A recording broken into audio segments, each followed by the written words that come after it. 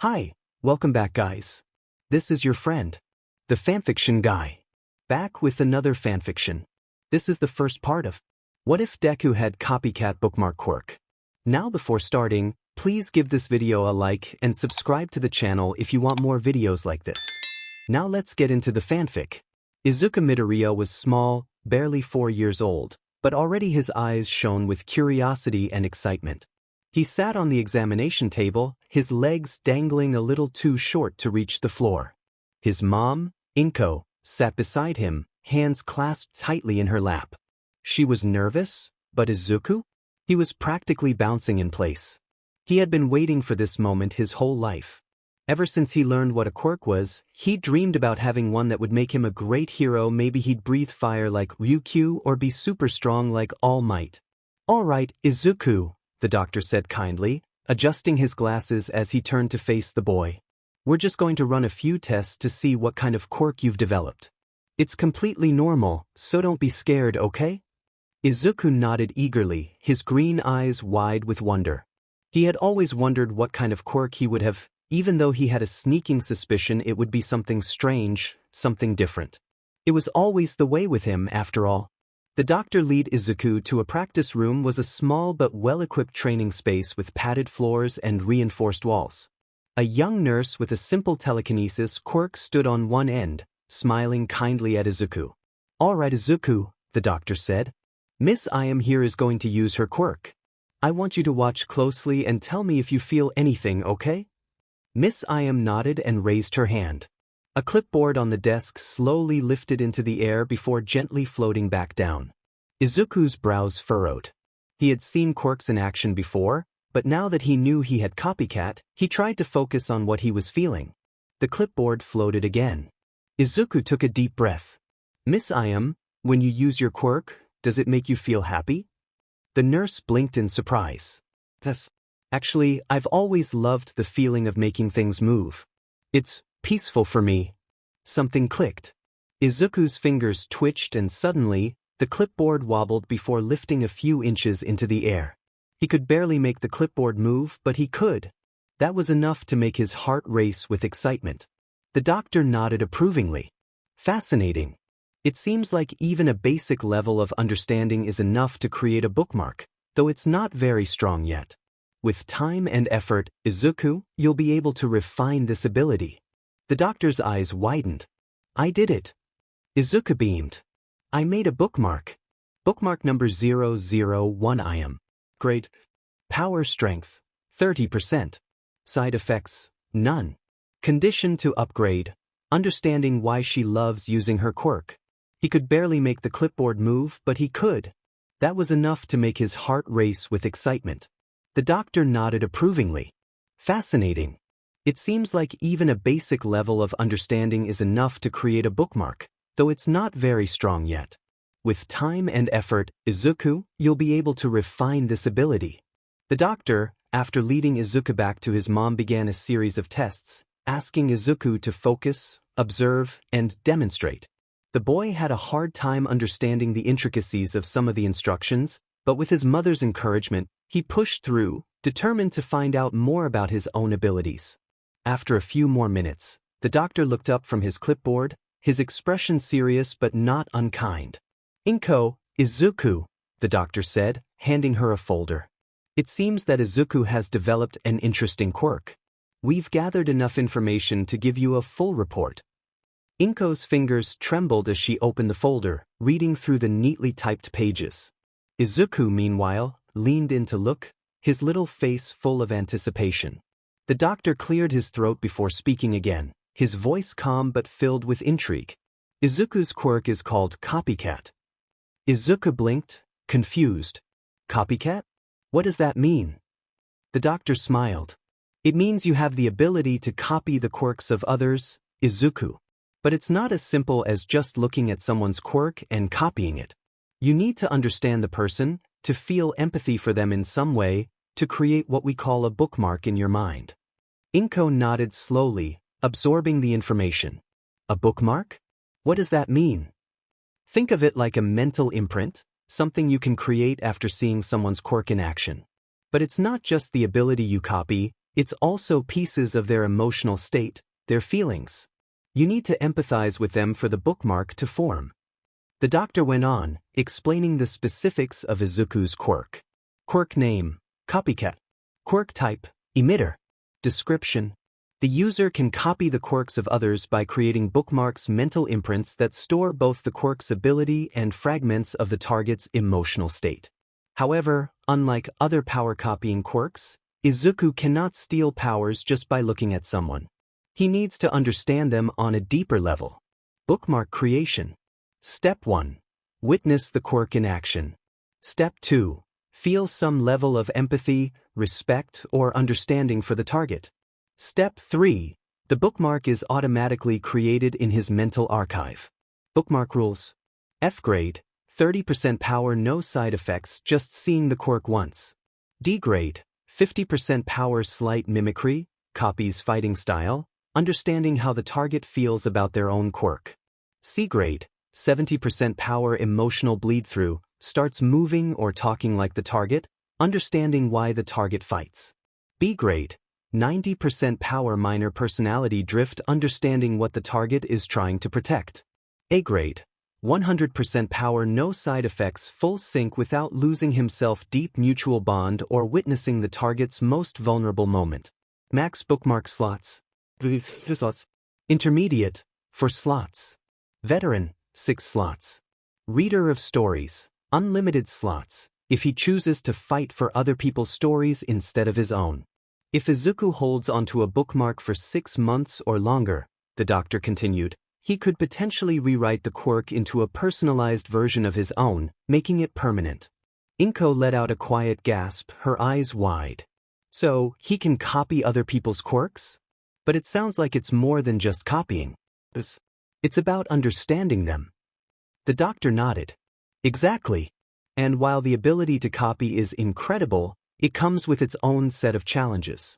For instance, if he uses a bookmark for more than 15 minutes, he might start adopting mannerisms, speech patterns, or even emotions of the person he copied. He'll always be aware of it, but it could be disorienting. Izuku sat still, his mind trying to process all the information. He had always known he was different, but now it seemed like his quirk was, well, more complicated than he had ever imagined. But, Izuku, the doctor added, this quirk is unique to you. It has a lot of potential, and as you grow, you'll learn to master it. You'll also need to learn how to control it and how to use it without losing yourself in the process. Izuku's face lit up with determination. I can do that. I'll learn how to use it and be the best hero ever. Inko smiled softly, placing a hand on his head. I know you can, Izuku. You'll be amazing. As the doctor finished explaining the last few details, Izuku couldn't help but feel a rush of excitement. He might not have the flashy, powerful quirk he'd always imagined, but his was different and that made him feel special. Copycat quirk, huh? He couldn't wait to see who he would meet and what he would learn. The journey to understanding others, to truly feeling what they felt, was only just beginning. The next day at preschool, Izuku couldn't sit still. His legs kicked under the tiny desk, eyes practically glowing as he waited for the teacher to ask the question. All right, class. Miss Yumi clapped her hands. Yesterday, some of you had your quirk examinations, right? Who wants to share what their quirk is? Half the room shot their hands up, including Izuku. Bakugo Katsuki was the first to shout out, already grinning. I got an explosion quirk. My hands can make booms. He held his palms out dramatically, making little popping sounds with his mouth as if he could already set the room on fire. A few of the kids clapped and gasped, but Izuku just smiled. Kaken always knew how to steal the spotlight. Izuku! Miss Yumi called next. Izuku's heart thumped in his chest. He stood up slowly, hands balled into nervous little fists. And my quirk is called Copycat. Some of the kids perked up, curious. Others just blinked. What's that? One boy asked, tilting his head. Izuku's smile wavered, but he pushed on.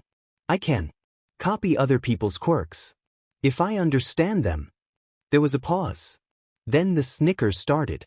So, you don't even get your own quirk? You gotta steal other people's powers? That's so lame. Izuku's little heart sank. He glanced down at his shoes, gripping the hem of his shirt. He didn't think it sounded lame when the doctor explained it. "Wait, no, it's not like that," he protested, voice small. "I don't steal anything. I have to understand how they feel first." "Blah, boring. Heroes have real quirks, not fake ones." Tears burned in Izuku's eyes. This wasn't how it was supposed to go. Bang. A desk slammed forward, making everyone jump. "Shut up, extras." Bakugo stood up, his red eyes burning with anger. "You morons don't get it," he snapped. "Izuku's quirk is way harder than yours." The bullies went quiet. Even Izuku froze. "Kaken?" Bakugo turned, scowling like he'd just been forced to say something embarrassing. "You have to understand people to use their quirks, right? That's harder than just blowing stuff up or making fire." He jabbed a thumb at himself. "Only weaklings think that's lame." Izuku's breath caught in his chest. He got it. "You think heroes just punch bad guys?" Bakugo scoffed. "Dumbass. Heroes protect people, even people they don't like." He turned to Izuku, crossing his arms. "His quirk's not weak. It means he understands people better than anyone." Izuku sniffled, staring at him in awe. Bakugo rolled his eyes. "Don't cry, nerd." Izuku laughed through his tears. "One day," Bakugo said, smirking, "we're gonna be heroes together. You and me, got it?" Izuku wiped his face and nodded fiercely. "Yeah." At that moment, a tiny bookmark formed in Izuku's mind. Bookmark number 002 Katsuki Bakugo. Grade: Power Strength, 30%. Side effects: none. Condition to upgrade: understanding why Katsuki wants to be a hero. He couldn't copy Kaken's explosions yet, but he could feel his fire, and that was more than enough. Progression: Rookie. Bookmark slots: 2. Next rank: Intermediate, 4 slots. Unlock title: Reader of Stories in Training. The afternoon sun hung low in the sky, casting long shadows across the small neighborhood park. The sound of birds chirping and distant traffic filled the air as Izuku and Bakugo walked along the gravel path, backpacks slung over their shoulders. The day's events still buzzed in Izuku's mind. His eyes were puffy from crying earlier, but the warmth in his chest hadn't faded, not since Kaken had stood up for him. Bakugo walked a few steps ahead, hands stuffed into his pockets like he hadn't just told off half the class. He always acted like things didn't bother him, but Izuku knew better. "Kaken!" Izuku piped up, voice soft. Bakugo glanced back, red eyes sharp. "What?" Izuku kicked a pebble along the path, trying to find the right words. Why did you stand up for me?" Bakugo snorted, turning back toward the path. "Because those extras were being idiots. I hate listening to stupid people." Izuku's face fell a little. "Oh." They walked in silence for a few moments. The only sound was the crunch of gravel under their feet. "I want to be like All Might." Izuku's head snapped up. Bakugo's eyes were locked straight ahead, hands still stuffed deep in his pockets like he hadn't just opened up the biggest part of himself without even realizing it. "He always wins. He saves everyone no matter what. Even if they're weak. Even if they don't deserve it." Bakugo's voice was quieter now, like he was letting out a secret he'd never said out loud. "I don't want to be some weak nobody. I want to be the best. I want to be the kind of hero that never loses." Izuku's breath caught in his throat. He wants to protect people, even if they don't deserve it. Kaken always acted tough, always called everyone else weak, but deep down he'd always cared about people. Even when he yelled, even when he fought, he wanted to protect everyone. Even Izuku. A small, warm spark flickered in the back of Izuku's mind. Ding. Bookmark number 002 Katsuki Bakugo. Power Strength, 50%. Side effects: slight mimicry, copies fighting style. Condition to upgrade: understanding what Katsuki is trying to protect. Izuku blinked, his heart skipping a beat. He hadn't even tried to create a bookmark, it just happened on its own. He clutched his chest, feeling the tiny ember flicker inside his mind. "Kaken!" Izuku's voice was small, but his green eyes shone. Bakugo glanced at him, brow furrowed. "What?" Izuku smiled softly. You're already gonna be a great hero. Bakugo's face turned red. Shut up. Nerd. He stomped ahead, trying to hide the flustered look on his face. Izuku giggled, running to catch up. They spent the next hour at the park, climbing on the jungle gym and chasing each other around the slides like nothing had happened. Bakugo kept trying to show off, jumping from the top of the climbing frame and landing in the dirt with little booms from his palms. Izuku clapped every time, wide-eyed with admiration. You're gonna fly one day, Kaken? Of course I am. Bakugo grinned, wiping sweat from his brow. I'm gonna be the #1 hero and you better not fall behind, Copycat. Izuku's smile faltered just a little at the nickname, but there was no malice in Kaken's voice. Not like the others. Yeah. Izuku beamed. I'll catch up to you. By the time the sun started dipping behind the buildings, the two boys were sprawled out on the grass, staring up at the orange sky. Kaken. Izuku mumbled sleepily. Bakugo grunted in response, hands tucked behind his head. Even if I can't get my own powers, even if I only use other people's. Izuku's little voice was steady, but small. Do you think I can still be a hero? Bakugo didn't answer right away. For a second, Izuku thought maybe he'd fallen asleep. Don't be stupid. Izuku blinked, turning his head. Bakugo's red eyes were locked on the sky, his face serious. You think All Might wins because he has super strength? Bakugo scoffed. He wins because he never gives up. That's what makes him a hero. He glanced at Izuku out of the corner of his eye. You're the same. Izuku's heart squeezed tight in his chest. He didn't know what to say. But deep down, something inside him clicked into place. Bookmark number 002 Katsuki Bakugo. Power strength, 70%. Side effects, emotional bleed-through, starts moving or talking like the target. Condition to upgrade, understanding why Katsuki never gives up. They walked home together as the sun dipped below the horizon, the warm summer air brushing against their faces. Izuku. Izuku looked up. Bakugo's voice was softer now, almost like he'd been thinking about something for a while. You better remember this. Izuku tilted his head. Remember what? Bakugo smirked, hands stuffed in his pockets again. When we both become heroes, we're gonna fight villains together. Izuku's chest swelled. He clenched his fists tight, green eyes burning with determination. Yeah. He'd remember that promise for the rest of his life. That night, Izuku lay in bed staring at the ceiling, the warmth of Kaken's words still glowing in his chest. He reached into his mind, focusing on the 2 bookmarks he'd made. Number 001 I am, telekinesis. Number 002 Katsuki Bakugo, explosion. His archive was small, but every bookmark was a story.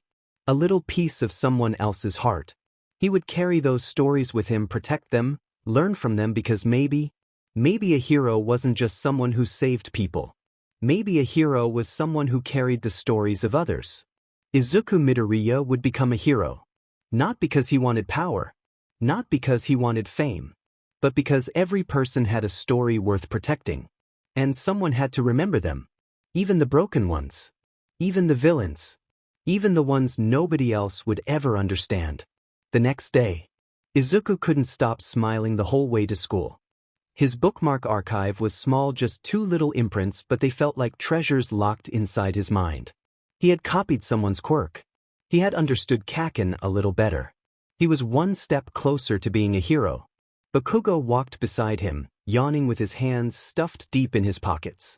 He acted like he didn't care about yesterday, like he'd already forgotten the whole thing, but Izuku could tell by the little smirk on his face that he hadn't.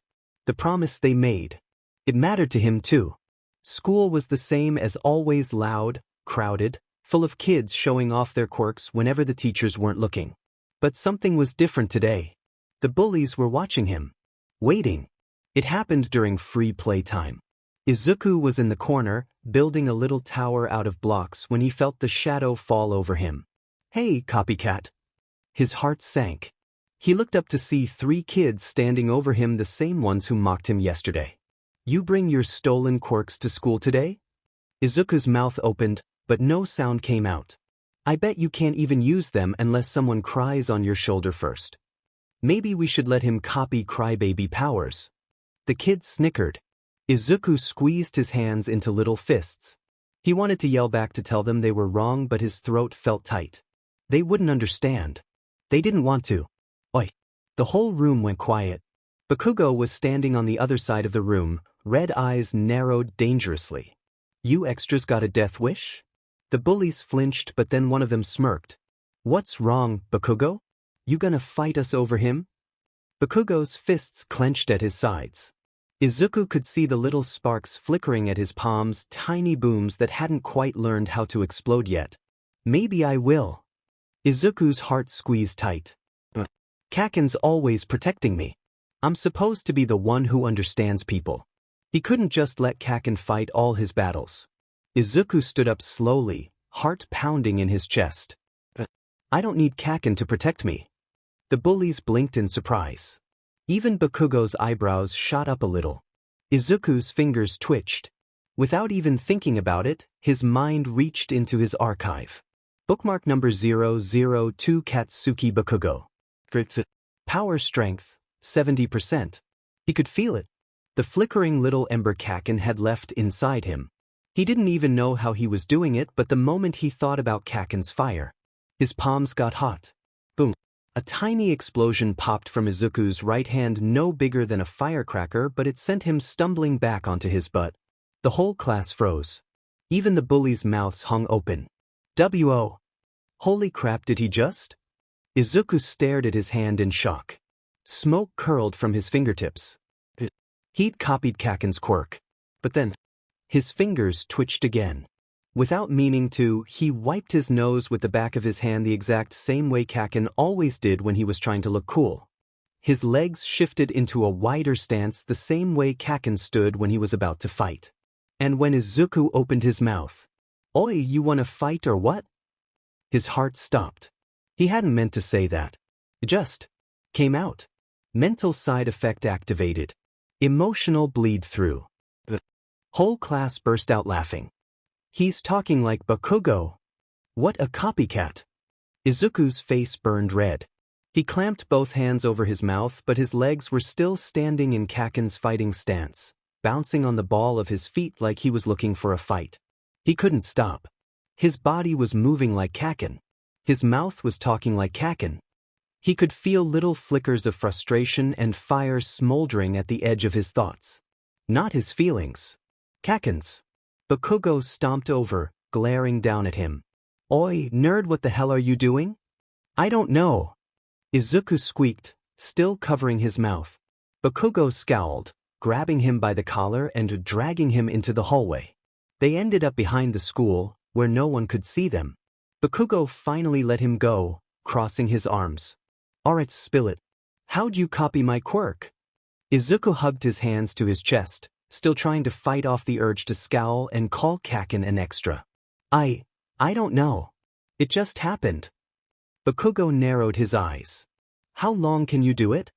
Izuku glanced down at his hands. The little sparks were already starting to fade. Not long.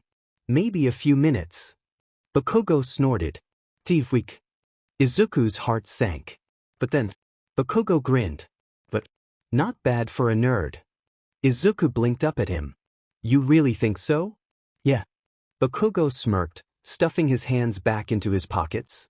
It's not as strong as mine, but you'll figure it out. Izuku's breath caught. Kaken believed in him. Even when everyone else thought his quirk was worthless. Kaken believed in him.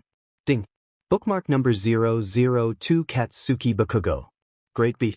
Power strength, 90%. Side effects, minor personality drift. Condition to upgrade.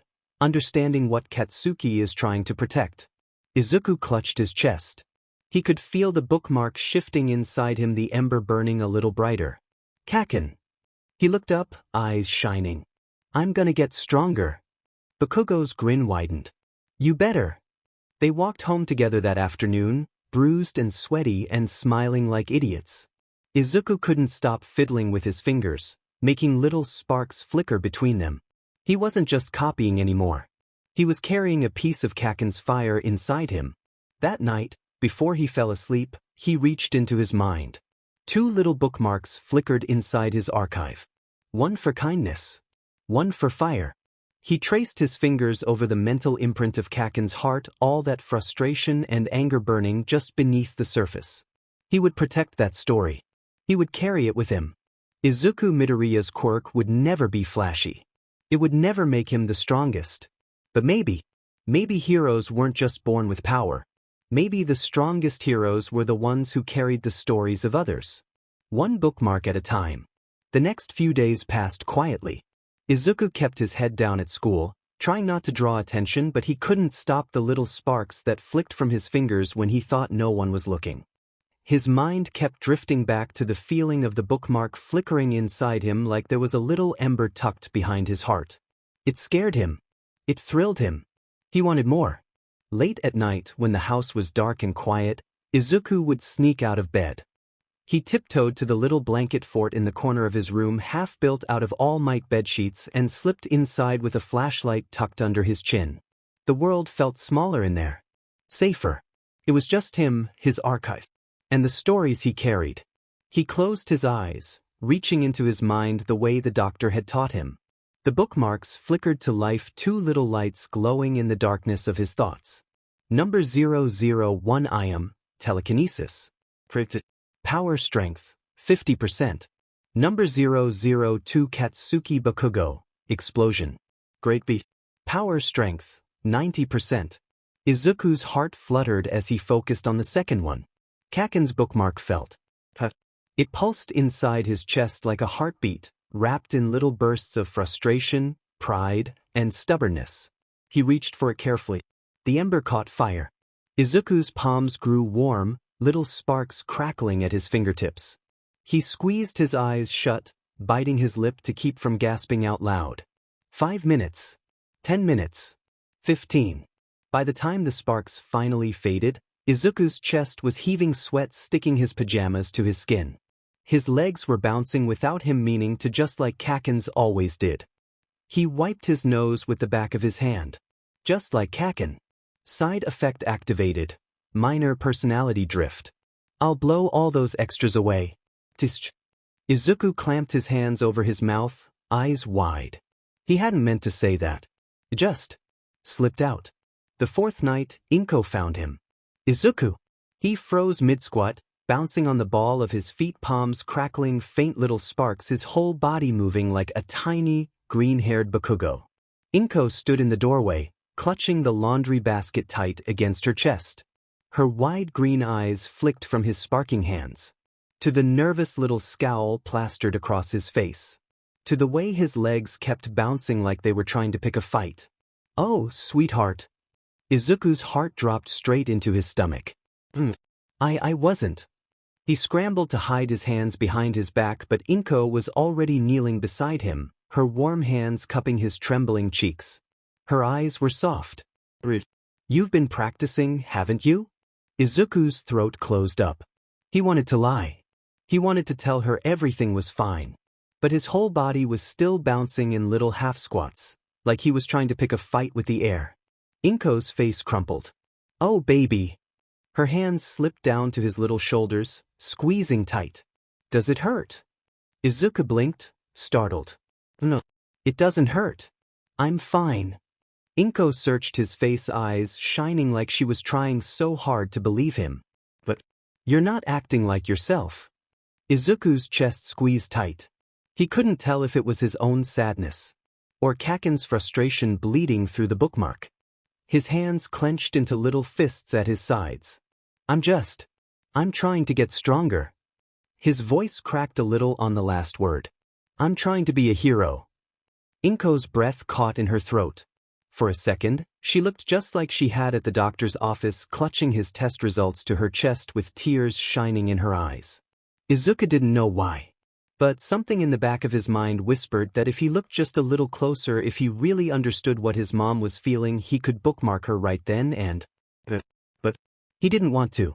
Not yet. Instead, he grabbed both of her hands in his own, squeezing tight. I'm okay, Mom. His green eyes shone. I promise. Inko's lower lip trembled. But she nodded. Because that's what moms do. They believe in their children, even when it breaks their hearts.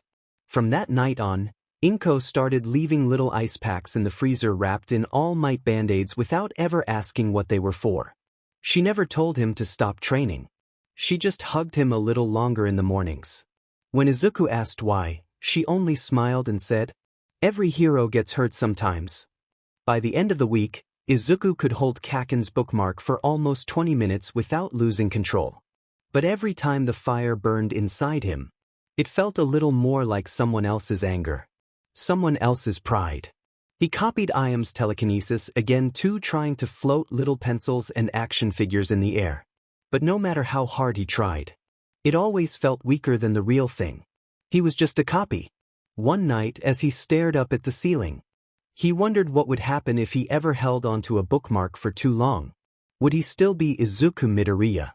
Or would he get lost in someone else's story? But then he thought about Kaken's promise. "We're gonna fight villains together." He clenched his little fists under the covers. He wouldn't let himself get lost. He would carry those stories. But he'd always remember which pages were his own. Izuku didn't know it yet. But one day, his archive would hold the stories of heroes. And villains. Every life he'd ever touched. Every heart he'd ever understood. Every piece of every person that the world tried to forget. But for now, he was just a little boy sitting under a blanket fort, whispering stories into his hands. 5 years later, the sun hung low over the neighborhood park, casting long golden streaks across the cracked pavement. The summer heat pressed heavy against the air, the kind that made kids sweat through their t-shirts and left the smell of warm grass clinging to their skin. The old jungle gym still creaked in the wind. The swings still squeaked. But the boys playing here weren't little kids anymore. Izuku Midoriya stood in the middle of the empty park, palms outstretched, sweat dripping down his face. His chest heaved with shallow breaths, green eyes locked onto the boy standing across from him. Katsuki Bakugo's palms crackled with little explosions, flickers of light dancing across his fingertips. "You're too stiff, nerd." Bakugo barked, bouncing lightly on the ball of his feet. "Stop trying to copy my moves exactly." "I'm not." Izuku shot back, but the way his legs were shifting into the same wide stance told a different story. Bakugo smirked. "You can't lie to me. I know how I fight." Izuku grit his teeth, squeezing his hands into fists. He could feel the bookmark flickering inside him, the familiar heat of Kaken's power thrumming beneath his skin. He'd been training with Kaken for almost 3 years now, testing his quirk in secret, long before any of their classmates knew what he could really do. But no matter how hard he tried, it always felt like he was wearing someone else's shoes. Bookmark number 002, Katsuki Bakugo. Explosion. Great beat. Power strength, 90%. Side effects, minor personality drift. Every time he used the bookmark, Kaken's fire bled through his movements, his stance, his breathing, even the way he thought. It was stronger than any other power he'd copied. But it was also the hardest to control. "I don't want to just copy you." Izuku snapped, frustration bubbling in his chest. "I want to make it my own." Bakugo's grin sharpened. "Then stop thinking like me, dumps." He lunged forward without warning, palm crackling. Boom. Izuku barely had time to throw himself out of the way, rolling across the pavement and coming up on one knee. His hands sparked instinctively. Kaken's reflexes. His body shifted into a low crouch. Kaken's fighting stance. Izuku's heart pounded in his chest. That wasn't what he wanted. He squeezed his eyes shut, forcing himself to focus. The heat flickered out of his palms like a candle snuffed out. Izuku stumbled back, breath catching in his throat.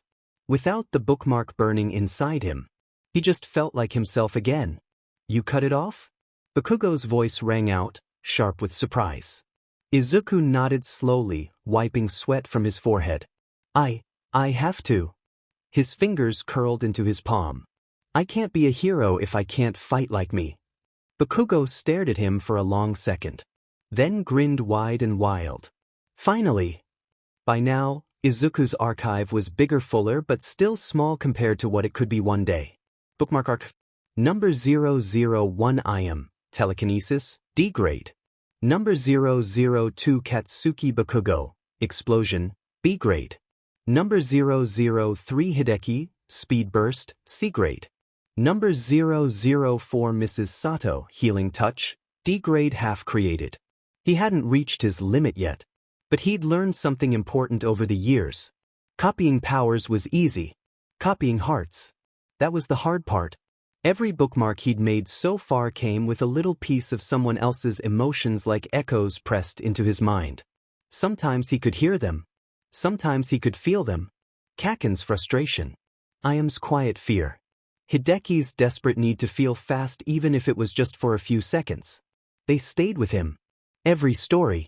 Every scar. That's what made his quirk different from every other copy quirk out there. He couldn't just steal power. He had to understand people really, truly see them before they became part of him. In some ways, that was stronger than any flashy quirk. But it also made him vulnerable in a way nobody else was. If he didn't protect those stories, they would break him. You know why you're stuck, right? Bakugo grunted, flopping down onto the cracked pavement with his arms behind his head. Izuku glanced over, still catching his breath. You don't believe in your own story yet. Izuku blinked.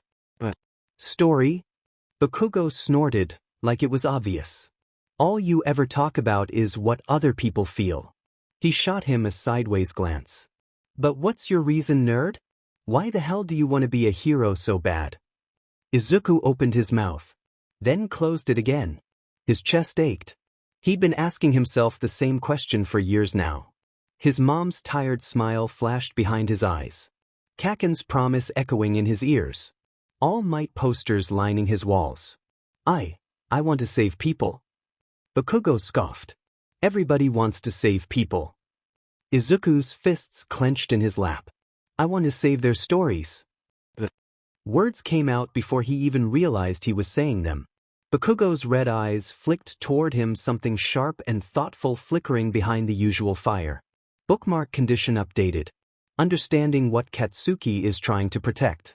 99%. Izuku's breath caught. He'd never been that close to unlocking full sync before. Bakugo smirked. Not bad, nerd. That night, Izuku lay awake in bed, eyes locked on the ceiling. His heart felt full and heavy at the same time. He reached into his mind again, brushing his fingers over each bookmark. They flickered quietly in the dark. People's lives. People's hopes. People's pain. All tucked away inside him like little folded pages. He clutched his blanket tighter around himself.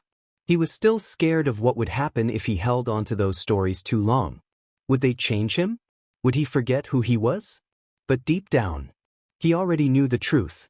He'd never be the strongest hero. He'd never be the flashiest or the fastest or the bravest. But maybe the world needed heroes like him too. Heroes who carried stories. Heroes who remembered. Izuku Midoriya's power would never be just his own.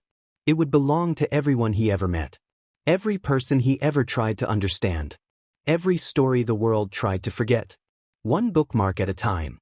It happened slowly. Most bookmarks did. Izuku hadn't used Ayam's telekinesis in months, not since the last time he'd seen her at the school sports festival. They barely talked anymore. She'd transferred schools not long after that, moved across the city with her parents.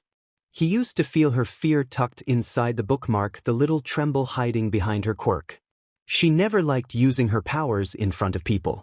It made her feel exposed. Vulnerable. But now, when Izuku reached into his archive, that fear was just a faint echo. Dust settling on an old book. Number 001 Ayam, telekinesis. Power strength, 50%. Status, fading. He sat alone on the roof of his apartment building, knees tucked up against his chest. The city stretched out below him, lights flickering in the distance, wind tugging at his hair. She's not scared anymore, he whispered to himself. He didn't know if that made him happy or sad. Izuku closed his eyes, brushing his mind over the bookmark one last time. It felt cold. Faint. Like something that had never really belonged to him in the first place. He could let go any time he wanted. All he had to do was release his grip, and the bookmark would crumble into dust. But it was harder than he'd expected. even if they'd only shared a few little moments. It still felt like he was erasing a part of her story, a part of himself. Goodbye, I am. With a deep breath, he opened his mental archive and let the bookmark go. The little flicker of power unraveled inside his chest, and then it was gone. Bookmark number 001 I am, telekinesis. Status, released. Slots remaining, 1-4. Izuku sat in silence for a long time, staring down at his trembling hands. His archive had never felt so. He wondered if this was what heroes felt like when they couldn't save everyone. He didn't know why he chose Hideki's speed burst next. Maybe because it was the weakest power in his archive, barely more than a 5-second dash of speed before the quirk burned out. Maybe because Hideki had never really liked his own power either. It only works when I panic, the boy had told him once. It's not even a real quirk. It's just running away. But Izuku remembered how fast it felt, that little flash of adrenaline when the bookmark burned through his legs. He remembered the way Hideki always looked over his shoulder whenever he ran, like he was scared someone would catch him. What would happen if Izuku rewrote that fear into something else? He'd never held onto a bookmark long enough to try before. 6 months was the minimum. He was at 7. He closed his eyes, reached into his archive, and pulled. The bookmark flickered, shifting under his fingertips. He focused everything he had on the little spark of power, not just the quirk itself, but the story behind it. The fear. The panic. The need to run. What if you're not running away? Izuku whispered into the night. What if you're running toward something?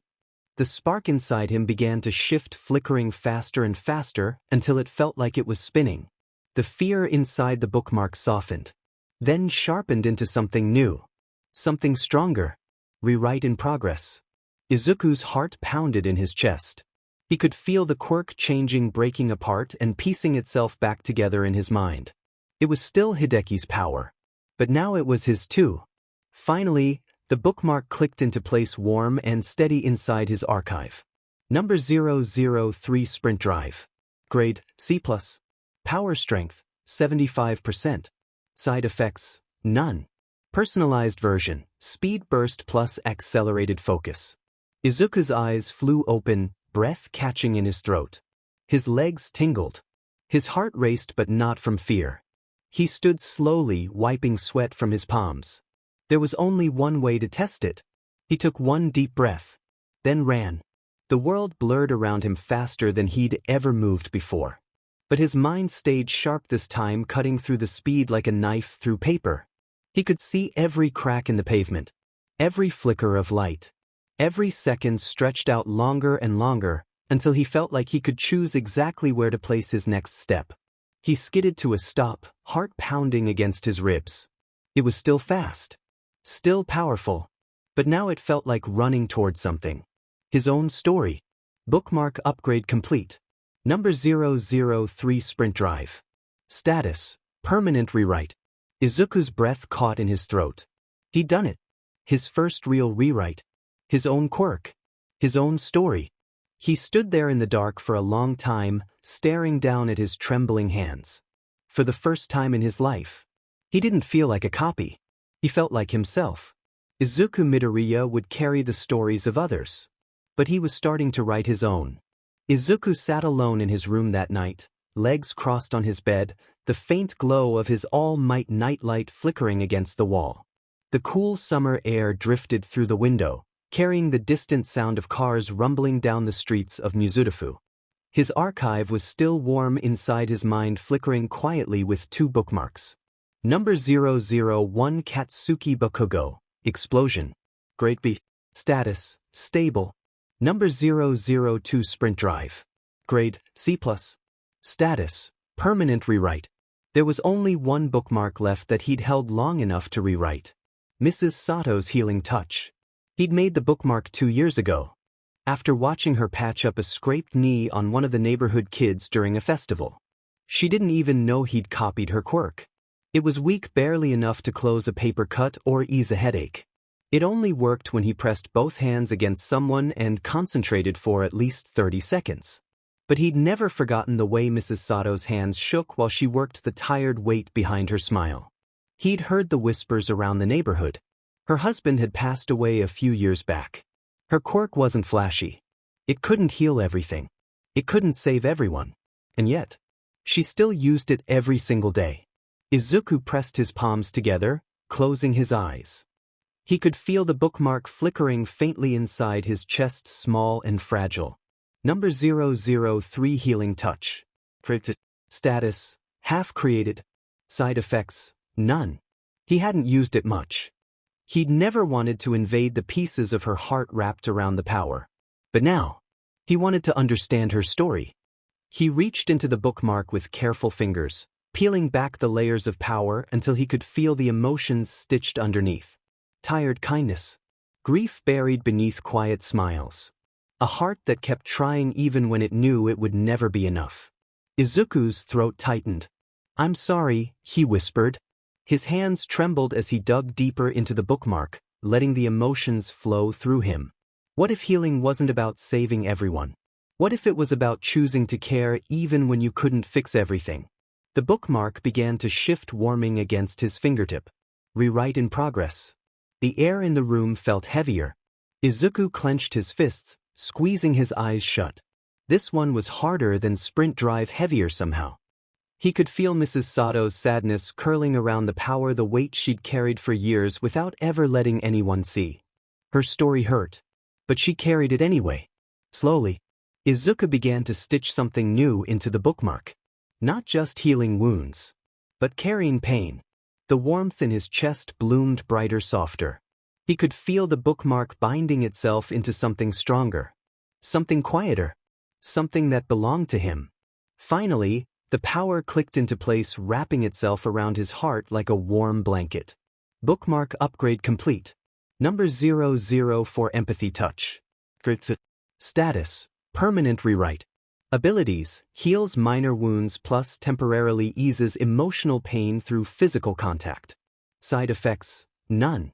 Izuku opened his eyes, breath catching in his throat. His hands were glowing faintly, soft green light flickering between his fingers. He reached out, brushing his fingertips against a scrape on his own knee. The wound sealed shut almost instantly, but the power went deeper than that. He could feel the ache behind his ribs, easing the knot in his chest, loosening little by little. It didn't take the pain away completely. It just made it easier to carry. Izuku's breath caught. He'd never known a quirk could do that. He squeezed his hands into fists, pressing them against his heart. Mrs. Sato's kindness flickered quietly inside him, but now it was his kindness too. He wouldn't just be a hero who copied other people's power. He'd be a hero who carried their burdens. One story at a time. Izuku Midoriya's archive was filling slowly. But every story inside him was becoming something new. His own story. Time skip age 13. The rain tapped gently against the apartment window, casting thin lines down the glass.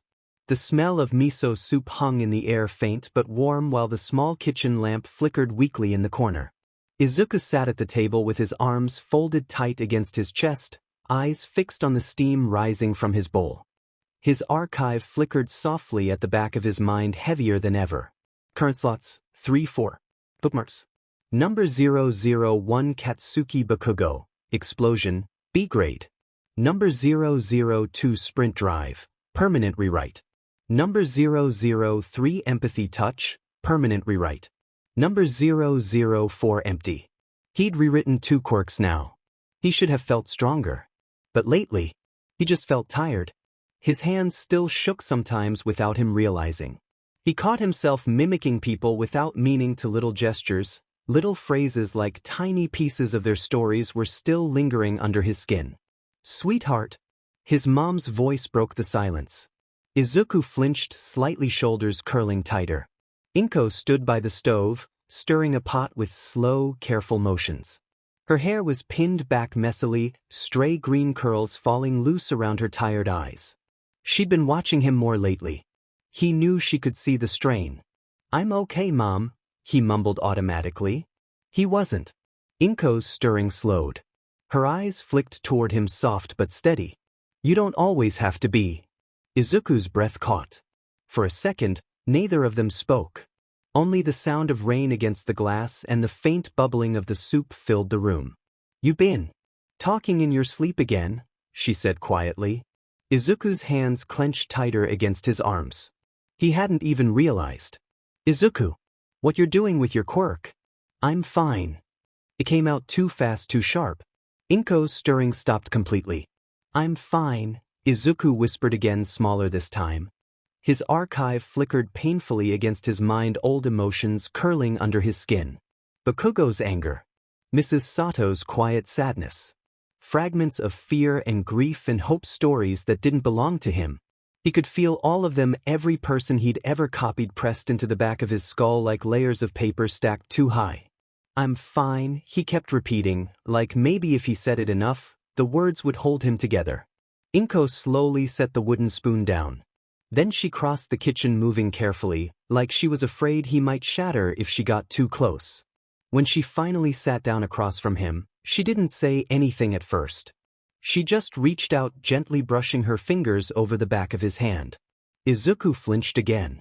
Even that tiny touch made his mind flicker, the soft echo of her worry bleeding through his skin. "You've always been so kind," Inko whispered. Her thumb traced small, soothing circles across his knuckles. "But kindness doesn't mean carrying everything by yourself." Izuku's throat tightened painfully. He squeezed his eyes shut, clinging harder to the pieces of himself still left underneath all the noise. "I can't just stop," he whispered. He didn't know how to explain it, how much these bookmarks meant to him. Every quirk he copied carried pieces of the people who'd let him in. Little story wrapped tight around his heart. If he let go of them, he wasn't sure who he'd be without them anymore. Inko's fingers squeezed around his hand, warm and steady. "You don't have to stop." Izuku's eyes flicked open. "You just need help carrying it." He blinked, heart thudding unevenly in his chest. For a second he almost couldn't breathe. There's this counselor I heard about from one of the other moms at the market," Inko said carefully. Her voice was soft, like she already expected him to push back. "They specialize in quirks that affect emotions." Izuku's heart squeezed painfully. "Therapy?" he croaked. Inko's eyes stayed steady, warm but firm. "Therapy." Izuku's hands clenched harder beneath her touch. For a second, his mind flickered with all the voices buried deep in his archive. "You can't ask for help. Heroes don't need help. You should be strong enough on your own." None of those voices were his. They were just the stories he'd carried for too long. Izuku's chest heaved quietly. He didn't want to let go of those stories. But maybe he didn't have to carry them alone. Slowly, so slowly, his fingers uncurled beneath his mom's hand. "Okay." Inko's breath caught softly. Izuku's voice wavered. "But only if it's just talking." Her smile trembled at the edges. "No one will make you do anything you're not ready for." Izuku swallowed thickly, blinking fast. It felt like something was loosening inside his chest, the knot he'd been carrying for years slowly starting to unwind. "I don't want to forget their stories," he whispered. Inko squeezed his hand tighter. "You don't have to." Izuku's breath caught painfully. For a second, his whole body just... He didn't cry. Not really. But he let his mom hold his hand until the soup went cold between them. Therapy start date, April 13th. Primary goal, emotional stability and side effect management. Secondary goal, learning how to carry stories without losing himself. Izuku Midoriya had always wanted to be the kind of hero who carried other people's burdens. He never realized he'd need someone to help carry his too. The therapy office was tucked away in the corner of Muzutafu's, small and unassuming, with pale blue walls and a half-broken vending machine humming quietly in the waiting room. Izuku sat on the scratchy couch, knees pressed together, fingers curled tight against the hem of his hoodie. His archive flickered softly at the back of his mind, heavier than ever. The door opened with a soft creak. "Inko Midoriya?" His mom squeezed his shoulder gently before standing. "I'll be right outside, sweetheart." Izuku's stomach clenched painfully as she disappeared into the hallway, leaving him alone with the woman standing in the doorway. The therapist was nothing like he'd imagined. He'd expected someone older, maybe stiff and clinical like the school counselor who always spoke with a fake smile. Instead, the woman in front of him looked like she hadn't slept in 3 days. Her curly brown hair was piled into a messy bun, and there were faint burn scars across the backs of her hands. She was maybe in her late 30s, dressed in a loose cardigan and scuffed sneakers. Her eyes were warm, sharp, like they saw straight through him. "Midoriya Izuku?" Izuku flinched slightly but nodded. The woman smiled faintly. "Kiyomi Okabe." She didn't offer her hand. She didn't ask him how he was feeling. She just stepped aside and gestured toward the small office behind her. "You ready to get lost in your own head, kid?" Izuku blinked. "What?" Kiyomi's smile stretched just a little wider, tired but knowing. "You didn't think we were just gonna talk, did you?" 20 minutes later. Izuku sat cross-legged on the office floor, heart hammering against his ribs. The lights were dimmed. Incense burned quietly on the windowsill. Kiyomi sat across from him, hands resting lightly against her knees. "Okay," she said calmly. "Close your eyes." Izuku swallowed hard but obeyed. He could feel the bookmarks flickering beneath his skin, the old stories pressing heavy against his heart. "You have an archive, right?" Kiyomi asked softly. Izuku's eyes stayed shut. "Yeah." "Good." Her voice stayed steady, low and even. "You ever seen it before?" Izuku's brows furrowed. "Seen it?" "Your mind builds places for your quirk to store things," Kiyomi murmured. Her voice felt like it was coming from far away, now curling around the edges of his thoughts. "Most people never see them. But quirks like yours, they're different. They make doors." Izuku's heart thudded unevenly in his chest. Doors. He'd felt them before, flickers at the edge of his dreams. "Do you want to see yours?" Izuku's fingers curled tighter against his knees. "That I don't know." Kiyomi's voice stayed steady. "That's okay." Her breathing slowed, deep and rhythmic. Izuku's mind started to drift, the pressure of the archive flickering heavier behind his eyes. "If you want to see it, all you have to do is walk through." The moment she said it, Izuku felt something click inside his head, like a lock turning. The world tilted. His breathing hitched sharply. And suddenly he was falling. "Welcome to the archive." Izuku stumbled forward into a yawning gray hallway, long and endless, stretching far beyond what his eyes could see. Bookshelves towered up on either side, stacked high with flickering paper scraps, worn journals, and cracked memory drives. The walls seemed to breathe, faintly shifting under his fingertips. This was his mind. He turned slowly in place, heart hammering in his chest. The hallway stretched out forever, half-lit and flickering, like an old library caught between dreams. "You really are something special, kid." Izuku whipped around. But Kiyomi was nowhere to be seen. Her voice echoed faintly in the air around him. "This is what you've been carrying all this time." Izuku's breath caught in his throat. The shelves flickered, names scrawled faintly across the spines. Number 001 Katsuki Bakugo, Explosion. Number 002 Sprint Drive. Number 003 Empathy Touch. He could feel each one, the emotions stitched deep into the paper. Bakugo's anger burned hot against his fingertips. Mrs. Sato's sadness curled soft and steady. "You don't just copy quirks, Izuku." Kiyomi's voice was quieter, now closer somehow. "You collect stories." Izuku's throat ached.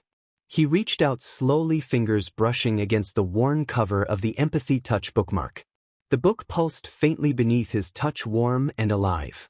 "You've been holding on to all of this by yourself," Kiyomi murmured. Her voice wrapped around him like soft static, guiding him deeper into his own mind. "You've never had anywhere to put it down." Izuku's hands shook against the shelves. "I don't want to forget them." "You won't." A door appeared at the end of the hallway, tall and dark, flickering faintly with soft green light. "This place is yours now." Izuku's heart clenched painfully. He stepped forward, hand brushing against the doorframe. "You don't have to carry everything at once." The door creaked open slowly, revealing a small, empty study inside. A desk. A chair. Bookshelves lining the walls. "You can leave their stories here." Izuku's breath caught painfully. For the first time in his entire life, his mind felt quiet. Tears welled hot behind his eyes. Slowly, with shaking hands, he placed the Empathy Touch bookmark on the desk. The weight in his chest eased just a little. You still remember, don't you? Izuku nodded shakily. Then it's safe. He stayed there for what felt like hours, placing each bookmark carefully onto the shelves one by one. By the time he finally turned back toward the door, he didn't feel so heavy anymore. Izuku woke up with tears drying against his cheeks. The office lights flickered quietly around him. Kiyomi sat cross-legged across from him, watching him carefully. You okay, kid? Izuku's chest rose and fell in slow, steady breaths. His archive still flickered faintly at the back of his mind, but for the first time in years, it wasn't pressing him down. Thank you, he whispered. Kiyomi smiled faintly. Welcome to your own story, Izuku. The archivist had finally learned where to put down his stories. Now he could start carrying them properly. The next week, Izuku learned how to knock on the door. He sat cross. The next week, Izuku learned how to knock on the door. He sat cross-legged on the therapy room floor, again the faint smell of incense curling through the air. Kiyomi sat across from him, flipping a well-worn notebook open against her knee. Close your eyes. Izuku obeyed, breath steady, heart calm. He'd been practicing every night since their first session. He could already feel the archive flickering just behind his eyelids, waiting. You feel the door? Kiyomi asked softly. Izuku nodded slowly. It's easier now. He could sense the hallway stretching out, endless shelves flickering in the shadows. The door to his personal study stood just where he'd left its soft green light glowing faintly around the edges. It felt his place. Kiyomi's voice stayed low and steady. But now, before you go any further, I want you to take one step back. Izuku's brow furrowed slightly. Back? He could almost hear her smile. Most people who build mental spaces, they forget something. Her voice dropped lower, like she was letting him in on some secret only a handful of people in the world ever learned. No matter how deep inside your own head you go, there's always one layer further out. Izuku's heart thudded softly in his chest. Step back, Izuku. He took a breath, and for the first time, he felt the walls of his own mind pressing faintly around him. Not the archive, not the bookmarks, just the quiet space behind the stories. A thin veil of static flickered around him, barely noticeable at first. It was like standing in the corner of a stage, watching the play unfold, without anyone ever seeing the person behind the curtain. Kiyomi's voice rapped steady around him. This is your fourth wall. Izuku's breath caught softly. You can't stop feeling what people leave behind. His fingers curled against his knees. But you can choose how close you stand to it. In his mind, the hallway flickered just slightly blurred now, like he was seeing it through glass. The emotional bleed through faded into white noise. The pressure in his chest eased. For the first time, he couldn't feel anyone but himself. Izuku's eyes snapped open, heart thudding unevenly. The room felt quieter, lighter. He stared down at his shaking hands like he barely recognized them. I did it. Kiyomi's smile was small but warm. You did. The fourth wall doesn't stop the stories from coming in. It just reminds you that you're not one of the characters. It took him 3 more sessions to learn how to raise it on command. By the end of the month, he could flick the wall up and down like flipping a light switch. The first time he used it outside of therapy, he walked through the crowded station with nothing pressing against him. No stray grief. No anger. No old wounds stitched into the people brushing past him. Just Izuku Midoriya standing behind the glass, watching the world without carrying it. But the fourth wall didn't block everything. It couldn't, because some stories didn't want to stay on the shelves. He discovered the first hidden bookmark completely by accident. It was late one night 2 weeks after he'd learned the fourth wall. Izuku sat cross-legged on his bedroom floor, flicking through his archive, carefully placing bookmarks into neat little mental shelves. Bakugo's Rage, Empathy Touch, Sprint Drive. All of them were exactly where he'd left them. But tucked deep in the corner of his archive, there was a single, flickering scrap of paper with no name on the spine. Izuku's heart thudded hard in his chest. He hadn't made this one. It had just been there, waiting. When he reached out, The bookmark flickered faintly beneath his fingertips, whispering with the softest static. It wasn't a quirk. It was a memory. The night he'd seen that woman crying in the station 5 years ago. He'd felt her pain bleeding through him like it was his own. And without even meaning to, he'd saved it. Izuku's stomach twisted painfully. How many other stories had he tucked away without even noticing? How many strangers' lives were buried deep in his archive, still flickering beneath the surface after all these years? The archivist doesn't just carry powers. He carries people. Kiyomi's voice echoed faintly in his mind. You don't have to carry everything at once. Izuku's breath trembled in the dark. He placed the hidden bookmark carefully onto one of the empty shelves and raised the fourth wall. The whispering static faded into soft silence. Hidden bookmarks detected? He was starting to realize. Some stories had been with him a lot longer than he'd ever known. Izuku couldn't sleep. The hidden bookmark flickered softly in the corner of his archive, whispering with faint static. No name. No power. Just a fragment of someone's pain tucked away. Inside him. He tried to ignore it. He tried closing the archive. He tried raising the fourth wall. But the bookmark stayed. By 3 a.m., Izuku was curled under his blankets, staring at the ceiling with bloodshot eyes. His mind buzzed like an overworked hard drive, too full, too loud. He'd always thought his quirk only copied powers. He hadn't realized it could copy wounds too. Finally, he couldn't take it anymore. Izuku sat up slowly, breath shaking.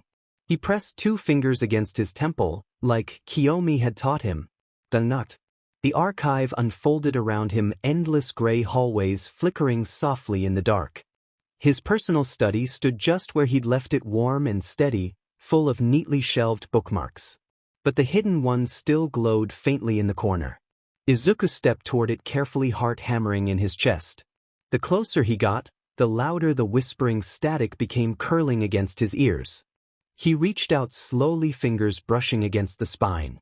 The moment he touched it, the memory flooded through him. A woman crying in the station. Her hands shaking as she clutched an unopened letter. The way she'd stared at the floor like the whole world was crumbling around her.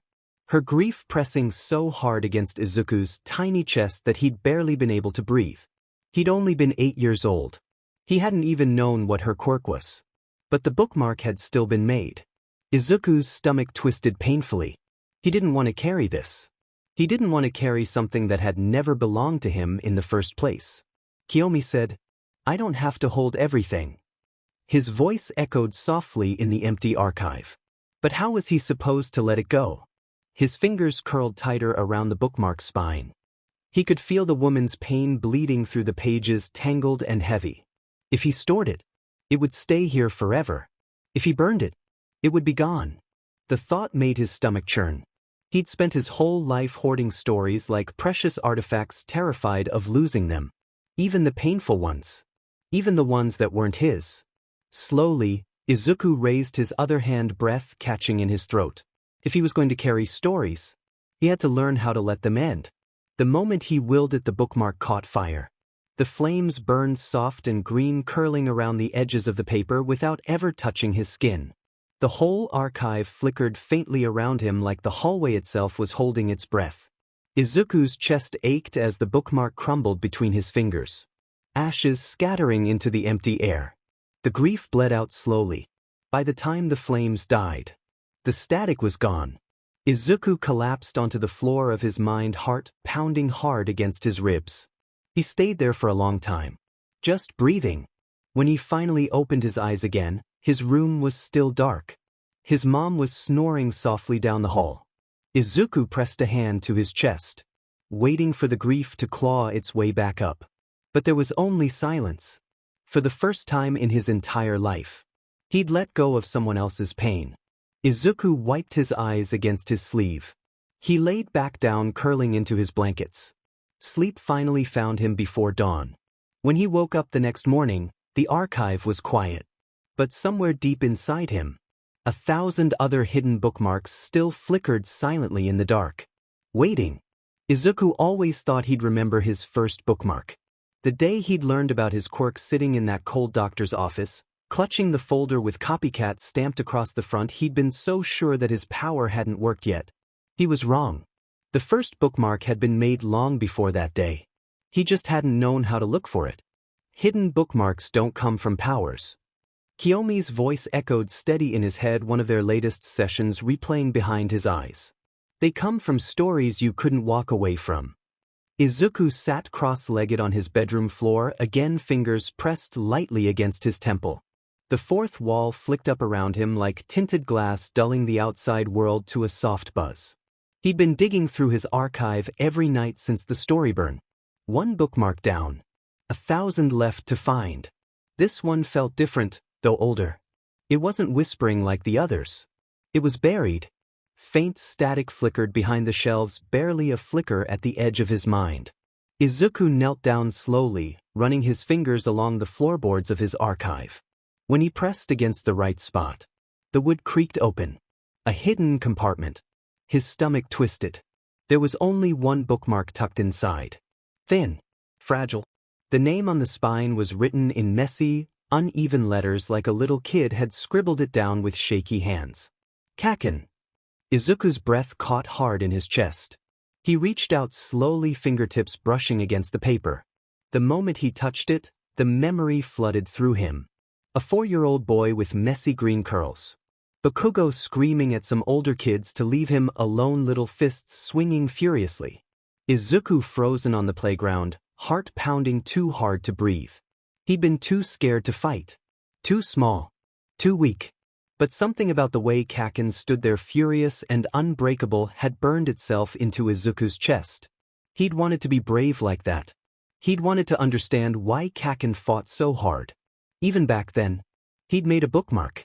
Izuku's fingers trembled against the spine. No power. No quirk. Just a fragment of pure, messy admiration. Tucked away inside him for 9 whole years without anyone ever noticing. Izuku's heart ached. He could barely remember that day in real life. But the bookmark had kept the story alive, buried deep beneath everything else. I don't want to purge this one, he whispered softly. Some stories deserve to be carried. Slowly, Izuku tucked the bookmark onto one of the empty shelves, placing it carefully between Sprint Drive and Empathy Touch. The static faded into quiet warmth. His very first story finally found its place. The next morning, Izuku stood in front of his bathroom mirror, brushing his teeth, half asleep. He flicked the fourth wall up without thinking. And for the first time in months, he realized something. His reflection stood up a little straighter. A little more like Kaken. He grinned, toothpaste foam still in his mouth, and nearly choked on the laugh bubbling up in his chest. Some stories never really left you. Izuku kept his head down the entire train ride. His mom had packed him lunch in a little green bento box. She'd kissed his forehead before he left, telling him she was proud of him for going. But the whole trip, his stomach felt like it was folding itself into smaller and smaller pieces. He didn't want to go. You're not the only one with a quirk like this, sweetie, Inko had said gently. The pamphlet from Kiyomi's office was still tucked into his jacket pocket. Mimic's anonymous monthly support group for copy-type quirk users. Izuku kept glancing at it the whole way there, half hoping it would vanish if he blinked hard enough. The meeting was held in the back room of some old community center tucked between 2 convenience stores on the edge of Mustafu. A handful of folding chairs. Weak fluorescent lights buzzing overhead. There were maybe 8 people total, ranging from nervous-looking middle schoolers to tired adults with gray streaks in their hair. Everyone sat stiff and uncomfortable, like they didn't really want to be there either. Welcome everyone. A woman at the front smiled politely, her voice practiced and gentle. Thank you for coming to the March session of Mimics Anonymous. I know it takes courage just to walk through that door. Izuku barely heard the rest of the introduction. His whole body felt wound, 2 tight nerves tangled under his skin. He could feel the bookmarks flickering faintly around him, the emotional bleed through pressing harder than usual. The whole room buzzed with people trying not to think about how lonely they were. Halfway through the meeting, they went around in a circle, everyone introducing themselves. Izuku's voice barely made it above a whisper when his turn came. Izuku Midoriya, 13. He stared at his hands. My quirks. Copycat. A few of the older members glanced at him curious, but not surprised. Copy quirks weren't common, but they weren't rare either. Most of the other kids' powers worked the same way: temporary copies, limited time frames, weaker versions of the original. One girl could mimic body transformations. A boy in high school could recreate small elemental effects. They all hated their quirks. People always think it's cheating, one guy grumbled halfway through the meeting. He looked like he was in his 20s, hood pulled low over his face.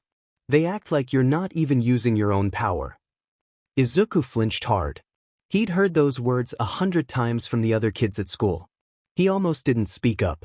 But then, the fourth wall flicked faintly in the back of his mind, wrapping soft around him like tinted glass. His own voice surprised him. But you still have to understand how the other person's power works, right? Everyone went quiet. A few people shifted awkwardly. The older guy in the hoodie just snorted. Yeah, kid, and nobody cares. Izuku's heart sank. He kept his head down the rest of the meeting. By the time they broke for snacks, he'd already decided he wasn't coming back. But there was one kid who stood out. A boy about his age, maybe a little taller. Blonde hair. Sharp eyes. He sat at the edge of the room the whole time, smirking faintly like he was watching some kind of joke play out in slow motion. He never spoke during the circle. Never gave his name. But when Izuku walked past him on the way to the snack table, the boy leaned in close without even looking up. You're wrong, by the way. Izuku froze. The boy's smirk curled wider. Nobody cares if you understand the power. He glanced sideways, eyes sharp under his bangs. They only care if you understand the person. Izuku's breath caught hard in his chest. He wanted to ask what that meant, how the boy could possibly know. But the fourth wall flicked harder than ever between them. Even through the glass, Izuku could feel it. The boy was wearing a mask, a perfectly built fourth wall of his own. But behind it, more bookmarks were flickering inside him than anyone else in the room. Izuku didn't make any friends that day. But he couldn't stop thinking about the boy. He wouldn't find out his name until years later at UA. Nito Monoma. Phantom Thief. The first and only other reader Izuku would ever meet. Izuku kept his head down as he walked down the cracked sidewalk, hands stuffed deep in his jacket pockets. The evening air was cold, biting against his cheeks, but the archive was still warm inside his mind.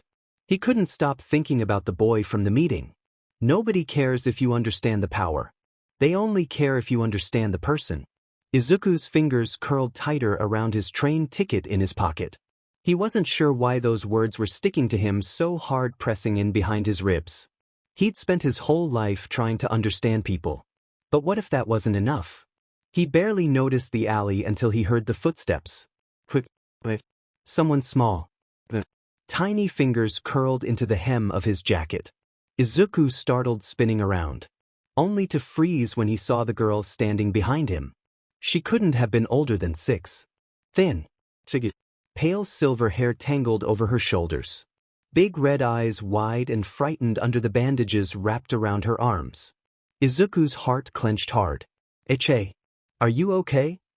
The girl flinched at his voice, fingers tightening on his jacket. Her little shoulders curled up around her ears, like she was waiting to be scolded just for asking for help. Izuku's stomach twisted painfully. Behind them, down the alley, someone shouted, sharp and angry. The girl whimpered and clung tighter to Izuku's sleeve. He didn't think. He crouched down slowly, making himself small, and offered her both arms. Do you want to come with me? Her eyes flicked toward the alley, trembling. Then she nodded. Izuku scooped her up without another word. She barely weighed anything at all. He didn't stop running until they reached the train station. He bought 2 tickets with the crumpled bills stuffed in his jacket pocket, hands shaking the whole time. By the time they found a seat, the little girl was clutching a steaming pork bun between both hands, wolfing it down like she hadn't eaten in days. Izuku sat stiff beside her, heart still hammering in his chest. His mind kept flicking between the empty bookmark slots in his archive, waiting for something to trigger. But nothing happened. Whatever her quirk was, she hadn't used it. He glanced sideways, watching the way her little hands trembled around the bun. He didn't need a bookmark to see how scared she was. My name's Izuku, he said softly. The girl flinched, shrinking further into the seat. Didn't answer. Izuku's stomach twisted again. He shifted a little closer, voice gentler. It's okay if you don't want to talk. I just want to make sure you're safe. The girl glanced up at him, those wide red eyes flicking across his face like she was trying to figure out if he was real. Eri. Izuku's heart stopped. He didn't know why that name made something heavy settle behind his ribs. He glanced down at the little bandages wrapped around her arms, the way she kept flinching whenever anyone on the train raised their voice. He knew what fear looked like. But this was different. This was the kind of fear that came from being someone's experiment. Izuku's fingers curled tight in his lap. His fourth wall flicked higher between them, wrapping both of them in the tinted glass. I don't know where you're supposed to be, he whispered. But you're not going back there. The pork bun vanished quickly. Izuku handed her a juice box next, watching quietly as she sipped at it with both hands. They rode the whole way back to Mustafu without another word. By the time they reached the station, Eri was leaning against his side, half asleep. Izuku carried her off the train carefully, small arms wrapped tight around his neck. His mind was racing. He couldn't take her home. His mom would notice. But he couldn't leave her alone either. Finally, he walked her all the way to the police station. It took 20 minutes just to convince her to let go of him. And when she finally did, she clutched his sleeve one last time, whispering soft and shaky, "Thank you." Izuku's heart clenched so hard he couldn't breathe. He walked away before the bookmark could form. That night, he checked his archive 3 times. Just to make sure. No new slots were filled. He'd helped her without understanding her quirk. Without needing her story. Maybe. Some stories weren't meant to be copied. The next morning, Izuku's mind felt a little too crowded. He had tried to sleep, but the events of the previous night kept replaying over and over. Her fragile form clinging to him like he was her only lifeline. Izuku couldn't stop thinking about it, the hollow look in her eyes, how her fingers had curled around his sleeve as if holding on to something that might slip away at any moment. Inko noticed something was off the moment she set the breakfast plates down. "Izuku, are you feeling okay?" Her voice was gentle, that comforting tone he knew all too well, but today it seemed like there was something more behind her words. Izuku looked up from his cereal, a tight knot in his chest. He opened his mouth to say something, but the words caught in his throat. He hadn't told her about Eri yet. He cleared his throat, forcing a smile. "I'm fine, Mom. Just tired from all the training." But Inko didn't look convinced. She studied him for a long moment, her green eyes sharp in a way Izuku wasn't used to. "You know," she said slowly, setting the last plate down, "you don't have to keep everything bottled up inside. If something's bothering you." Izuku's heart skipped a beat. He couldn't hide it. Not this time. So he told her. The words tumbled out as if they had been waiting to escape for hours. "I met a little girl yesterday," he started, voice shaky. "Her name's Eri. I think she's in trouble. I helped her get to the train station. But I don't know who she is, or why she was out there alone. She was so scared, Mom."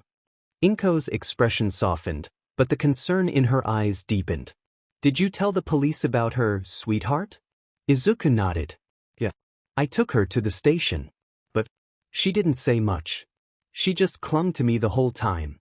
Before Inko could respond, the doorbell rang.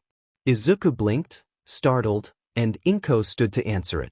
When she returned, she was holding a piece of paper, the official-looking kind that always made Izuku nervous. "It's from the police," Inko said quietly. "They want to speak with us about Eri." Izuku's stomach dropped. He hadn't thought it would go this far. They arrived at the Mustafu police station half an hour later, where they were ushered into a small room. Izuku kept glancing around nervously, his hands fidgeting in his lap. But when they finally called them in, his mind went completely blank. In front of them sat a serious-looking officer, her hands folded neatly on the desk. "Mr. and Mrs. Midoriya, thank you for coming in today," the officer said, her tone businesslike but with a touch of warmth. "We need to speak to you about the girl you found yesterday." Izuku's heart beat faster as Inko nodded. "Yes, of course," Inko replied, her voice steady but concerned. "What do you need from us?" The officer sighed, looking over a few papers before meeting their gaze. Eri has been through some difficult experiences. She's not talking much. We believe she may have come from an abusive situation. There are also some concerns about her quirk. It appears to be unstable. Izuku's pulse quickened. He hadn't seen any quirk from her, not really.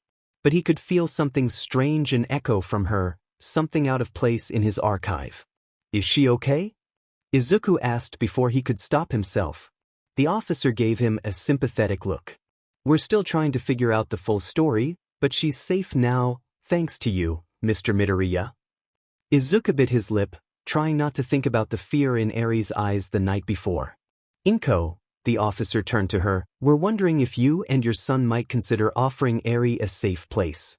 She needs a family, and given your background, we think you might be the right fit to help her. Izuku felt a strange sense of déjà vu wash over him. His own heart ached for Eri. He didn't understand why, but something about her scared, lost face stayed with him.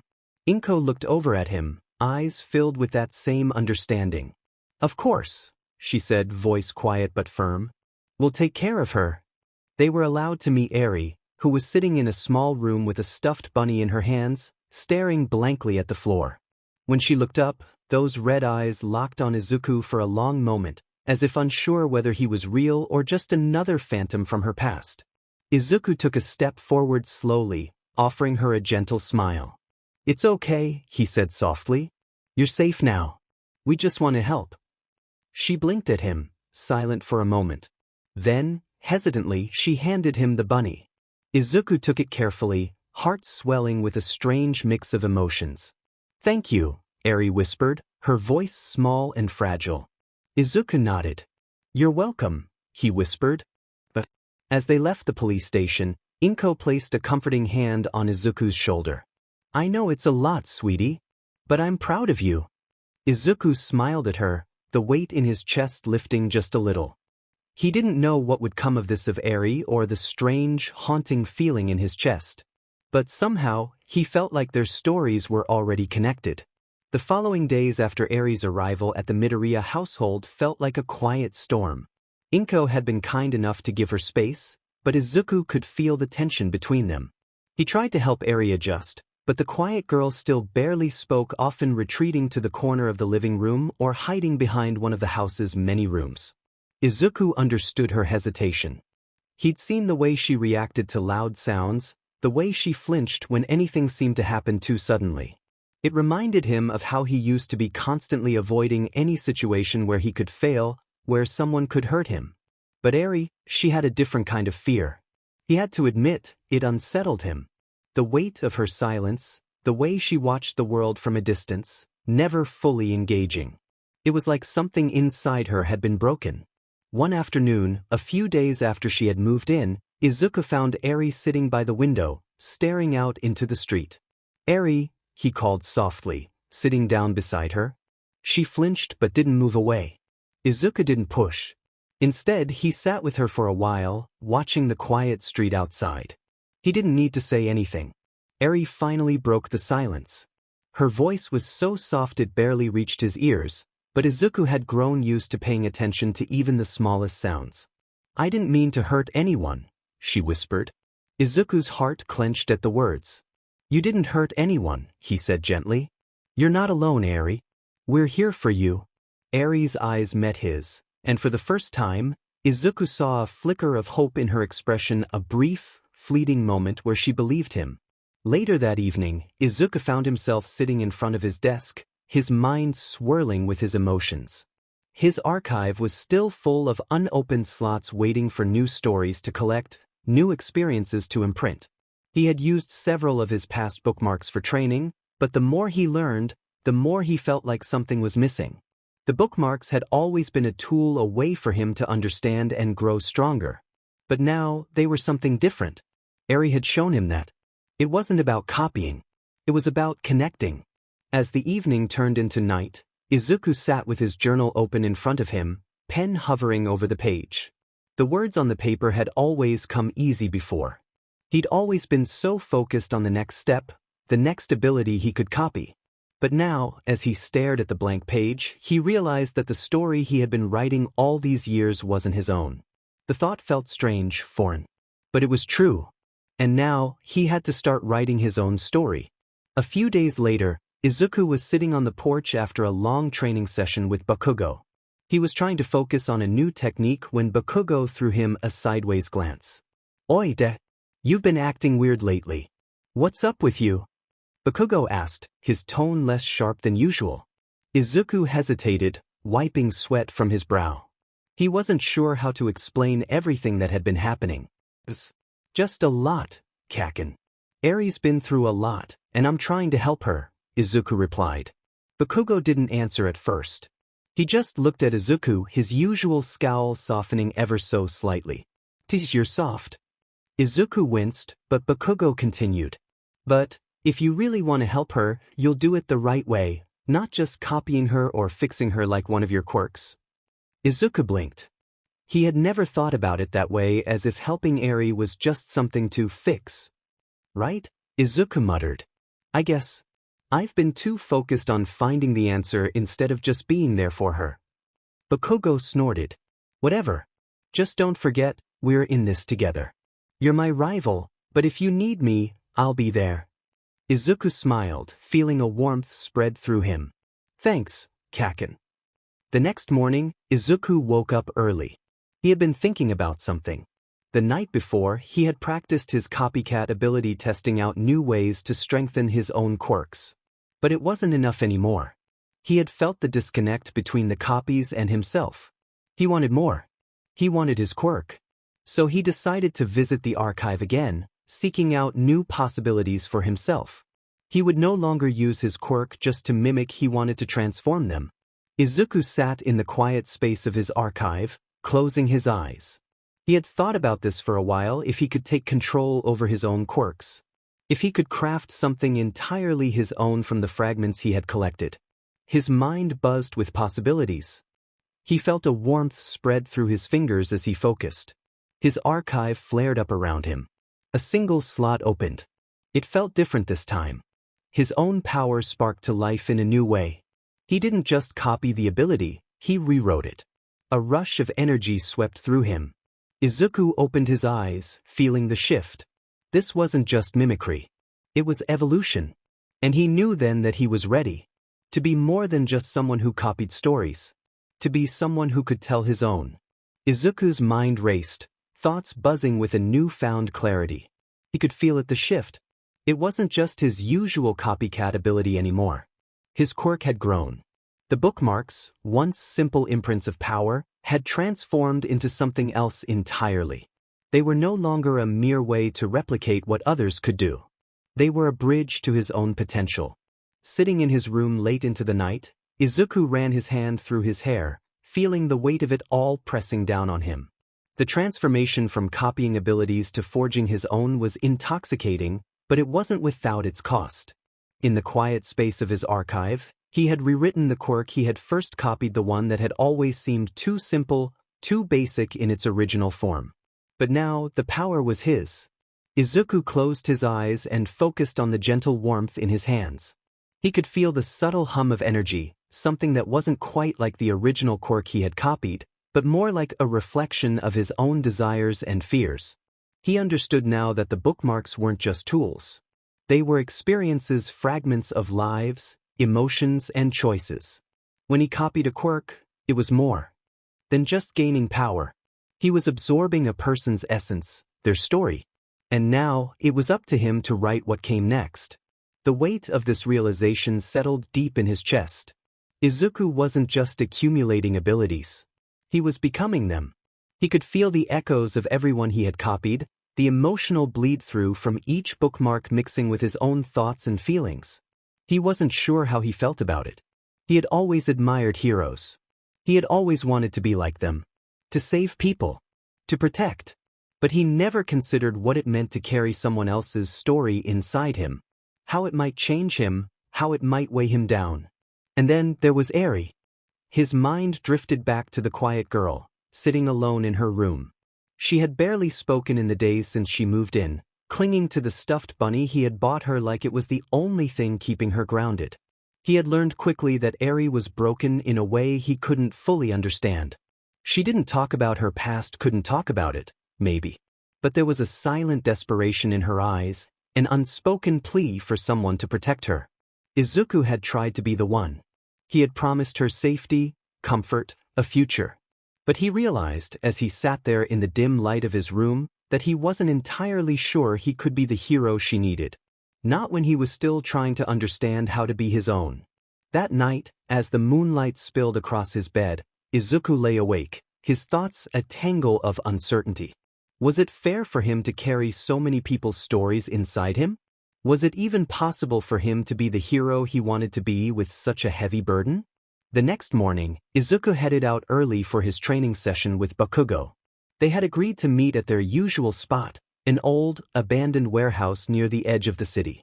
Izuku found himself walking faster than usual, his mind still heavy from the night before. When he arrived, Bakugo was already there, doing his usual stretches with his usual scowl. "You're late, Deku," Bakugo grumbled. "What's the hold-up?" Izuku shook his head, still a little lost in his thoughts. He had been meaning to tell Bakugo about the changes in his quirk, but somehow, the words just wouldn't come. I've been thinking," Izuku started, hesitating. Bakugo raised an eyebrow, clearly uninterested in Izuku's emotional dilemma, but willing to listen anyway. "About what?" "About my quirk," Izuku said. "It's changing. I'm not just copying anymore, Kaken. I'm becoming the quirks I copy. I'm rewriting them into something new, but I don't know if I can handle it. It feels like I'm losing myself, like I'm becoming a part of everyone else instead of staying me." Bakugo's face twisted in irritation, but there was something else in his eyes, something deeper. "Deku," Bakugo began, his voice rough, "you've always been like this. Trying to carry everyone's weight on your own shoulders. You think you can just fix everything and everyone? You can't. You're not some machine, and you're not a tool for other people's problems." Izuku looked down, his fists clenched tightly. Bakugo was right in a way. He had always tried to be the hero for others, for everyone, without ever thinking about what that meant for himself. Izuku sighed, the words feeling heavier than they should. "I want to help her. She needs someone, and I promised her I'd protect her. But I can't do that if I'm not even sure who I am anymore." Bakugo paused, studying Izuku for a long moment. Then, with a grunt, he straightened up. "Listen, idiot. No one can carry someone else's pain forever. Not even you. But you can still help. You just gotta stop trying to be some perfect hero and focus on what matters. You can protect her without losing yourself. Don't be dumb about it." Izuku blinked, surprised by the softness hidden in Bakugo's words. "Thanks, Kaken," Izuku muttered, feeling a bit lighter, even though his worries hadn't gone away. "Whatever, just don't get all sappy on me," Bakugo snapped, but the corner of his mouth curled up in a barely there grin. "Now let's get to training. We're not done yet." As the day wore on, Izuku couldn't shake the conversation from his mind. He had been so focused on fixing everything, on becoming the perfect hero, that he had forgotten what it meant to be a person, to be himself. Helping Eri didn't mean giving up his own identity. It didn't mean he had to erase who he was just to protect her. Maybe the answer wasn't in his quirk after all. Maybe the answer was in his choices. And as he trained with Bakugo, pushing his body to its limits once more, Izuku felt a spark of clarity. He was ready. Ready to embrace the hero he wanted to be, the one who could protect, who could stand by others without losing himself. It was time to stop running from the weight of his abilities and face it head-on. Because, in the end, it wasn't the quirks he copied that defined him. It was the heart inside him that made him a hero. And that heart? It was all his own. The days that followed Izuku's revelation felt like a turning point. He had understood, at last, that he wasn't meant to simply copy the abilities of others. He wasn't a vessel for other people's stories. He could carry their stories, but he didn't have to be affected by them. It was strange, almost like unlocking a new door to his mind, one he didn't know existed. Every quirk he copied was still a part of him, but Izuku began to think of them less as burdens and more as pieces of a puzzle. The stories that lived inside him, the emotional remnants of the people he copied, were still there. But he could now keep them separate from himself. He could experience the ability without taking on the weight of that person's entire life. It wasn't easy at first. The emotional bleed-through from his bookmarks had always been one of the hardest things to control, and as he started training to separate the stories from the abilities, he felt like he was walking a tightrope. One wrong move, and he could lose his sense of self again, the way he had before. But slowly he figured it out. He didn't need to feel the weight of the person's emotions to understand the quirk. He could simply observe it, study it without being lost in it. He spent hours each day training with his new understanding, focusing on each quirk he'd copied and trying to isolate the abilities from the emotional undertones. It was more mental than physical, more about how he structured his thoughts. He created compartments in his mind for each bookmark, little pockets where the powers could exist without spilling over into his emotional state. Izuku didn't know if this was how other copy quirk users worked, but he wasn't concerned with that. He was carving out his own way, his own method of controlling his quirk. And the more he practiced, the more he realized how powerful this separation was. It allowed him to keep his identity intact. It allowed him to truly be himself. The afternoon after his breakthrough, Izuku found himself walking through the park near his house, his thoughts swirling with ideas and possibilities. It had been a week since he had started separating the quirks from the stories, and it felt like a new beginning. He had a clearer head, and for the first time in a while, he felt like he was in control.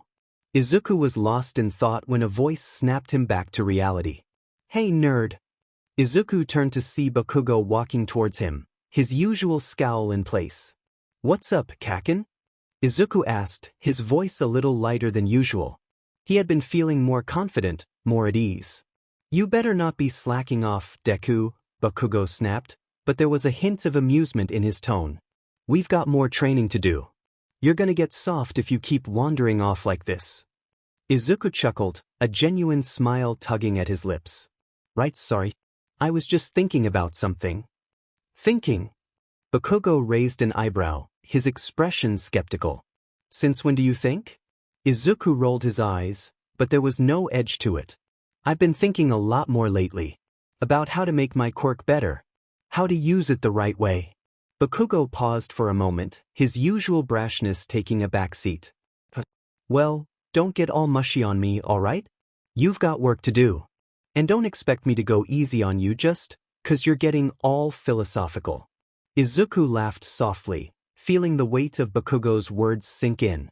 He had always been driven by the need to be better, but now, for the first time, he felt like he was working towards something greater. It wasn't just about getting stronger anymore. It was about understanding his quirk, understanding himself. Izuku and Bakugo spent the rest of the afternoon training in their usual spot, but something felt different. It wasn't just the physical improvements they were making. It was the clarity. They were both pushing themselves, but it wasn't as much about competition as it had been in the past. They were both striving for something more meaningful. That evening, as Izuku walked home, he found himself reflecting on everything he had learned. He hadn't just grown in strength, he had grown in understanding. He could now carry the stories of others without being lost in them. He could help Eri without losing himself. And he could still be the hero he wanted to be, for both her and for himself. When he got home, he found Eri sitting at the kitchen table, quietly drawing on a piece of paper. Izuku smiled as he approached her. "Hey Eri, how are you feeling today?" Eri glanced up at him, her eyes still cautious, but this time, there was a soft smile playing at the edges of her lips. "I'm okay, Izuku." "Good," Izuku said gently. "I'm glad." He pulled up a chair next to her and looked at her drawing. It was a simple sketch, just a small girl with a bunny beside her. But to Izuku, it was a glimpse into her heart, a heart that was slowly starting to heal. "I'm glad you're here, Eri," Izuku said softly, his heart swelling with the unspoken promise to protect her. Eri looked up at him, her expression hesitant but warm. "Thank you for helping me." Izuku smiled, feeling the weight of her words settle in his chest. It wasn't just about quirks or abilities. It was about the connections they made. It was about understanding each other, sharing their stories, and supporting one another without losing themselves in the process. As the night fell, Izuku sat with his family, Eri included, at the dinner table. He had come a long way in the past few weeks. He had made strides not only in his quirk but in his understanding of what it meant to be a hero. It wasn't about being perfect. It was about the choices he made, the relationships he built, and the way he carried his own story while helping others with theirs.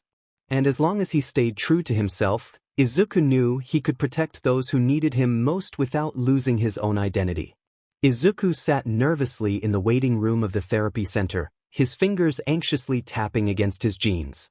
The faint sound of a clock ticking in the background only made the silence feel heavier. He had been looking forward to this session, but now that he was here, he wasn't sure what he was supposed to say. It had been a few days since he had fully realized what he had done with his quirk, the separation of the stories from the abilities, and now he was preparing to discuss it with Dr. Uemura. She had been supportive of his progress, but this felt different. This time, it was about more than just his quirk. It was about who he was becoming. When his name was called, Izuku stood up quickly, brushing his hands over his clothes to smooth them out. He walked down the hall to the familiar office and took a seat across from Dr. Uemura, who greeted him with a warm, professional smile. "Good afternoon, Izuku," she said, gesturing for him to sit. "How have you been feeling since our last session?" Izuku hesitated for a moment before answering, his thoughts swirling. "I've been feeling different. Better, I think." "That's a good start. Tell me more." Izuku took a deep breath. "I think I finally understand how to separate the quirks from the stories. I don't feel overwhelmed by them anymore. I can carry the abilities without being dragged down by the emotions and experiences of the people I copy. It's like I've created these compartments in my mind where the power exists, but the emotional weight doesn't follow me." Dr. Uemura's gaze softened, her expression thoughtful. "That's a significant breakthrough, Izuku. You've worked very hard to get to this point. But I want to ask you something. How do you feel about this change?" Izuku blinked, the question taking him by surprise. "How do I feel?" "I feel like I have more control now. It's like I'm not getting lost in other people's stories anymore. It's like I'm finally in charge of my own narrative." "That's a powerful realization," Dr. Uemura said, nodding. "But sometimes, even with control, we can find ourselves struggling with the weight of the abilities we carry. The emotional side effects can still come through even if we don't consciously absorb them. How do you feel about that?" Izuku thought for a moment, his brow furrowing slightly. "I'm worried that I'm still connected to all the people I've copied. Like, even though I'm separating their stories from the abilities, I'm still holding on to everything that they've been through. I can't erase what's happened to them." Dr. Uemura gave him an understanding look. "You're right. You can't erase their stories, but you can choose how you carry them. This is where your growth as a person comes into play, Izuku. You've learned how to compartmentalize your power, but now you need to learn how to emotionally distance yourself from the burdens that come with it. You can still be a hero without taking on the pain of others. You don't need to carry everything in order to be someone who helps." Izuku nodded slowly, his thoughts aligning with Dr. Uemura's words. He had been so focused on being a hero for others that he had forgotten the importance of not losing himself in the process. Helping people didn't mean absorbing their pain. It meant understanding their stories, respecting them, but not letting them define him. "I think I'm starting to get it," Izuku said, a slight smile tugging at the corner of his lips. "I've always wanted to be a hero like the ones I looked up to, someone who could protect everyone. But I guess I've been trying to do that by becoming everyone else. I don't need to do that. I can still help without, well, becoming them." Dr. Uemura smiled, pleased with his insight. "Exactly. And remember, it's okay to acknowledge the emotions tied to the people you copy. They are part of the process. But you can also recognize when to set them aside and stay true to your own path. You have the ability to write your own story, Izuku. It's about finding the balance." Izuku leaned back in his chair, feeling a sense of calm wash over him. He had worked hard to understand his quirk and how it shaped him, but now it felt like he was beginning to understand himself on a deeper level. It wasn't about copying other people's stories or abilities. It was about creating his own path, one where he could be the hero he wanted to be without sacrificing who he was. I think I'm ready to try it," Izuku said softly. "I want to keep learning." to keep growing. But I want to make sure I don't lose myself along the way. Dr. Uemura nodded approvingly. I think you're more than ready, Izuku. You've come a long way, and you have the strength to carry this new understanding with you. Thank you, Dr. Uemura, Izuku said, a sense of gratitude filling his chest. He was grateful for the guidance she had provided, for the safe space she had created for him to confront his fears and doubts. As their session wrapped up, Izuku left the therapy center feeling lighter. He was starting to understand the balance he needed to strike not just between his abilities, but between his identity and his responsibilities as a hero. He didn't need to be someone else to help people. He didn't need to carry the weight of the world on his shoulders. As he walked down the street toward the train station, Izuku felt a new sense of peace.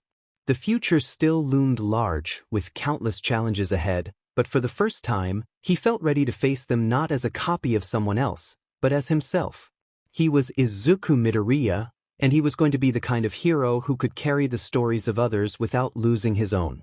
The end of middle school was fast approaching, and the air in Aldra Junior High was thick with the anticipation of what lay ahead. Students whispered excitedly about their future plans, whether it was heading into high school, taking up apprenticeships, or like most of the class dreaming of a future as pro-heroes. Izuku sat at his desk, hands resting over the blank notebook he had brought with him. It was strange to think about how far he had come in just a few years. Therapy had helped him refine his control over his quirk, and training with Bakugo had pushed him to become stronger than he ever imagined. Now, the real test lay ahead, UA High School. The teacher, a middle-aged man with graying hair, clapped his hands to get the class's attention. All right, settle down everyone. It's time to talk about your futures. We'll be handing out the printouts on your desired career paths, he paused, flipping through his papers with a smirk, but I know that most of you are aiming for the hero course. The class erupted into cheers and shouts as students activated their quirks in excitement. Flames sparked, hands grew claws, and one student even started floating above their desk. The teacher barely had time to raise a hand before reminding them, no using quirks in school, remember? We've been over this. Izuku chuckled softly, watching the chaos unfold. It was a stark contrast to how he had once been treated in this very room. When he first got his quirk diagnosed, he had been an easy target for bullying and outcast among kids who had flashier, more immediate powers. But things had changed. He had changed. A familiar, confident voice cut through the noise. Don't go lumping me and Deku in with the rest of these extras, Katsuki Bakugo declared, leaning back in his chair with a smirk. His sharp red eyes practically dared anyone to challenge him. A few students groaned. Geez, Bakugo, you're so full of yourself. Shut up, Katsuki snapped. I don't care about any of you losers. I'm aiming for the top. UA High School. At the mention of UA, the class fell silent for a moment before murmurs filled the air. UA? That's the hardest hero school in the country. They have a single-digit acceptance rate. How do you expect to get in? Are you serious? He aced the mock exam. Katsuki grinned, completely unfazed by their reactions. Damen right, I did. And so did Deku. All eyes turned to Izuku, who had been silent up until now. Unlike before, when their stares used to weigh him down, he met their gazes with quiet confidence. One student scoffed. I get that Bakugo's a prodigy, but how the hell did Deku ace it? Izuku smirked slightly. I studied and trained every single day. Bakugo snorted. Nerd. But there was no real insult behind it. The students murmured among themselves, some still skeptical, but none could deny that Izuku had changed. He wasn't the weak, quirkless kid they used to mock. He had proven himself over the years, and now he was walking the same path as Bakugo, the path to UA. The teacher let out an exaggerated sigh. Suppose we have 2 candidates for UA this year. That's quite the challenge, but I hope you both know what you're getting into. Katsuki cracked his knuckles. I'm not aiming to just get in. I'm going to be the best. The top hero better than All Might himself. His declaration sent another wave of murmurs through the class. Some scoffed, others looked at him with admiration. But Katsuki didn't care about their opinions. He had set his goal, and nothing would shake his determination. Izuku sat back in his chair, watching his childhood friend with a thoughtful expression. Katsuki had always been this way, loud, brash, and burning with ambition. But unlike before, Izuku didn't feel overshadowed by him. Because he had his own goal. He wasn't trying to surpass All Might. He wasn't trying to be the #1 hero. He wanted to be the kind of hero who could carry the stories of others without losing himself. UA High School was just the next step. And he was ready for it. The school day ended with a dull ring of the bell, signaling freedom for the students of Aldra Junior High. While most of the class rushed out, chattering about plans or heading home, 2 students remained near the shoe lockers, Izuku Midoriya and Katsuki Bakugo. "So, you ready for training?" Bakugo asked, slamming his locker shut and slinging his bag over his shoulder. His red eyes gleamed with excitement, as they always did when a good fight was on the horizon. Izuku nodded, tightening the straps of his own backpack. "Yeah. We don't have much time left before the UA entrance exam, so I want to make the most of every day."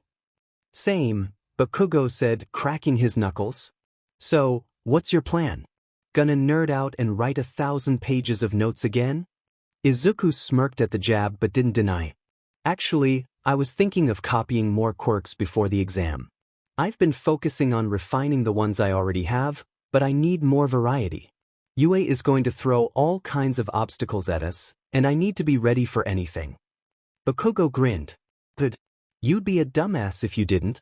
But it's not just about copying more quirks, right?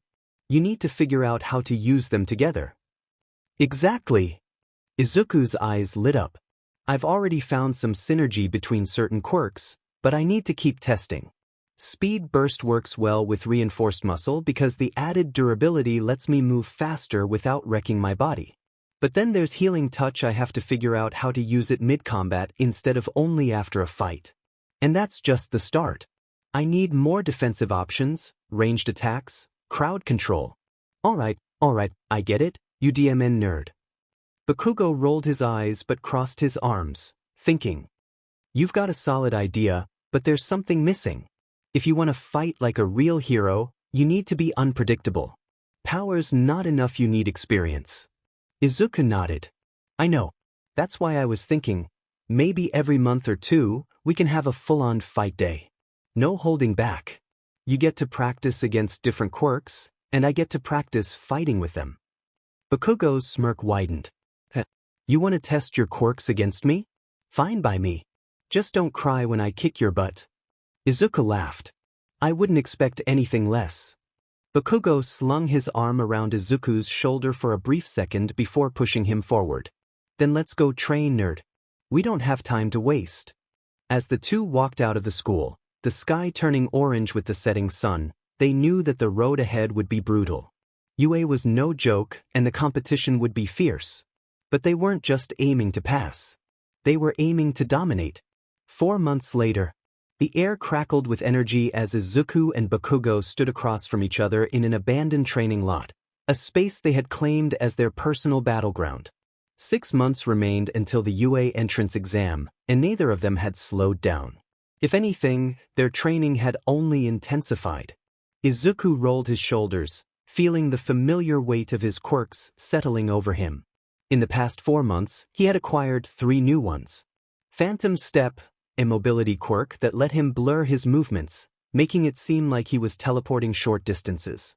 Force Palm, a quirk that built up energy in his hands and released it upon impact, adding explosive force to his attacks. Impact Storage, a quirk that absorbed kinetic energy from incoming attacks and allowed him to release it in a devastating counterstrike. He had spent weeks integrating them into his fighting style, finding ways to balance them with his existing abilities. But he hadn't tested them against Bakugo yet. Bakugo cracked his knuckles, a wide grin stretching across his face. "Ready, Deku?" Izuku exhaled. "Always." With that, Bakugo exploded forward. Izuku barely had time to react before Bakugo's fist came flying toward his face. He shifted into Phantom Step, his body flickering out of the way just in time. He reappeared a few feet to the left, but Bakugo was already adjusting, spinning mid-air and launching a second explosion at Izuku's side. This time, Izuku blocked but not normally. Instead of bracing himself, he let the force sink into him. His muscles tensed as impact storage absorbed the kinetic energy from Bakugo's blast. Bakugo's eyes narrowed. The hell was that? Izuku smirked. You'll see. Using the stored energy, Izuku launched himself forward, moving faster than he ever had before. He closed the gap instantly and moved his palm forward, force palm activated. Bakugo barely had time to cross his arms before the burst of energy sent him skidding backward. Heh! Bakugo wiped a streak of dust off his face. Not bad. His smirk widened. But not good enough. The fight continued at breakneck speed. Izuku weaved in and out of attacks with phantom step, absorbed damage with impact storage, and struck back with force palm. The battlefield was a blur of explosions, shockwaves, and rapid movement. But then something strange happened. As he fought, something deep inside his mind stirred. A memory that wasn't his surfaced. A rush of emotions: pain, determination, loss. And then his body moved on its own. For a split second, he wasn't just Izuku Midoriya anymore. He felt someone else's instincts, their habits, their emotions pushing through him. His footwork changed, his stance became looser, more like the person he copied the quirk from. Bakugo's eyes flickered with recognition. The hell? You're moving different. Izuku felt it too. His bookmarks, the quirks he had copied, weren't just those. They were stories. And those stories had a presence inside of him. In that moment, he resonated with them. He understood. He had spent all this time separating the quirks from their stories so he wouldn't be overwhelmed by emotions that weren't his. But now he realized the stories could guide him, not control him. Izuku's mind snapped back to the present just as Bakugo lunged at him with a massive explosion. But Izuku didn't hesitate. He stepped into it not as himself, but as someone who had once fought just like this. He absorbed the hit with impact storage, let it build, and twisted his body in a way that felt natural, as if someone had shown him exactly what to do. Then he released everything. The explosive counterstrike sent Bakugo flying back, crashing into the ground with a grunt. Silence filled the training ground. Izuku stood there, pant. His hands trembled slightly. Not from fear but from understanding. Bakugo sat up, rubbing the back of his head. His grin was still there. Diamond nerd. That was new. Izuku exhaled slowly. Yeah. I think I just figured something out. Bakugo smirked. Then get ready to test it again. Izuku laughed, shaking his head. Fine by me. The sun began to set, casting golden light over the battlefield. The two of them stood, ready for the next round. Because this fight wasn't over. It was just the beginning. The echo of heavy breathing and shifting gravel filled the training ground as Izuku and Bakugo prepared for another round. Their muscles ached, sweat dripped from their brows, but neither was ready to back down. Then, without warning, I am here. A booming voice cut through the battlefield like a thunderclap. Both Izuku and Bakugo froze, heads snapping toward the source. There, standing in the alleyway leading into the lot, was a towering man bathed in the golden glow of the setting sun. His red and blue costume gleamed, the iconic symbol of peace standing before them. All Might. For a moment, neither of them spoke. All Might's eyes scanned the area, his usual friendly grin replaced with a cautious expression. I was patrolling when I heard explosions. Thought I'd find some villains, but instead, he squinted at them. I find two young men brawling like their lives depend on it. Care to explain? Bakugo huffed, wiping sweat from his chin. We're training. Not our fault it looks like a fight. Izuku, still recovering from shock, managed to speak. We're preparing for the UA entrance exam, sir. He straightened, bowing slightly. We didn't mean to cause any trouble. All Might's expression softened but his sharp gaze flickered back to Izuku. Something felt off about this boy. His movements. His adaptability. And his quirks. Because Izuku had used multiple powers during that fight. The resemblance to a certain demon of the past sent a chill down All Might's spine. Multiple quirks? That shouldn't be possible. His grin returned, but a part of him remained wary. You two are aiming for UA, huh? All Might crossed his arms, nodding approvingly. That's the right attitude. Training is key, but mindless brawling won't be enough. Bakugo scoffed. Then what do you suggest, old man? All Might's grin widened. Well, since I'm already here, how about a quick lesson? Izuku's breath caught in his throat. All Might is offering to train us. Bakugo's eyes lit up. Ah, you serious? All Might rolled his shoulders. I can't stay long, but let's see how you two handle a real hero's combat approach. And with that, the symbol of peace took a battle stance. Come at me, boys. What followed was 20 minutes of pure intensity. All Might didn't go all out, he didn't need to. His sheer experience was overwhelming. Bakugo launched explosions, only to have them dodged effortlessly. Izuku flickered with phantom step, but All Might predicted his movements every time. They worked together, trying to counter his speed and power, but nothing landed clean. All Might was untouchable. But even so, Izuku absorbed every second of it. He studied the way All Might moved, how he read their attacks, how he controlled the fight. It wasn't about raw power. It was about experience. And experience was something Izuku could learn. Eventually, All Might raised a hand, signaling the end of the match. That's enough for today, boys. He straightened, still grinning. You both have great potential. Keep refining your skills, and UA might just be in your future. Izuku and Bakugo were exhausted. But despite their panting and aching muscles, they were grinning. All Might nodded approvingly. Then, with a dramatic flourish, he pulled out 2 slips of paper and scribbled his autograph. 4 young warriors like you, an autograph from the symbol of peace. Izuku's eyes widened in disbelief as he took the signed paper with shaking hands. This is real. Bakugo, though trying to act cool, was gripping his autograph a little tighter than necessary. All Might chuckled. Train hard, and I'll see you both at UA. Then, with a mighty leap, he was gone. The 2 boys stood there, still catching their breath. Izuku stared at his autograph. We just trained with All Might. Bakugo grinned. Damen right we did. Then, after a pause, he glanced at Izuku. You're gonna tell me what the hell was going on in that fight earlier, right? Izuku's fingers curled around the paper. He had felt something today, something new about his quirk.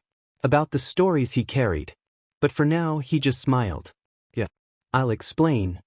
Izuku hesitated, but then spoke. When I copy a quirk, it's not just the ability itself. I also take in a part of the person, their emotions, their way of fighting, their story. Bakugo's frown deepened. Yeah, I already knew that. You start acting weird when you hold a quirk for too long. Izuku shook his head. No, that's what I thought was happening. But today, I realized something different. It's not that the emotions are controlling me. It's that the stories I've collected are still with me. And if I let them, they can guide me without taking over. Bakugo's brows furrowed. So what? You're saying you can resonate with the people you've copied? Izuku nodded slowly. I think so.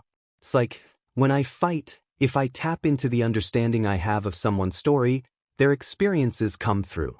Not in a way that makes me lose myself, but in a way that helps me move like them. Bakugo was silent for a moment, digesting the information. Then he clicked his tongue. That's kinda busted, nerd. Izuku chuckled. Maybe, but it's also dangerous. Rely on it too much, I might start losing track of who I am. That's why I need to be careful. Bakugo stared at him, then smirked. Careful? Well, whatever. Just don't go all weird on me. Izuku grinned. I'll try my best. The 2 of them stood there for a moment, watching the sun dip below the horizon. After a long pause, Bakugo muttered, We're gonna crush that DMN exam. Izuku nodded, determination burning in his eyes. Yeah, we are. And with that, they grabbed their bags and started the walk home, 2 future heroes, training for the battles that lay ahead. The walk home was quiet at first. After an intense training session and a surprise battle with All Might, Izuku and Bakugo were too drained to talk much. The streets were bathed in the warm glow of the setting sun, casting long shadows as they walked past alleyways and storefronts. A sewer grate rattled. Before either of them could react, a thick, sludgy mass burst forth, surging toward them like a tidal wave. Well, what do we have here? A grotesque, mud-like creature with bulging yellow eyes leered at them, its liquid form twisting unnaturally. You look like a nice hiding spot, kid.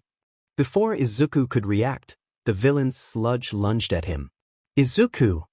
Bakugo's voice barely reached Izuku's ears as the sludge wrapped around his arms, legs, and chest. It was suffocating. The thick, oozing mass forced its way over his mouth, choking off his air. He struggled, kicking and thrashing, but the villain's grip only tightened. Stop struggling. It'll be over quicker that way. The villain cackled. Izuku's heart pounded. His arms couldn't move. His legs couldn't move. He couldn't even use his quirks. His vision blurred as panic started creeping in. Boom. A massive explosion roared through the alley. Bakugo charged toward the sludge villain, his palms sparking furiously. Get your filthy hands off him. The force of the explosion blew part of the villain's body apart, forcing it to loosen its grip on Izuku slightly. But only for a moment. The sludge quickly regenerated, twisting its form to absorb the shock. Oh ho! Another one? And you've got fireworks too. Bakugo gritted his teeth, his crimson eyes blazing with fury. I'm gonna blast you to hell. Through the haze of pain and fear, Izuku felt it. Bakugo's emotions. His fury wasn't just from anger, it was from fear. Not fear for himself. Fear for Izuku. Bakugo was fighting like a madman, because he refused to lose Izuku to this villain. And in that moment, something inside Izuku clicked. Understanding what the target is trying to protect. That was the requirement to reach A rank. And now he knew. Bakugo wanted to protect more than just his dream, his pride, or his strength. He wanted to protect the people who mattered to him. And Izuku was one of them. Something shifted inside Izuku. His bookmark of Bakugo, one of the first he had ever made, leveled up. A rank achieved, full synchronization. For the first time, he wasn't just copying Bakugo's quirk. He was moving with the same fire, the same fury, the same sheer willpower. Izuku's eyes snapped open. The suffocating grip of the sludge villain still held him tight, but now he had control. Summoning all his strength, he concentrated on his newly upgraded bookmark. Kaken's explosions, no, my explosions. Heat surged through his palms. And then, boom. A massive blast erupted from Izuku's hands, sending sludge flying in every direction. The sudden force tore him free from the villain's grasp, and he collapsed to the ground, gasping for breath. Bakugo rushed to his side. Deku, you okay? Izuku coughed, looking up with renewed determination. Yeah, he said, green flames still flickering in his palms. And I think I just got stronger. The sludge villain reeled, its form struggling to pull itself back together. Izuku and Bakugo stood side by side, breathing hard. They weren't out of danger yet. You brats, the villain screeched, its gooey body twisting and swelling with rage. I'll kill you both and take what I need. The air thickened with tension. The villain lunged. And then, a powerful gust of wind slammed through the alley. I think not. A massive shadow loomed over them. Then, in a flash of speed, a towering figure appeared between them and the villain. All Might. The sludge villain barely had time to react before. Detroit Smash. A single, devastating punch obliterated the villain in an instant. The sheer force of the impact sent shockwaves through the alley, and the very air seemed to crack from the power behind it. Dark clouds overhead suddenly parted, as if even the sky itself couldn't withstand the blow. A shockwave erupted, and the villain's remains splattered harmlessly across the walls. Silence followed. Izuku and Bakugo stared, wide-eyed. Even though they'd just been fighting for their lives, even though they had pushed themselves harder than ever before. This was a level beyond anything they had ever imagined. This was the power of the #1 hero. All Might turned to them, smiling. I saw the explosions and came to investigate. Looks like I made it just in time. Izuku tried to speak, but he was still too stunned. Bakugo, however, gritted his teeth. We didn't need your help. We had it under control. All Might chuckled. Oh, from where I was standing, it looked like a villain had just about swallowed your friend here. Bakugo clicked his tongue but said nothing. All Might's gaze shifted to Izuku. His eyes lingered on the faint embers still flickering in Izuku's palms. Multiple quirks. Just like All for One. The smile on his face didn't waver, but inwardly his mind was racing. Who is this kid? Izuku finally found his voice. Thank you, All Might. All Might's gaze softened. No need to thank me, young man. You both fought bravely. I saw it, your drive, your determination. He grinned. You two are aiming for UA, right? Bakugo smirked. DMN, right? Izuku nodded, still breathless. Yes. We've been training for it every day. All Might's expression became thoughtful. Training. Not just relying on their quirks, but actually pushing their limits. It reminded him of someone. As All Might prepared to leave, he took one last look at Izuku. His instincts told him to be careful. A kid with multiple quirks? That was impossible under normal circumstances. And yet, he had seen Izuku fight. There was no malice, no greed, just pure determination. Still, All Might knew he would have to keep an eye on him. He gave them one final nod before launching himself into the sky. Izuku and Bakugo stood in stunned silence, watching the number one hero disappear into the horizon. Izuku looked down at his hands. A wide grin spread across his face. Today, he whispered, was the best day ever. The salty breeze rolled in from the bay, carrying the scent of the ocean and the distant sound of waves crashing against the shore. The once filthy Takoba seaside bay was now pristine evidence of months of effort by the community and an unexpected training ground for two aspiring heroes. Izuku panted, his chest rising and falling as he planted his hands on his knees, sweat dripping down onto the sand. Across from him, Bakugo stood tall, fists clenched, his own breath steadying. You're getting better, Deku, Bakugo muttered, cracking his neck. Your movement's less predictable.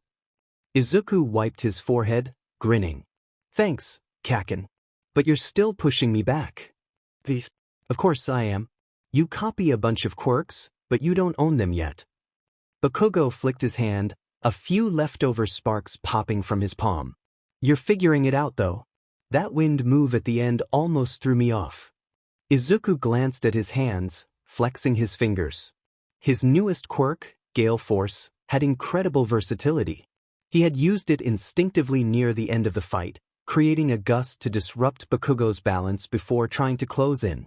If I can refine it, it'll be one of my best tools. Bakugo let out a sharp exhale and turned toward the water, stretching his arms.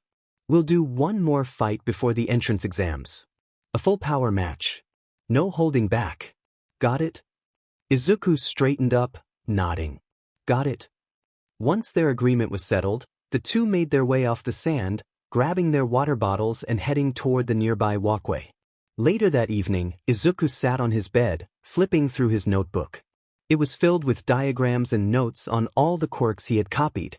Explosion, the first quirk he ever reached full sync with. His most powerful offensive ability. Sprint Drive, his personal mobility quirk, refined from Speed Burst. Phantom Step, enhanced agility for unpredictable movement. Force Palm, energy discharge through palm strikes. Impact Storage, kinetic absorption for counterattacks. Healing Touch, his evolved healing ability. Gale Force, his newest quirk, Wind Manipulation. Each of them had their strengths, but using them separately wasn't enough. I need to create synergy. He had started experimenting combining Phantom Step with Sprint Drive for lightning-fast movement or using Impact Storage with Force Palm for devastating counterattacks. But there was still more to explore. He glanced at a side note he had written months ago. A quirk is more than just an ability, it's tied to the emotions of the person who wields it. He had proven this time and time again. When he connected with the people he copied, their stories resonated with him. It made him stronger. But if I don't control it, it controls me. That was the danger. He took a deep breath, focusing on the mental techniques he had developed in therapy. The fourth wall. A barrier between himself and the emotions of others. He needed to maintain that balance to carry the stories without being consumed by them. He clenched his fists. 1 week left. I'll be ready. The next morning, Izuku met with Bakugo at their usual training spot. Alright nerd. Today, we're testing your new wind quirk. Bakugo grinned, cracking his knuckles. Let's see if you can actually use it right. Izuku smirked. Challenge accepted. The training ground was set. Takoba seaside base stretched before them, its now pristine sand serving as their battlefield. The waves lapped against the shore, the salty wind mixing with the tension in the air. Izuku and Bakugo stood 10 meters apart, the space between them crackling with anticipation. The sun was dipping lower in the sky, casting long shadows. You ready, nerd? Bakugo grinned, rolling his shoulders. Izuku exhaled, stretching his fingers. Of course. Boom. Bakugo didn't wait. He exploded forward, palm outstretched, an explosion propelling him at breakneck speed. Izuku's eyes widened. He's already closing the gap. Phantom step. His body moved on instinct, twisting out of the way just in time, Bakugo's explosion missing him by inches. Another blast came immediately. Izuku barely had time to react before shifting again, his movements fast and unpredictable. But Bakugo was already adapting. Not bad, Deku. He roared, twisting midair and firing an explosion behind him, adjusting his trajectory into Izuku's dodge path. His knee drove into Izuku's stomach, launching him back. Izuku skidded across the sand, coughing, but quickly rolled to his feet. He's reading me faster than before. Come on, don't tell me that's it. Bakugo taunted, flames liking at his palms. Izuku wiped his mouth, eyes sharpening. Let's see how he handles this. Sprint drive. With a burst of power, Izuku exploded forward, the sheer acceleration launching him at Bakugo in an instant. Phantom step activated in tandem, his movements erratic as he zigzagged, making it nearly impossible to track him. Bakugo's eyes narrowed. He's fast, too fast. Izuku appeared on his left and moved his palm forward. Force palm. A shockwave of energy blasted out on impact, sending Bakugo flying backward. He tumbled across the sand before flipping onto his feet. He barked, grinning. Now that's more like it. He didn't give Izuku time to breathe. Bakugo launched himself forward, spinning midair. AP shot. A concentrated explosion rocketed toward Izuku. Izuku's gale force surged to life. A powerful gust of wind blasted outward, dispersing the explosion before it could reach him. Bakugo's eyes widened slightly. Oh! Izuku gritted his teeth. He's learning how I use my quirks. I have to switch it up. As Bakugo closed the distance again, Izuku braced himself. Impact storage. Instead of dodging, he let Bakugo's explosion hit him, feeling the kinetic force sink into his body like a coiled spring. The moment Bakugo pulled back for another strike, Izuku released the stored energy all at once. The air shattered with force. Bakugo barely had time to cross his arms before a concussive blast erupted, sending him flying. He crashed into the sand, rolling to a stop. For a moment, everything was still. Then laughter. Bakugo was laughing, grinning like a maniac. That's what I'm talking about, Deku. Izuku panted, wiping sweat from his forehead. His body ached, but his mind was clear. This fight was different from before. It wasn't just about copying anymore. Each of his quirks worked together, each move flowing into the next. He wasn't just a collector of abilities, he was making them his own. Bakugo stood up, cracking his neck. Alright, let's keep going.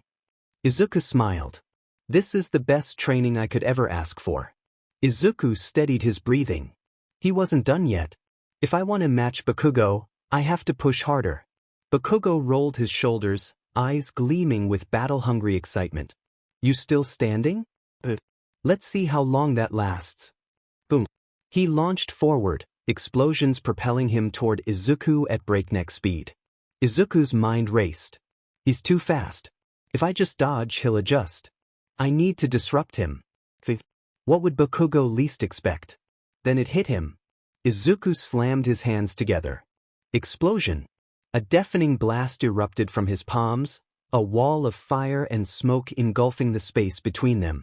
The sand erupted, creating a thick smoke screen. Bakugo's eyes widened slightly as he lost sight of Izuku. The hell? He instinctively braced himself, scanning through the smoke. Deku wouldn't waste an attack. He's coming. And then he felt it. Phantom step.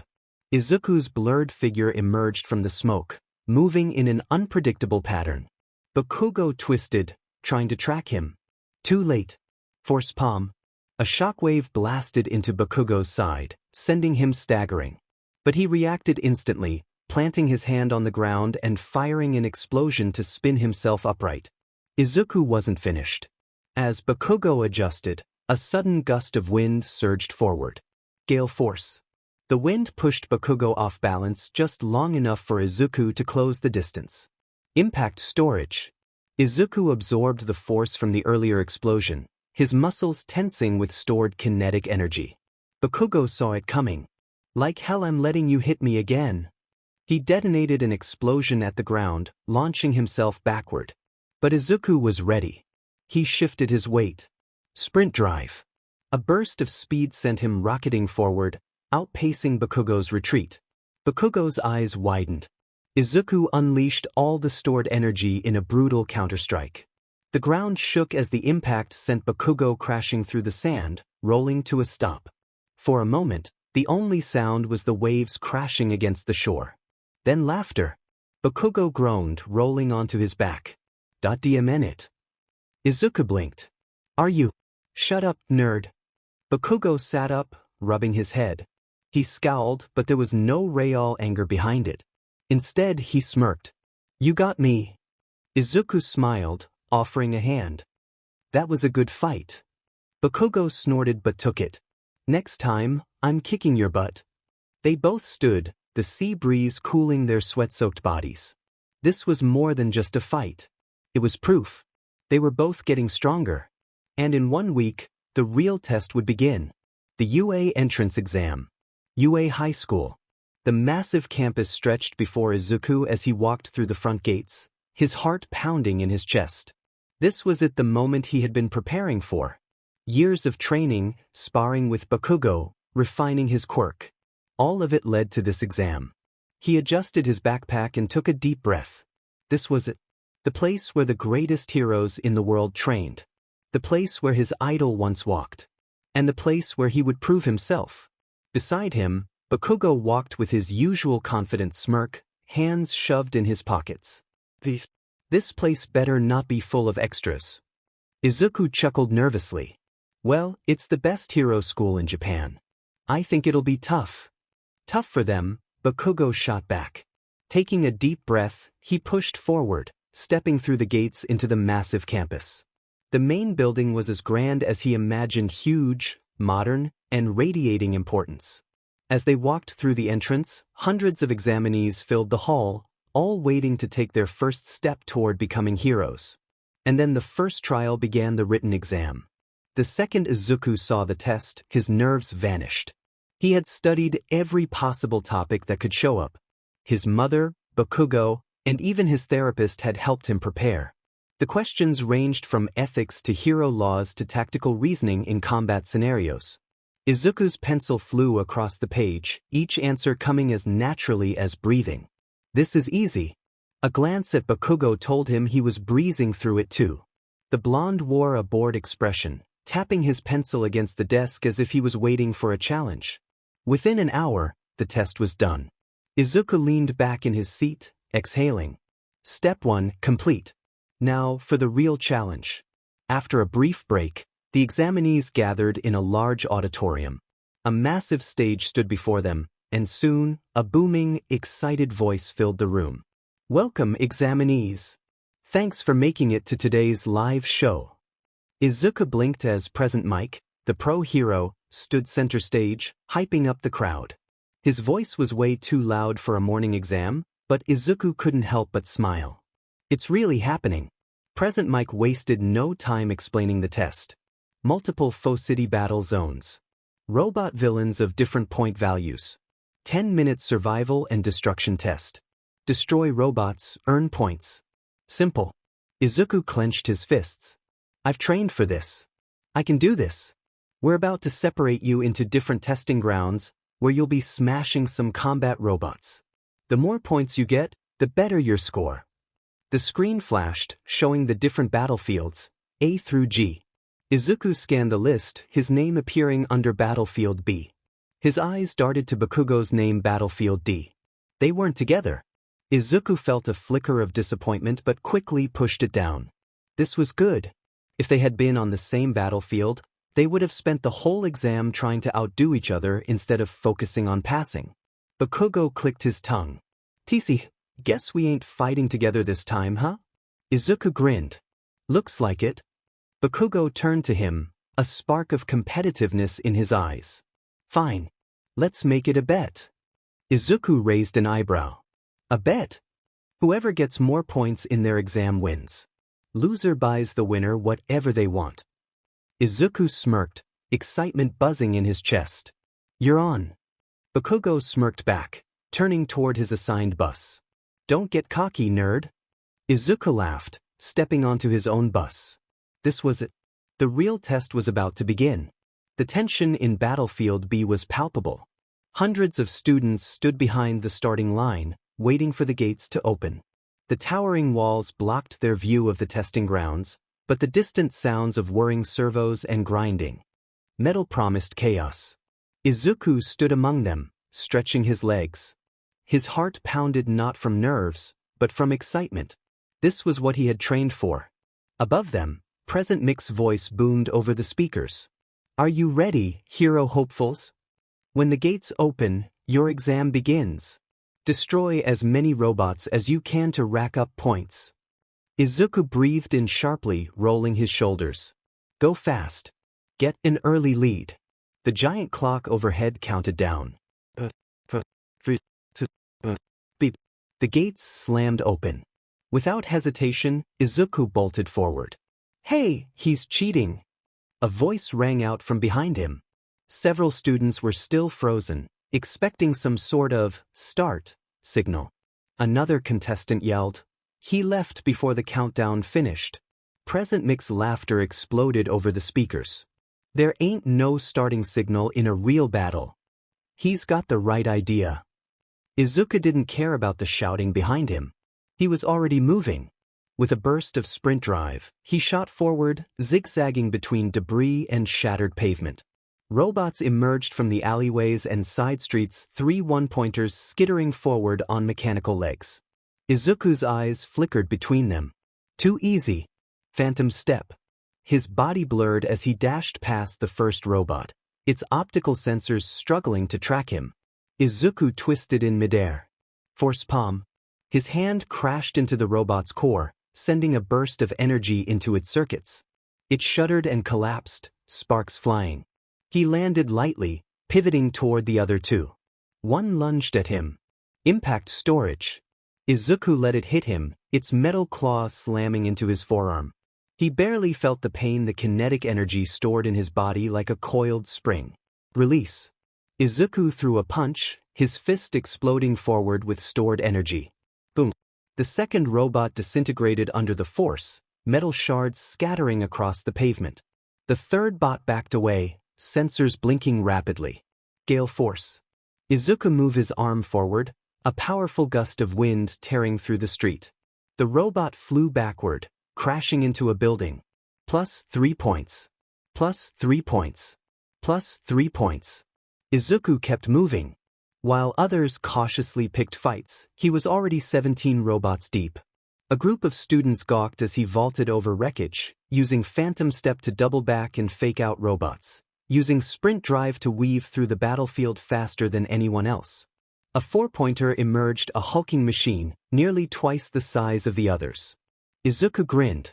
Perfect test. The robot raised its massive arm, preparing to slam down. Izuku jumped forward, twisting midair. Impact storage. Let it hit. Absorb the force. The metal fist crashed against his side, the impact rippling through his body. He gritted his teeth. Now release it.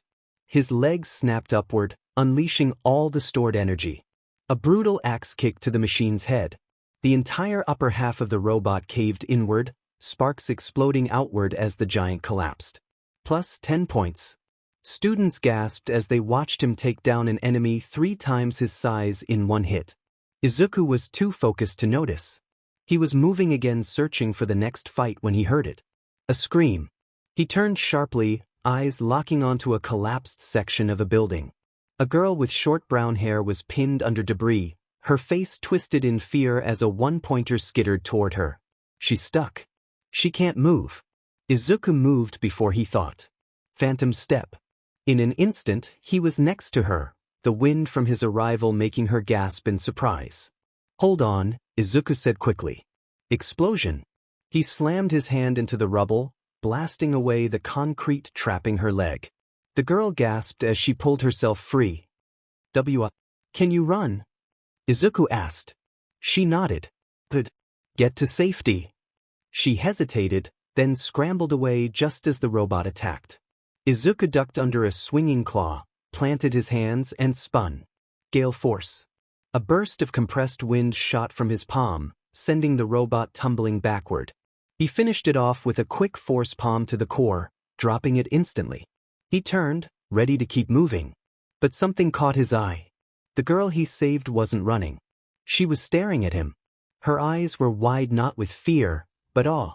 Thank you, she stammered before sprinting off. Izuku blinked. Why did she look at me like that? As helped.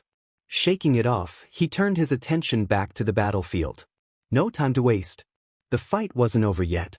And he still had points to earn. Izuku's body was aching.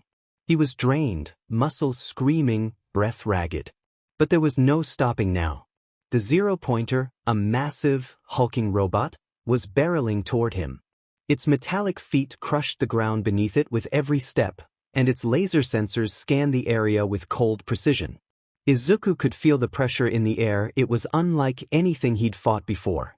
This wasn't just another bot to destroy, this was the final test. Gotta finish this. I can't slow down now, Izuku muttered to himself. With a deep breath, he activated Phantom Step and sprinted to the side, dodging the zero-pointer's massive foot. He quickly assessed the situation. The robot was aiming to crush the entire area under its enormous weight. It would destroy everything in its path. And there were still people in the vicinity. Izuku's heart raced as he scanned the area for any potential danger. He spotted a group of students near a toppled building, too close to the zero-pointer's trajectory. I have to save them. Without hesitation, he tapped into sprint drive, using the burst of speed to close the gap between him and the students. His legs felt like they were on fire as he dashed forward, his body weaving and twisting through debris. He reached the students just as the zero-pointer's massive fist swung down toward them. Izuku flung his arms forward, sending out a blast of wind with gale force, knocking the group out of the path of the incoming strike. They stumbled but managed to regain their footing and sprint to safety, confusion giving way to realization that they had just been saved by someone. Izuku turned back to the zero-pointer, no time for hesitation. The robot had started charging up for another attack. I can't afford to hold back, Izuku muttered, gripping his palms. He raised his hands and prepared for a final strike. Impact storage. The robot's fist came crashing down again, but Izuku was ready. He stood firm, letting the blow hit him with everything it had. His body absorbed the full force of the attack, storing the kinetic energy. Release. Izuku's legs shot out from under him as he kicked off the ground, propelling himself toward the zero-pointer's chest. His fists exploded forward with the full force of the stored energy, and his body roared with power. The zero-pointer staggered back, a massive dent forming in its chest as sparks shot from its joints. It was momentarily off balance, and Izuku didn't waste the opportunity. With a final burst of energy, he threw a force palm directly into the core of the robot. The zero-pointer collapsed in a shower of sparks and shredded metal, deactivating.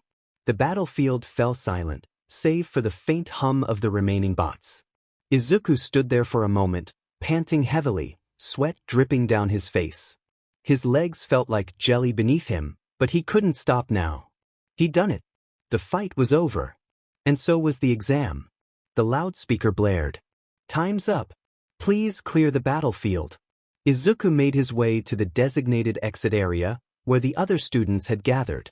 The pro-heroes were already starting to round up the remaining contestants. Izuku noticed several students looking at him in awe, though he tried to push aside the rush of emotions that threatened to overwhelm him. He had done what he needed to do. As he arrived at the exit, he found Bakugo waiting for him, his arms crossed, face a mixture of annoyance and respect. You didn't screw up, Bakugo muttered, his voice dripping with the usual frustration, but there was a flicker of something else in his tone. Izuku couldn't help but smile. May the best man win, huh? Bakugo grinned, a rare, almost genuine smile forming. I'm still gonna beat you, Deku, Bakugo said with an exaggerated huff. But I'll admit you're not as bad as I thought. The two of them stood there for a moment, a wordless understanding passing between them. Back in the control room, All Might leaned over Nizu's desk, looking at the various files spread across the surface. The files contained information about the students, all the hopefuls who had passed the practical exams, and among them was Izuku Midoriya. What do you think, Nizu? All Might's voice was filled with concern. Nizu adjusted his glasses, his sharp eyes scanning the reports. He tapped a few files, then picked up a specific folder containing Izuku's quirk records. Quite impressive. His ability to adapt and the variety of quirks he can use. But I see your concern. All Might nodded, his face darkening slightly. I'm worried about his connection to All for One, he confessed quietly. The way he can wield multiple quirks. It reminds me too much of him. Nizu hummed thoughtfully. I've read through Izuku's file thoroughly, and while there's something unusual about his quirk's nature, there's nothing to suggest he has a connection to All for One. Perhaps it's worth taking a deeper look at his history and seeing if we can clear up any misconceptions. I just don't want to make assumptions. All Might gripped his fists. I've seen what a single mistake can do. I want to help him, not put him at risk. Nizu turned his gaze to All Might, nodding. I will review the data and pass it along to you. It's important to know your students, All Might. Especially when they're as unpredictable as Izuku. Thank you. All Might let out a breath. I just want to make sure he's safe. As the conversation continued, they didn't know that Izuku was standing on the other side of a door, his mind already racing with the next chapter of his story. The greatest challenge yet, was just about to begin. A week had passed since the practical exam. The excitement from the day of the test had faded, but the looming anxiety of waiting for the results was still very much present. Izuku sat at a small cafe table, his hands around a warm cup of tea, waiting for Bakugo to arrive. He had already gotten his scores, and he couldn't help but feel a mix of relief and anticipation. He had passed the exam, he knew that much, but there was still that lingering question. How well had he done compared to everyone else? The door opened, and the unmistakable boom of Bakugo's entrance made Izuku look up. Bakugo stormed into the cafe, his usual scowl plastered across his face, though there was a glint of impatience in his eyes. Izuku, what's the deal? Why the hell am I the last one here? Bakugo huffed, his arms crossed as he slid into the seat across from Izuku. Izuku smiled sheepishly. Sorry, I was just waiting for you to get here. I've got the results already. Bakugo leaned forward, his eyes narrowing. So, did you manage to pass? Or did you fail and drag my score down with you? Izuku raised an eyebrow, a smirk tugging at the corners of his lips. I passed, of course. But I don't think you're going to like the score difference. Bakugo growled, flicking his hair out of his eyes as he grabbed his own drink, taking a sip before putting it down with an exaggerated slam. You better not be messing with me, Deku. Izuku chuckled. Don't worry, I'm not. I'll let you have the honor of going first. Fine, Bakugo growled, shoving his phone onto the table. My score came in at 97 points, number 1 in the exam, as expected. His smirk was unmistakable. A perfect score in the practical part, and I breezed through the written. Izuku blinked at him, eyes widening. 97 points? He knew Bakugo was strong, but that score was impressive. It made sense that his raw power and quick thinking were what made him an undeniable force. That's amazing, Bakugo, Izuku said, trying to sound sincere. I know, Bakugo replied, leaning back in his chair, acting like his score was nothing special. Izuku took a deep breath, his fingers tapping nervously on his cup before pulling out his own phone to check the result. He hesitated for a moment before revealing it to Bakugo. My score was 98 points. Bakugo blinked, his mouth opening slightly in shock before narrowing his eyes. "What? You beat me?" His voice was incredulous, and he slammed his fist down on the table, his eyes burning with disbelief. Izuku's grin widened as he pushed the phone toward Bakugo, showing him the score that made his jaw drop. "Looks like I won the bet, Bakugo. I told you I was going to beat you. Damn it. You better not get cocky, Deku. Just wait till I'm at you, and you won't stand a chance," Bakugo growled, though there was a small trace of admiration in his eyes. Izuku felt a little relieved, but he still couldn't ignore the sting of pressure that came with his score. He had won the bet, but the truth was he still had so much to learn. The challenges ahead were only going to get tougher. Bakugo scowled at his own score for a moment, clearly annoyed at the idea of being second to Izuku. "You got lucky this time, extra points or something, huh?" Izuku shook his head. "I don't know how I got the extra points, honestly. I wasn't even thinking about saving people. I just saw some people in danger and I reacted. I guess it counted." "Saving people?" Bakugo's voice was full of annoyance, though there was a quiet curiosity. "Does that give you extra points? That's some weird hero exam nonsense." "I didn't know either," Izuku replied, laughing awkwardly. "But I think it's part of what they expect from real heroes. Not just fighting robots, but helping civilians too. I didn't plan it, but I guess I just did what I thought was right." Bakugo grumbled but nodded. "Whatever. But this doesn't mean you're going to be a better hero than me, got it?" Izuku smiled, slightly embarrassed. "Of course not, Bakugo. You're still the strongest. He hesitated for a moment, unsure whether to bring up what he had been thinking about. He bit his lip and took a deep breath. "I just think I might have a long road ahead to figure out how to use all my quirks. And it's not just about being strong. I need to find balance, learn how to make it work." Bakugo leaned forward, his fiery expression softening, if only for a brief moment. "Yeah, don't go getting all philosophical on me. We've still got a long way to go to become heroes. But I'm going to be the best. You'd better be ready to catch up, Izuku." Izuku chuckled, the tension lifting slightly. "Don't worry, I will. And maybe next time, I'll even let you win a bet." Bakugo scowled but said nothing, clearly unwilling to admit that he had enjoyed their conversation. "We'll see about that, Deku. But this time, I'm coming out on top." They both stood up, finishing their drinks and heading for the door. As they stepped outside, the warm spring air hit them, and for the first time in a while, Izuku felt like he wasn't carrying the weight of the world on his shoulders. He had passed the exam. He was one step closer to being a hero. The road ahead wasn't going to be easy, but he would face it head-on with Bakugo by his side. As they walked off into the distance, ready to face whatever came next, April had finally arrived, marking the beginning of Izuku's first year at UA High School. He was dressed in his uniform, a mix of excitement and nervousness stirring in his chest.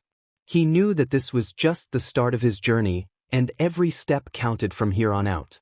Inko stood in the doorway of their small apartment, holding a cup of tea in one hand. Her eyes were filled with love, but there was also a tinge of worry. She took a deep breath, trying to hold back the emotions welling up inside her. "Izuku, I know you're ready for this," Inko said with a gentle smile. "But remember to take care of yourself. You've been through so much already, and I'm so proud of how far you've come. Just don't forget to listen to yourself and don't push too hard, all right?" Izuku smiled, feeling a sense of warmth in his heart. "I'll be fine, Mom. I promise. I've got this, and I'll work hard to make you proud." He reached over and pulled her into a quick hug before grabbing his bag and heading for the door. "I'll see you after school." Inko waved, watching him go, her heart heavy with both pride and concern. The bustling streets of the city were filled with new students eager to get to UA, and Izuku was no exception. His heart raced with each step he took toward the entrance, feeling the weight of his dreams pressing against his chest. This was it, the first day. The day everything would change. When he arrived at the front gate, he could see several other students already gathering in front of the entrance. They were all likely in the same boat as him, each trying to hide their excitement and nerves. As he walked through the gates, Izuku felt the weight of the prestigious school on his shoulders, but his resolve only grew stronger. Inside the classroom, Izuku found his seat and sat down, glancing at the students around him. There were some familiar faces from the exam, and some new ones as well. His gaze landed on a bubbly girl sitting a few seats away. She smiled at him, and for some reason, he felt a sense of comfort. She looked like she had a kind aura about her. "Hey, you're the guy who helped me in the exam, right?" she asked as she scooted over to Izuku's desk. "I'm Achiko Uraraka. Thanks again for saving me from that zero-pointer.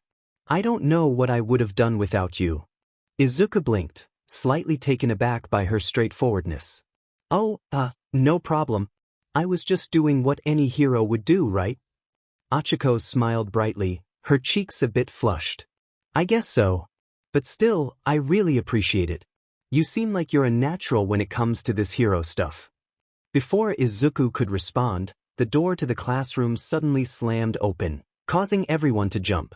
Standing in the doorway was a man with sharp features and dark, tired eyes. He wore a UA staff uniform, his expression stern as he surveyed the class. "I'm Shota Aizawa, your homeroom teacher," he said flatly, his voice devoid of any warmth. "I don't have time to waste on pleasantries, so listen up." Izuku's nerves spiked again, and he quickly sat up straighter in his seat. Aizawa's no-nonsense demeanor left little room for doubt that this teacher was serious. Aizawa continued, tossing a pile of clothes onto a desk at the front of the class. "You'll be doing a quirk apprehension test today to assess your abilities. These are your PE clothes. Get changed quickly and meet me at the PE grounds. No delays." As the students began to murmur among themselves and shuffle out to change, Aizawa added one final remark that froze everyone in place. "The student who ranks last in total points will be expelled immediately." The room fell into stunned silence. Everyone stared at Aizawa in shock, their eyes wide in disbelief. Izuku's heart skipped a beat. Expelled? Already? The students who had been nervous about the test now seemed even more anxious. Achiko frowned, standing up and clenching her fists. "Wait, what? That's totally unfair. How can you just expel someone like that?" Aizawa's gaze hardened. "The world is unfair. It's a hero's job to combat that unfairness, not to whine about it. If you can't handle the pressure, you won't make it. Now hurry up." Outside, the class gathered at the PE grounds, with Aizawa waiting at the front, looking as unimpressed as ever. He handed out the PE uniforms to the students, and as they all got changed, they began to size each other up, trying to figure out who might be a threat and who might be struggling. Izuku glanced around, his nerves still buzzing. His mind raced, wondering how his quirks would hold up against the others. He had to perform well today, there was no other option. Not with the risk of expulsion hanging over their heads. Aizawa's voice cut through the air, harsh and cold as always. "We'll start with the basic test first. Throwing a ball as far as you can, using your quirk if you can. Katsuki Bakugo, step up." Bakugo didn't hesitate. He marched up to the line, and with a smug smirk, he threw the ball into the air with a force that made the air crackle. Aizawa raised an eyebrow as the ball soared, landing several hundred meters away. In middle school, Bakugo threw 64 meters. Now, with his quirk, he threw over 700 meters. This is the power of a quirked individual. Izuku watched Bakugo, impressed by the sheer force behind the throw, but also reminded of the sheer power and danger Bakugo's quirk could unleash. One by one, the students tested their abilities, each of them doing their best to impress their new teacher. Izuku's turn came up and he stood at the line, taking a deep breath. He knew this was just the beginning of the challenges he would face, but his determination was clear. As he stepped up, ready to give it his all, he heard Aizawa's voice again, cold and unyielding. "Remember, someone is going home today." Izuku stepped up to the line for the first test, the ball throw. The weight of the moment settled over him as he focused. His quirk was incredibly versatile, but he needed to be precise with how he used it. This wasn't the time for experimentation or mistakes. He had to give it everything he had, just like Bakugo. Aizawa's eyes were sharp as he glanced over Izuku's stance, looking for any indication of weakness. "Whenever you're ready," Aizawa said, his voice flat. Izuku nodded, his heart pounding in his chest. He took a deep breath, clearing his mind of everything else. He had trained for this. With his Quirk Gale Force, a wind-based power, he could generate strong gusts that would propel the ball far. He raised his hand to the sky and focused, channeling the wind. A surge of air gathered around his palm before he moved his arm forward, unleashing a concentrated burst of wind that sent the ball flying. The ball soared higher and higher, traveling through the air with incredible speed, propelled by the sheer force of the wind. It sailed far beyond the marker, and when it finally landed, the ground shook slightly. Aizawa looked down at the tracking device that measured the distance, raising an eyebrow. Over 1,200 meters. Impressive. Izuku took a deep breath, trying to steady his nerves. He knew he still had more tests ahead. Next came the 50-meter dash, a speed test designed to measure how quickly the students could move in a short burst. Izuku stepped to the line again, this time with a bit more confidence. He cracked his knuckles and readied himself. His sprint drive quirk was perfect for this kind of test. The moment Aizawa called, "Go!" Izuku exploded into motion, his body propelled forward with lightning speed. He felt the wind against him as he rushed forward, the ground blurring beneath his feet. His body moved like a blur, the world around him slowing just enough for him to react to every change in his surroundings. The sprint was effortless, and he crossed the finish line in record time, only a split second after Bakugo, who was right behind him. Izuku skidded to a halt, barely feeling the strain of the run as he caught his breath. He glanced at the clock, seeing he had finished just a fraction of a second behind Bakugo. "Not bad," Aizawa remarked, though his face remained as stoic as ever. "But you're not the only one with speed." Next up was the grip strength test.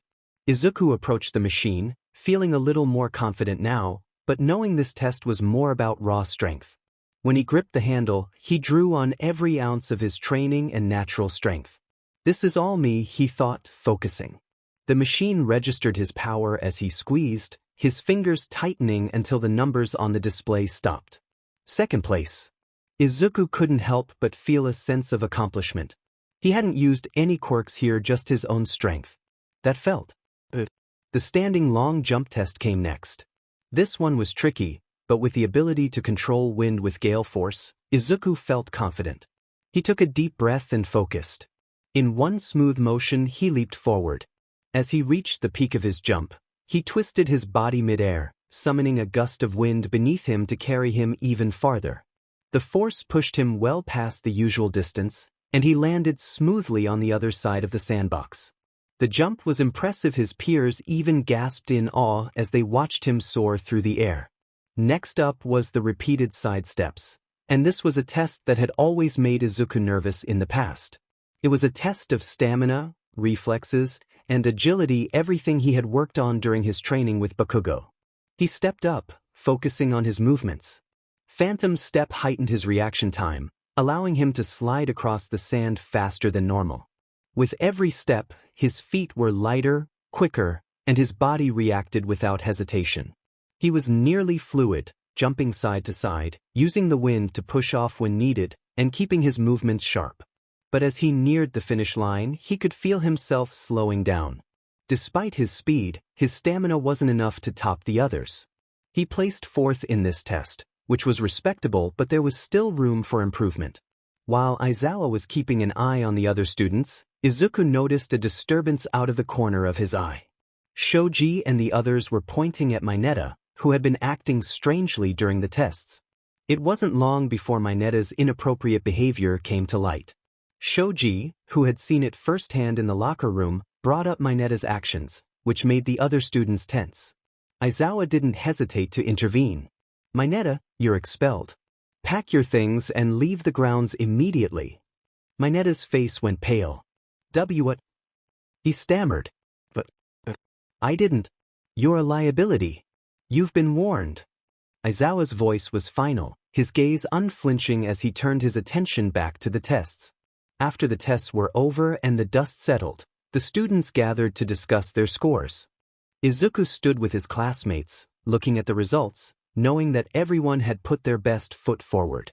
He had done well, but there was still more to learn and improve upon. As they walked off the grounds, Izuku could feel the weight of what he had just experienced. This was only the beginning. He was in UA, and now it was up to him to rise to the challenge. And as they left the grounds, Aizawa couldn't help but glance at the students, particularly at Izuku. He knew that UA had gained a powerful new hero to be, but he had no idea what that truly meant yet. Izuku took a deep breath, walking beside Bakugo. "Well, Bakugo," he said, glancing at his friend with a determined smile. "Let's see who's got what it takes." Bakugo grinned. "You better be ready, This is just the start." The morning sun poured through the windows of UA High as Izuku made his way to class, excitement buzzing in the air. Today felt different.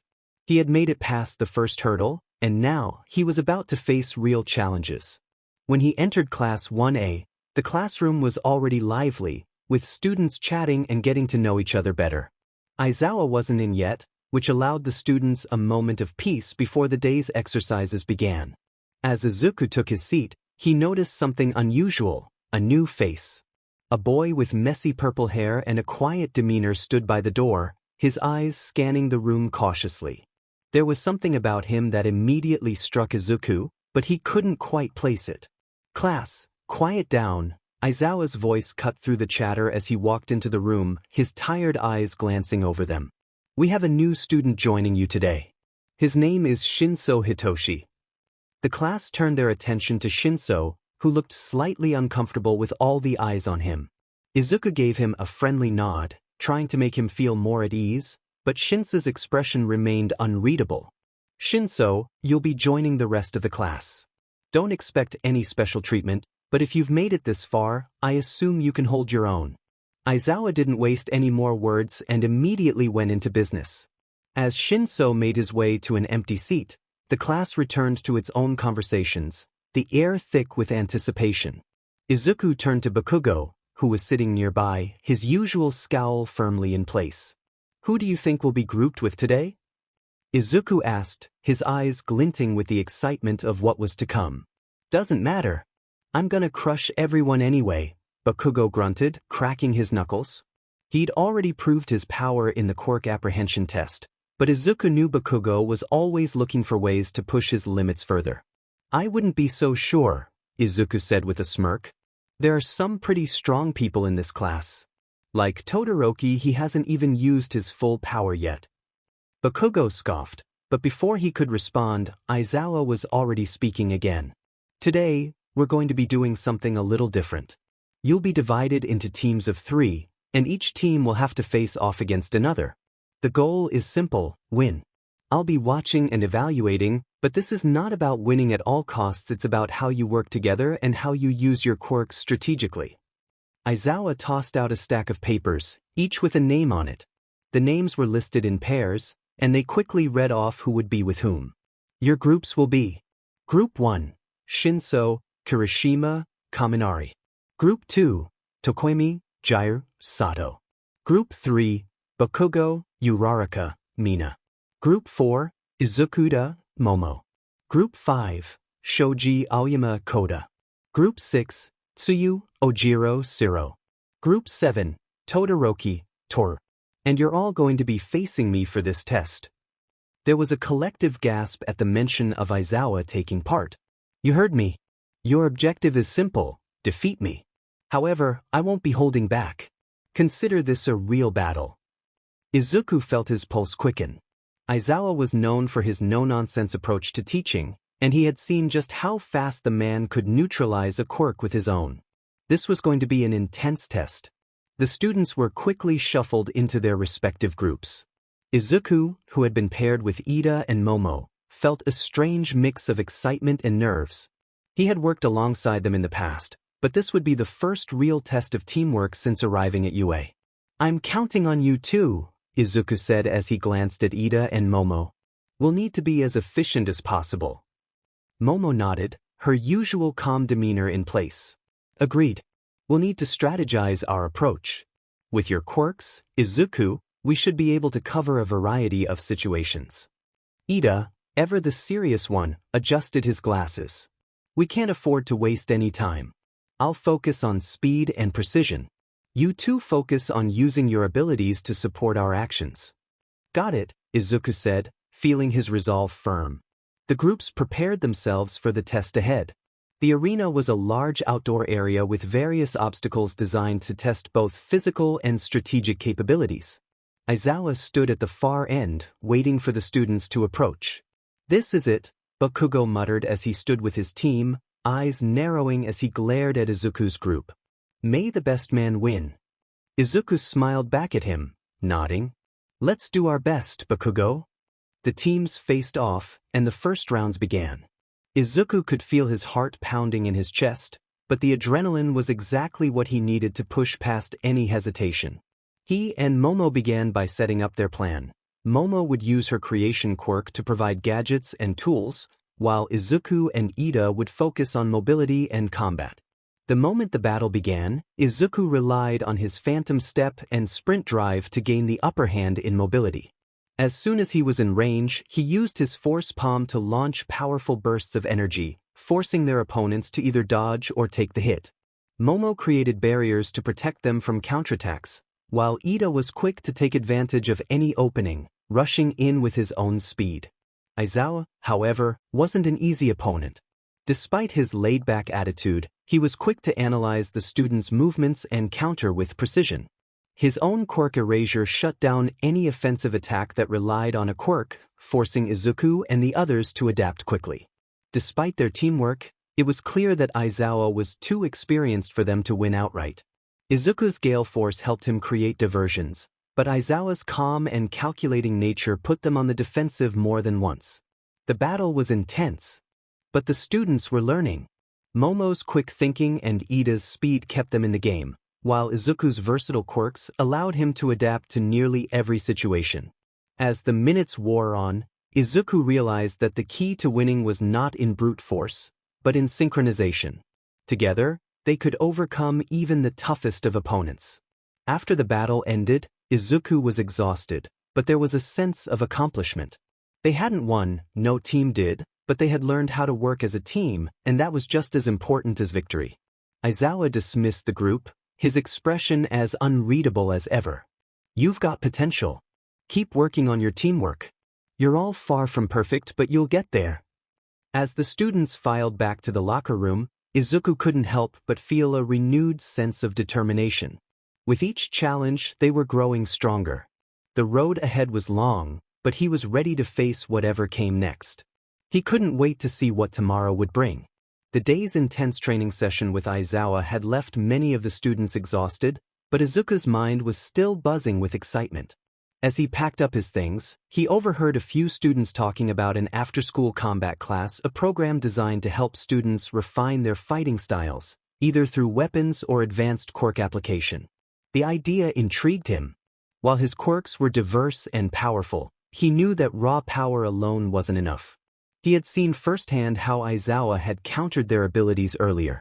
If he wanted to be the best hero he could be, he needed to become unpredictable, a fighter who could switch tactics at a moment's notice.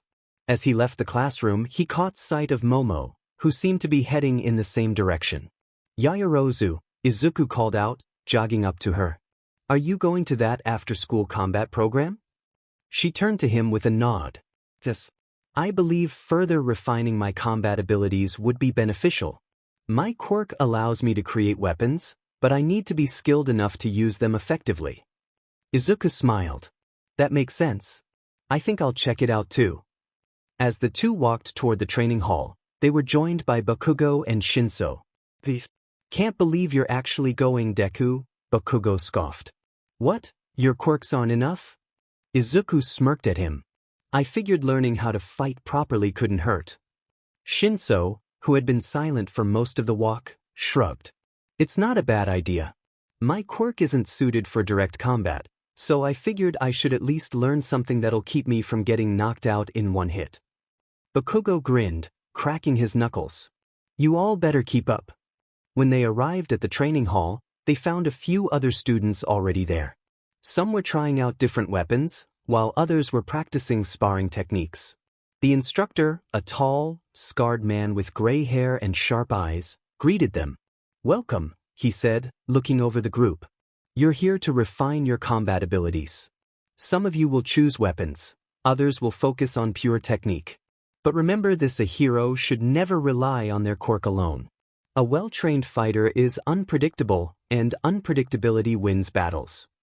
The students nodded as he gestured toward a weapons rack filled with various options: katanas, staffs, tonfas, spears, and more. Take your time, the instructor said. Find what suits you. Izuku walked along the rack, inspecting the different weapons. He had never really trained with weapons before, but he knew they could enhance his combat effectiveness. He tried a sword, but it felt awkward in his hands. A tonfa was interesting, but it didn't quite fit his style. He even tested out dual short swords, but they felt unnatural. Frustrated, he continued searching until something caught his eye: a 3-section staff. It was an unusual weapon, consisting of 3 metal rods connected by chains. He picked it up, feeling the weight of it in his hands.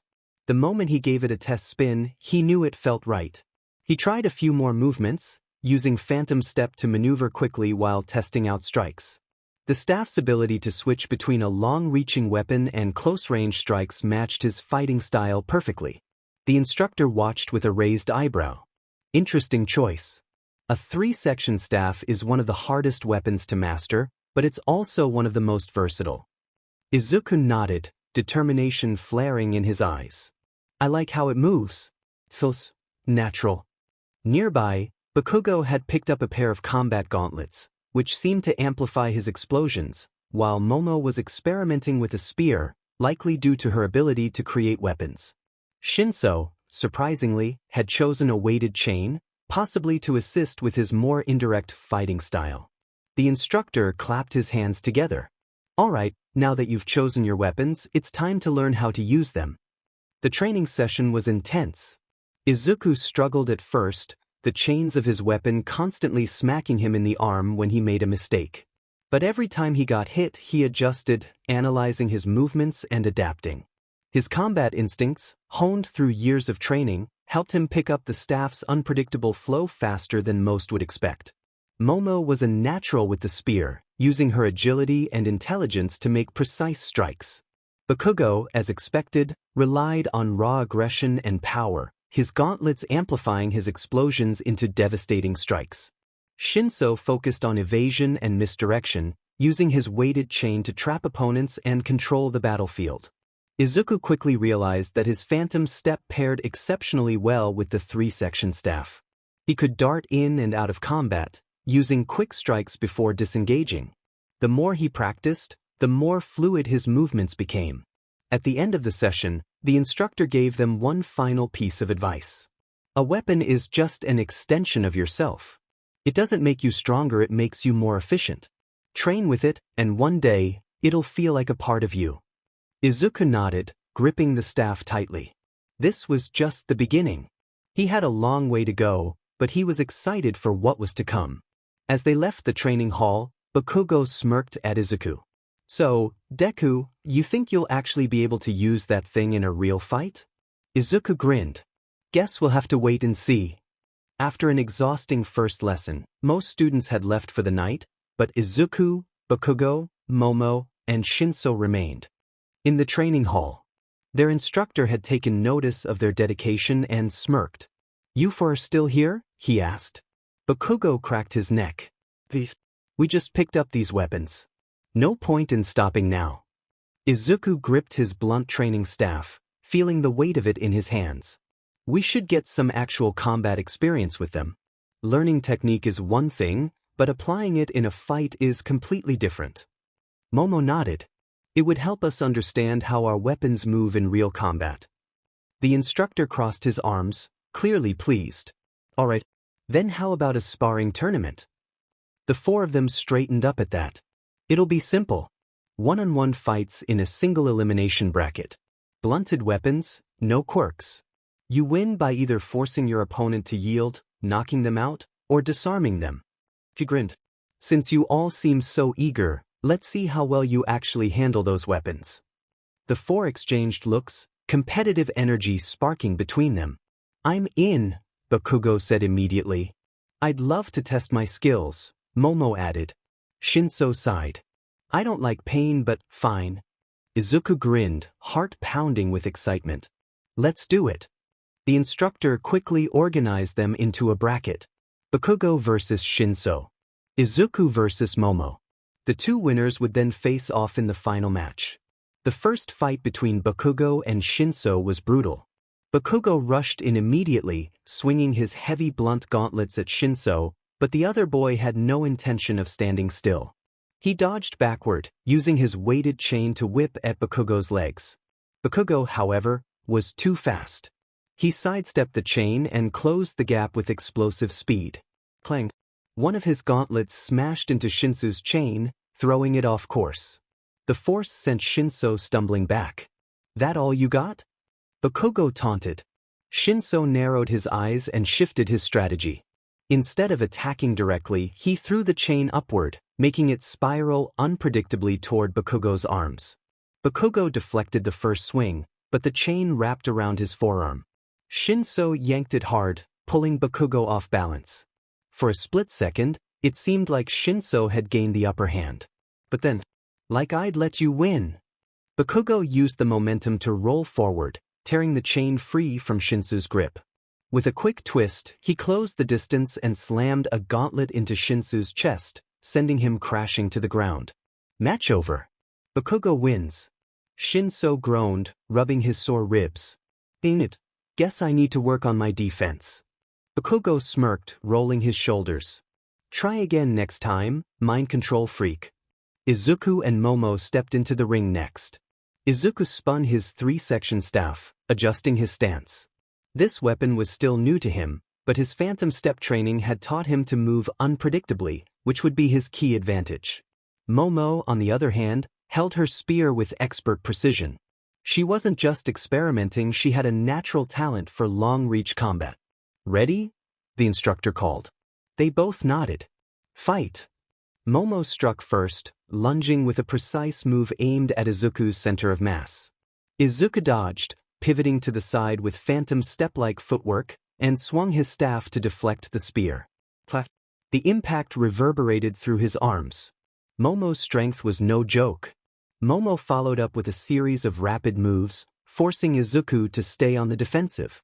He whipped his staff in different directions, using the flexible segments to deflect her strikes. He needed to find a way to close the distance.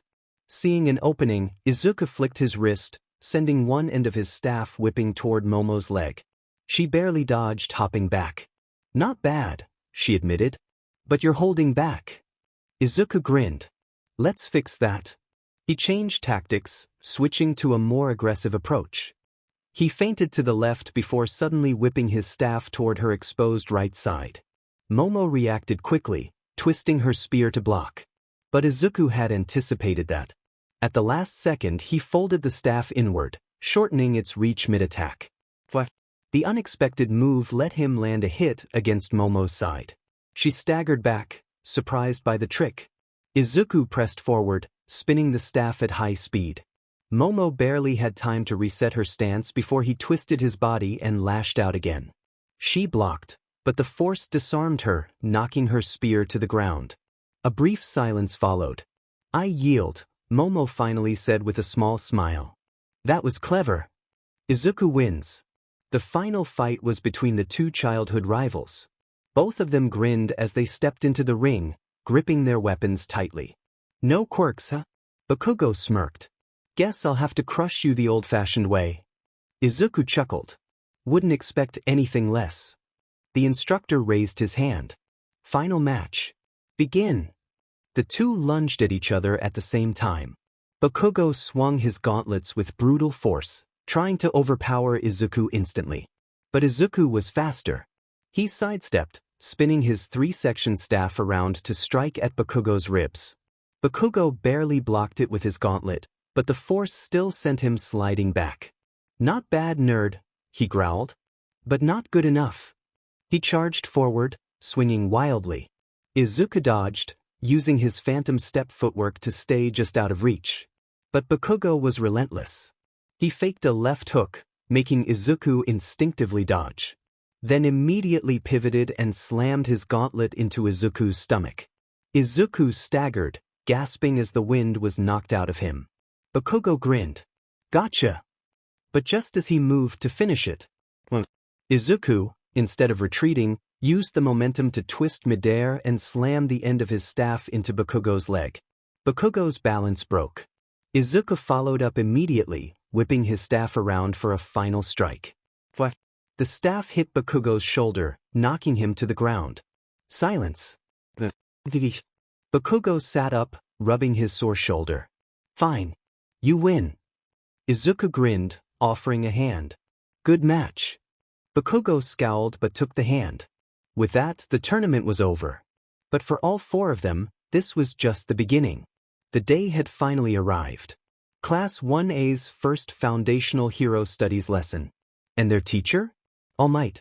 The moment the number 1 hero burst into the classroom, his booming laughter filled the air. I am here, in a bizarre position. He struck a dramatic pose in the doorway, radiating confidence and excitement.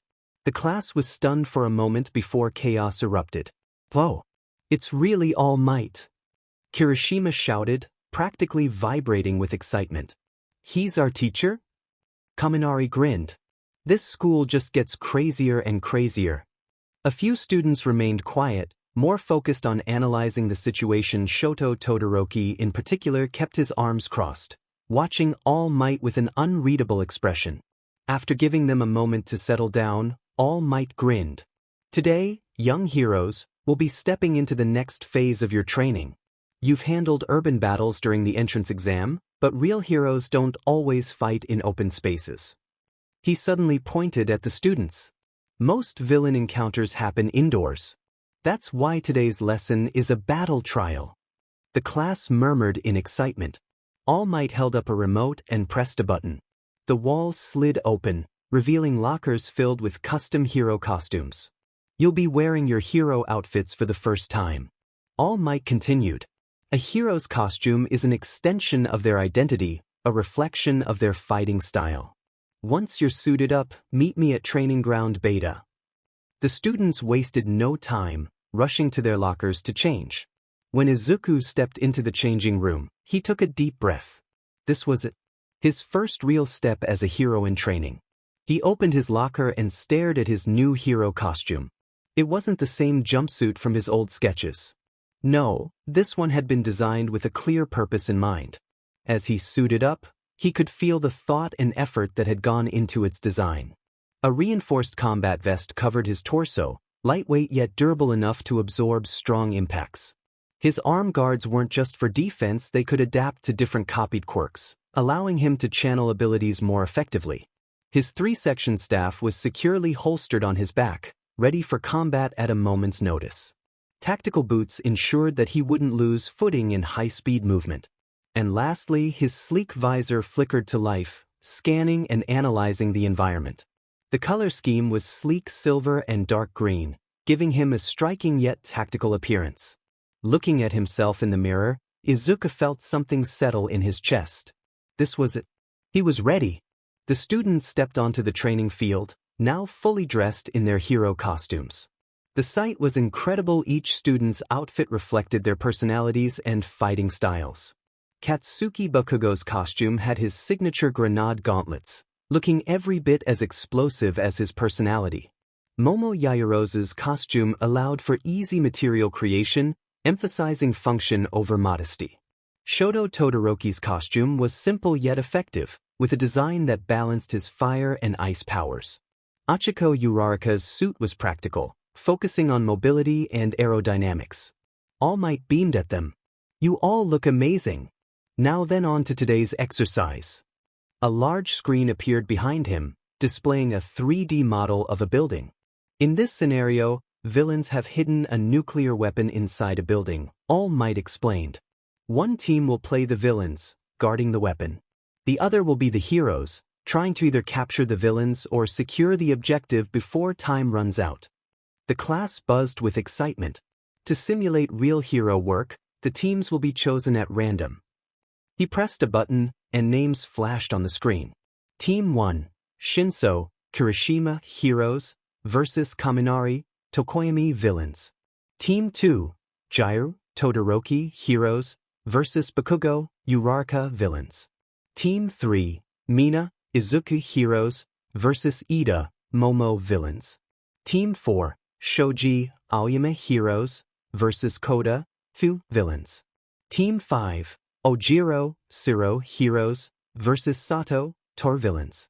As soon as Izuku saw his name, he turned toward his partner, Mina Ishido. Mina flashed him a grin, punching her fists together. Looks like we're on the same team, Midori.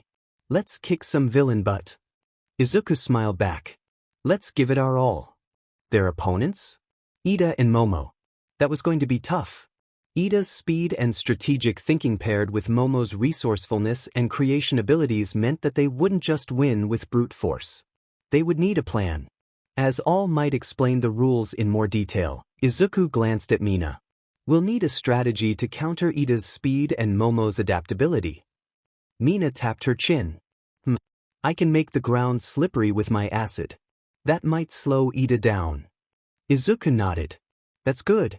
If I can find an opening, I can use my 3-section staff to disarm Momo before she can create too many items. Mina smirked. Oh, I like the way you think, strategist.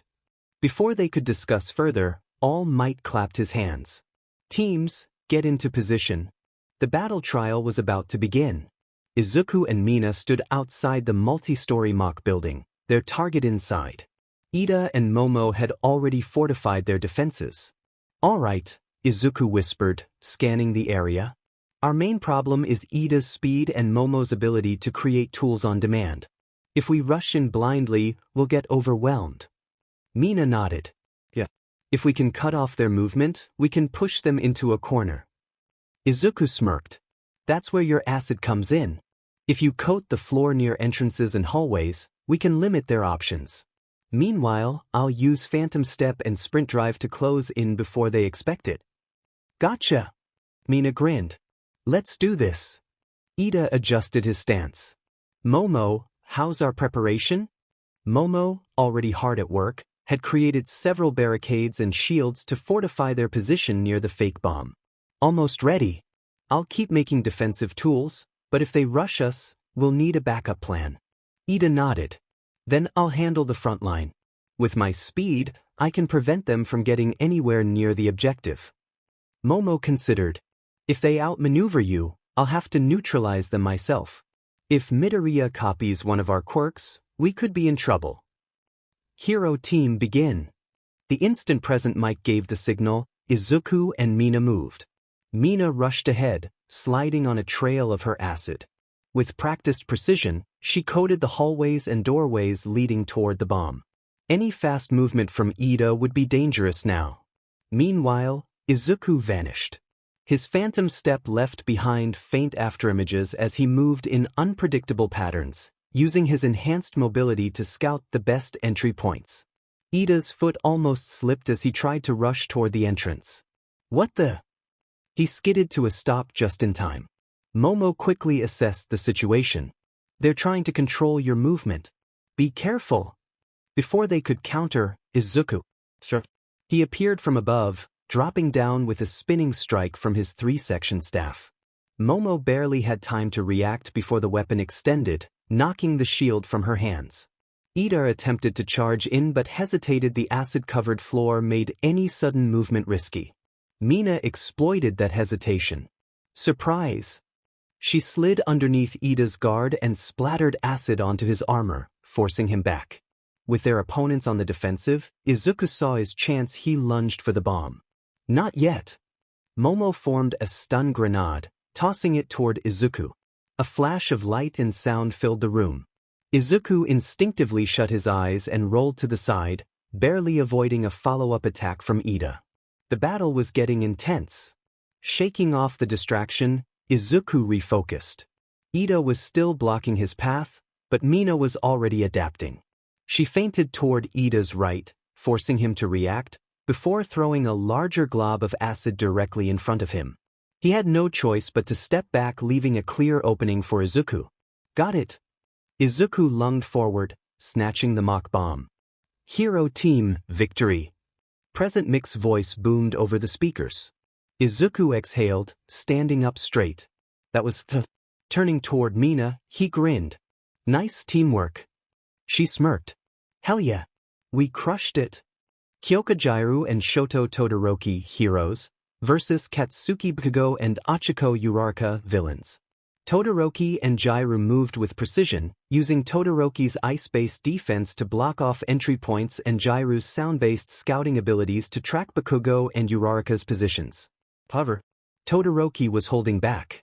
Despite his overwhelming advantage, he refused to use his fire powers. Bakugo cracked his knuckles. That Biasu Todoroki? I'll crush him. Uraraka, crouching behind cover, spoke up. I'll go for the bomb. If you distract them, I can use my quirk to slip past their defenses. Bakugo smirked. Fine. Just don't get in my way. Hero team begin. Todoroki immediately froze several sections of the floor, blocking off escape routes. Jairu, using her earphone jack, located Bakugo's position. Bakugo's on the move. He's coming from the left. Todoroki extended his hand, a wave of ice surging forward. Boom. Bakugo blasted through the ice, his raw power countering Todoroki's defense. You think that's enough to stop me?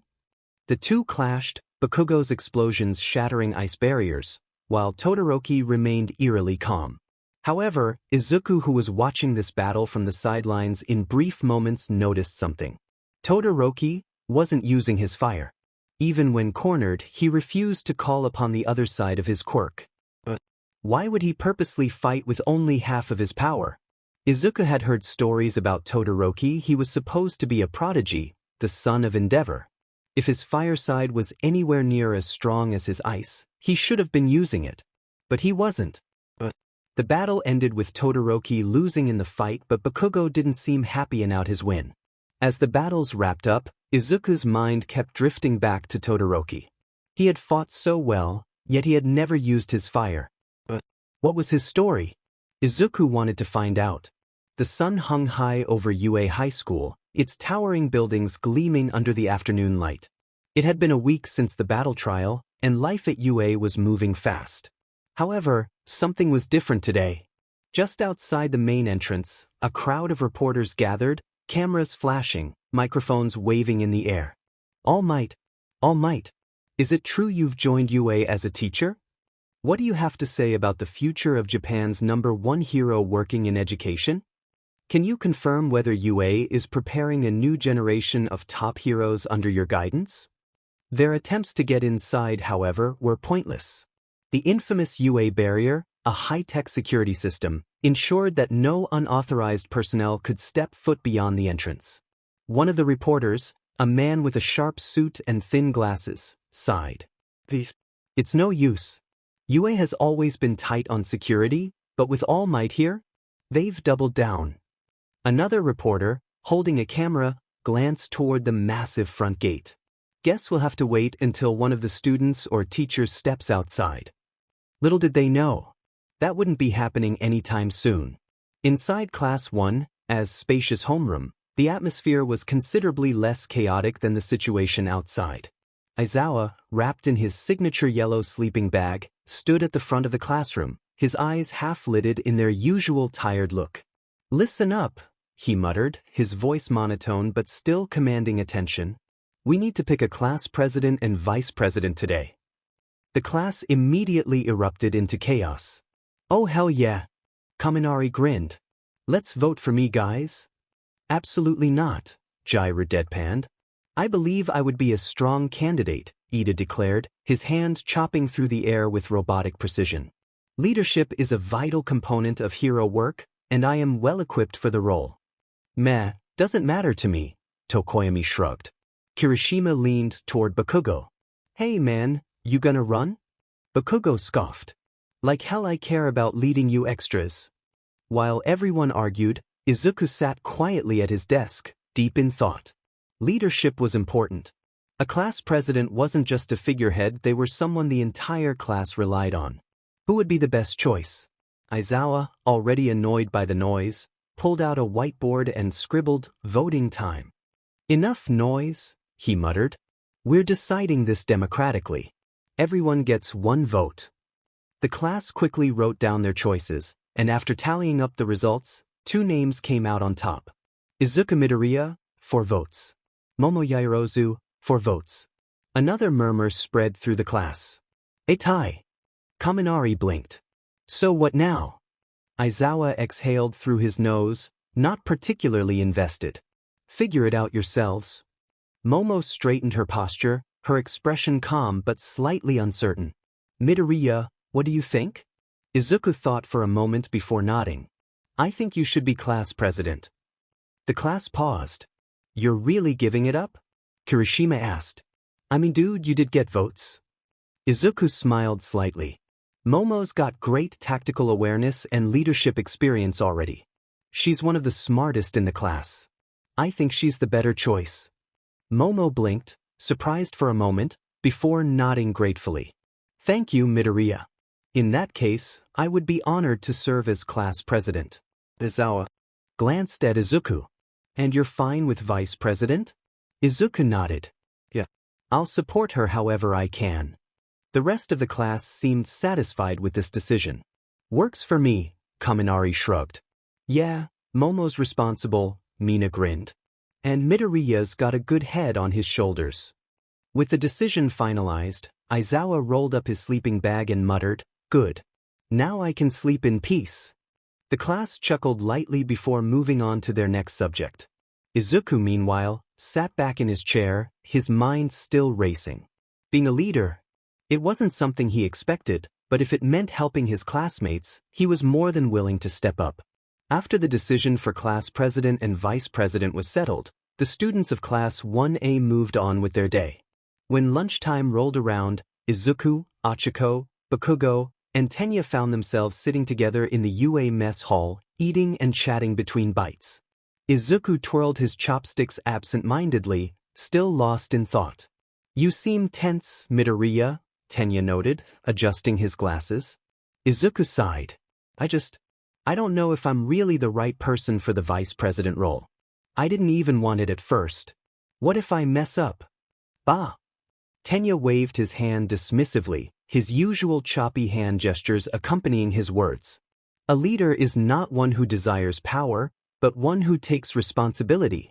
You made a fair and noble choice by allowing Yaoyorozu to lead, and you have proven yourself to be level-headed and capable. I have no doubt that you will excel in your duties. Izuku blinked at Tenya's passionate words, surprised by how serious he was about it. Achiko giggled. You're so formal, Ida. Always talking like a noble or something.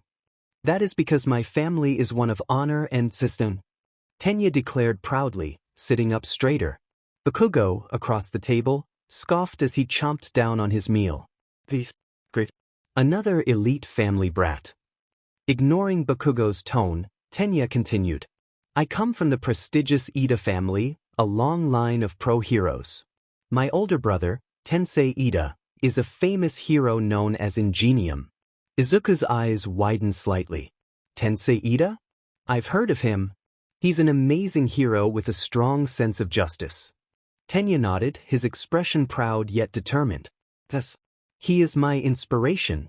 I aspire to become a great hero like him, one who upholds justice and honor in the world. Achiko grinned. That's really cool, Ida. Your family must be really proud of you. Tenya's expression softened.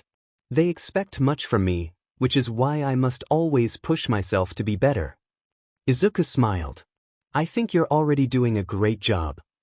Before Tenya could respond, however, Wee!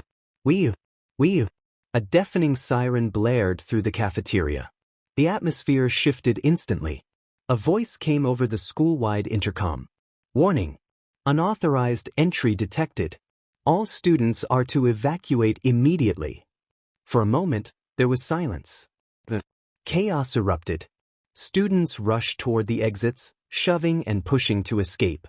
The lunch hall, once a lively place of conversation, had turned into a chaotic stampede. Izuku's heart pounded.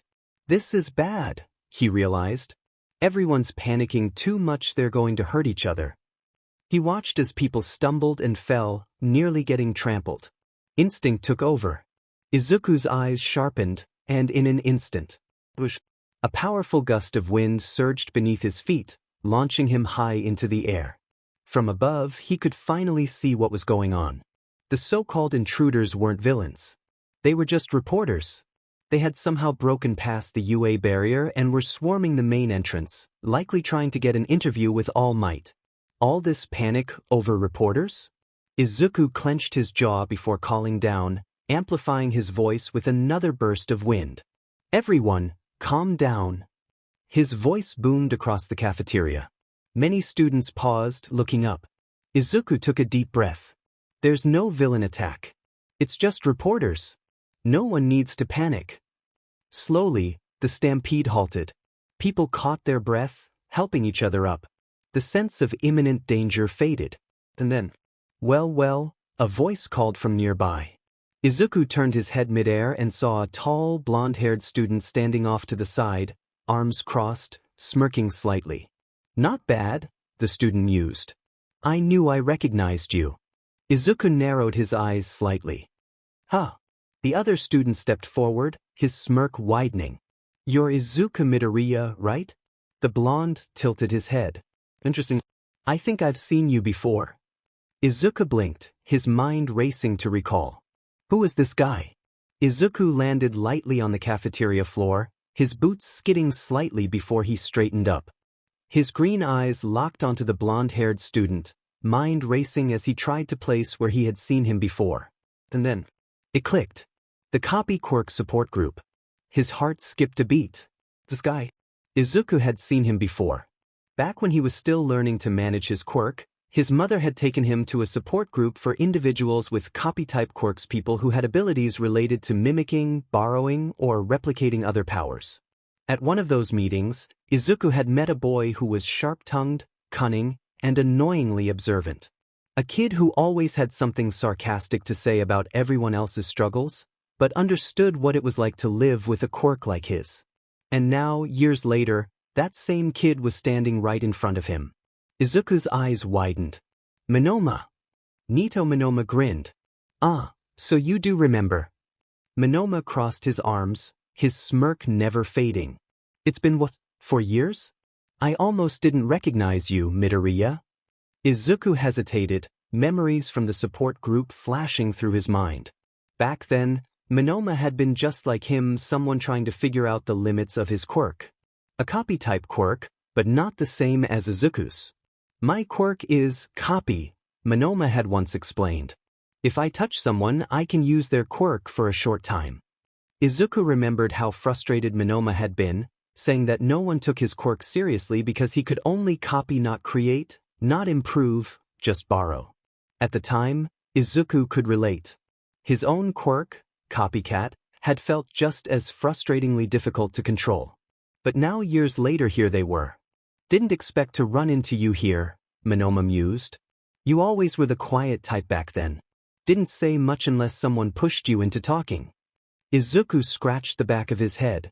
Yeah, well, a lot's changed since. Then, Monoma chuckled. Clearly. Not every day you see someone take charge in a crisis like that. I guess you really took that figure out your power advice to heart. Izuku nodded slowly. Yeah. I had to. Monoma's smirk turned knowing. You and I are probably more alike than you think, Midoriya. Copy-type quirks? People underestimating us? He tilted his head. I bet you've heard it before, a quirk like that can't make a real hero. Izuku's expression darkened slightly. He had heard it. More times than he could count. Monoma continued, voice lower now. I've been proving them wrong since the day I stepped into UA. What about you? Izuku exhaled, his grip tightening at his sides. I'm gonna prove them wrong too. Monoma's smirk widened, but before he could say anything else, the cafeteria intercom crackled to life. Attention, all students. The security breach has been neutralized. Return to your scheduled activities.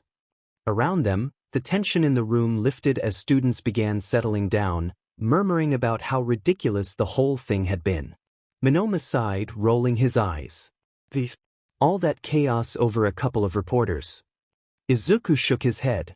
Yeah, but if this is how people panic over something small, imagine what would happen if it were something worse. Monoma chuckled. Always thinking ahead, huh? He turned, walking past Izuku toward the exit. We'll talk again, Midoriya. I'm curious to see just how much you've really changed." With that, he disappeared into the crowd of students. Izuku stood there for a moment, staring after him. A blast from the past, one he hadn't expected. And something told him this wouldn't be the last time they talked. As the lunch PRD wrapped up, Izuku rejoined his table. Bakugo glared at him. "Who the hell was that blonde extra?" Izuku sighed. "Just someone I used to know." Achiko, still a little shaken from the false alarm, let out a breath. "Well, that was crazy. I really thought something bad was happening." Tenya nodded. This was an important lesson. Even in controlled environments, fear can spread rapidly. We must always remain vigilant. Izuku hummed in agreement. "Yeah, and we need to be prepared for when it's not just a false alarm." His mind drifted to Monoma's words. "You and I are probably more alike than you think." Maybe. But Izuku was determined to prove everyone wrong. After lunch, Class 1A returned to their homeroom, where Shota Aizawa stood at the front, his usual disinterested gaze sweeping over them. "All right, listen up," he began, rubbing his temples as if already exhausted by the thought of speaking. "Today's foundational skills of heroics lesson will be the trial of rescue." Excited murmurs spread through the class. The exercise will take place at an off-campus training facility called the Unforeseen Simulation Joint, or USJ for short, Aizawa continued. It's a high-tech training ground designed to simulate disaster scenarios. You'll be using your quirks to rescue people, not to fight. At that, some students, particularly Bakugo and Kirishima, looked slightly disappointed. "You have 10 minutes to suit up. The bus leaves at 1 p.m. sharp. If you're late, you're staying behind." With that, the class rushed to the locker rooms. The class boarded the specialized UA bus, each student clad in their hero costumes. Izuku adjusted the straps of his reinforced combat vest, feeling the weight of his 3-section staff on his back. His visor was retracted for now, but the heads-up display, HUD, was online, quietly tracking student bios and quirk activity in the background. As the ride began, conversation naturally flowed. Fu Azui, sitting across from him, tilted her head and said, "Midoriya, your quirk is really weird." Izuku blinked, caught off guard. What do you mean?" "You store quirks in a library, right? Like borrowing books?" she asked, tapping her lip. "That's kinda different from other copy-type quirks." Kirishima turned in his seat. "Yeah, you've got a point. Most people with copy quirks can only use them for a little while, but Midoriya keeps them forever." "That's awesome." Izuku scratched the back of his head. "Well, I can't just copy anything. I have to form a connection with the person first. If I don't understand them, I can't use their quirk." Kirishima sighed. "Man, I wish I had something like that. My quirk is cool, but it's not exactly flashy, you know." Izuku frowned. "What are you talking about? Hardening is amazing. You've got one of the most practical and versatile quirks here." Kirishima waved a hand dismissively. "I dunno. I feel like I'll never be as famous as guys like Bakugo or Todoroki. Their quirks are just built for being pro-heroes." At the mention of his name, Bakugo scowled but didn't interrupt. Tsuyu suddenly croaked. "Maybe, but Bakugo is way too angry to be super popular." Kaminari grinned. "Yeah. Dude, you need to work on your attitude. You're like one of those rage-quit gamers who screams at their screen all the time."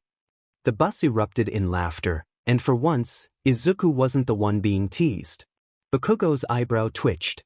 "You shitheads." Izuku couldn't help but smile to himself. Back in middle school, he had been the one everyone mocked. Bakugo had been the top dog, the one nobody dared to tease. But the tables had turned. As the bus rolled up to the massive dome structure that was the Unforeseen Simulation Joint, the class stared in awe. The USJ was a colossal training ground, featuring multiple disaster zones. A flood zone, a landslide area, a fire zone, and more.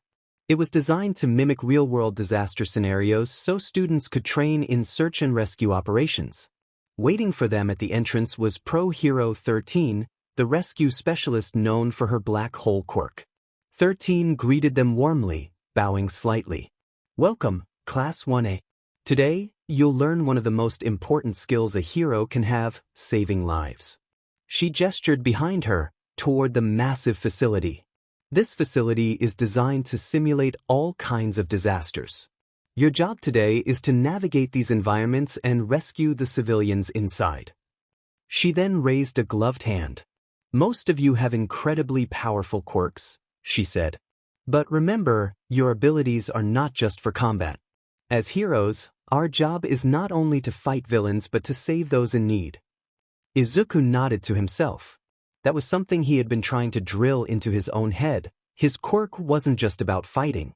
He had the power to help people. Before 13 could continue, the distortion appeared in the air. A swirling black portal. Aizawa's entire body tensed. The students froze as figures began stepping through. Men dressed in dark clothing. Some wielding weapons, others looking inhuman. At the center of it all, a pale man with disheveled blue hair stepped forward, claw-like fingers twitching. A guttural growl echoed as a monstrous, muscular creature loomed behind him. Izuku's blood ran cold. Something was wrong. Very, very wrong. Aizawa stepped forward, his scarf uncoiling. Villains. The word sent a shockwave of fear through the students. The trial of rescue had just become a trial of survival. The air grew heavy with tension as the swirling black portal expanded, spilling forth dozens of villains into the plaza of the unforeseen simulation joint. Among them, 3 figures stood at the center, their presence immediately setting them apart from the rest. A tall, lanky man with disheveled blue hair twitched his clawed fingers restlessly as his red eyes scanned the class. His gaze, covered in a hand-shaped mask, narrowed in disappointment. A short, stocky man in a black suit, with a mask covering his entire head, turned to his colleague. "I don't see him." Shigaraki made a distasteful clicking sound in his throat. "Where's All Might? He was supposed to be here." His colleague nodded, pulling out a crumpled sheet of paper. "According to the schedule we procured yesterday, All Might was assigned to teach this class today." Shigaraki's shoulders slumped, fingers tapping his neck absent-mindedly. "That's annoying. I was hoping he'd already be here." His fingers curled as his head tilted, voice lowering into a dangerous mutter. "Maybe if we start killing students, he'll come running." Izuku felt his stomach twist. These villains, they weren't here by accident. They had planned this. Aizawa's voice cut through the growing panic. 13. The rescue hero snapped to attention. "Evacuate the students. Contact UA immediately," Aizawa ordered, already stepping forward, his capture scarf loosening around his shoulders. 13 nodded, turning to the class. "Everyone, stay close and move quickly." Izuku's heart pounded. "Wait, Mr. Aizawa, are you seriously going to fight them alone?" Aizawa didn't even glance back. A hero fights when they need to.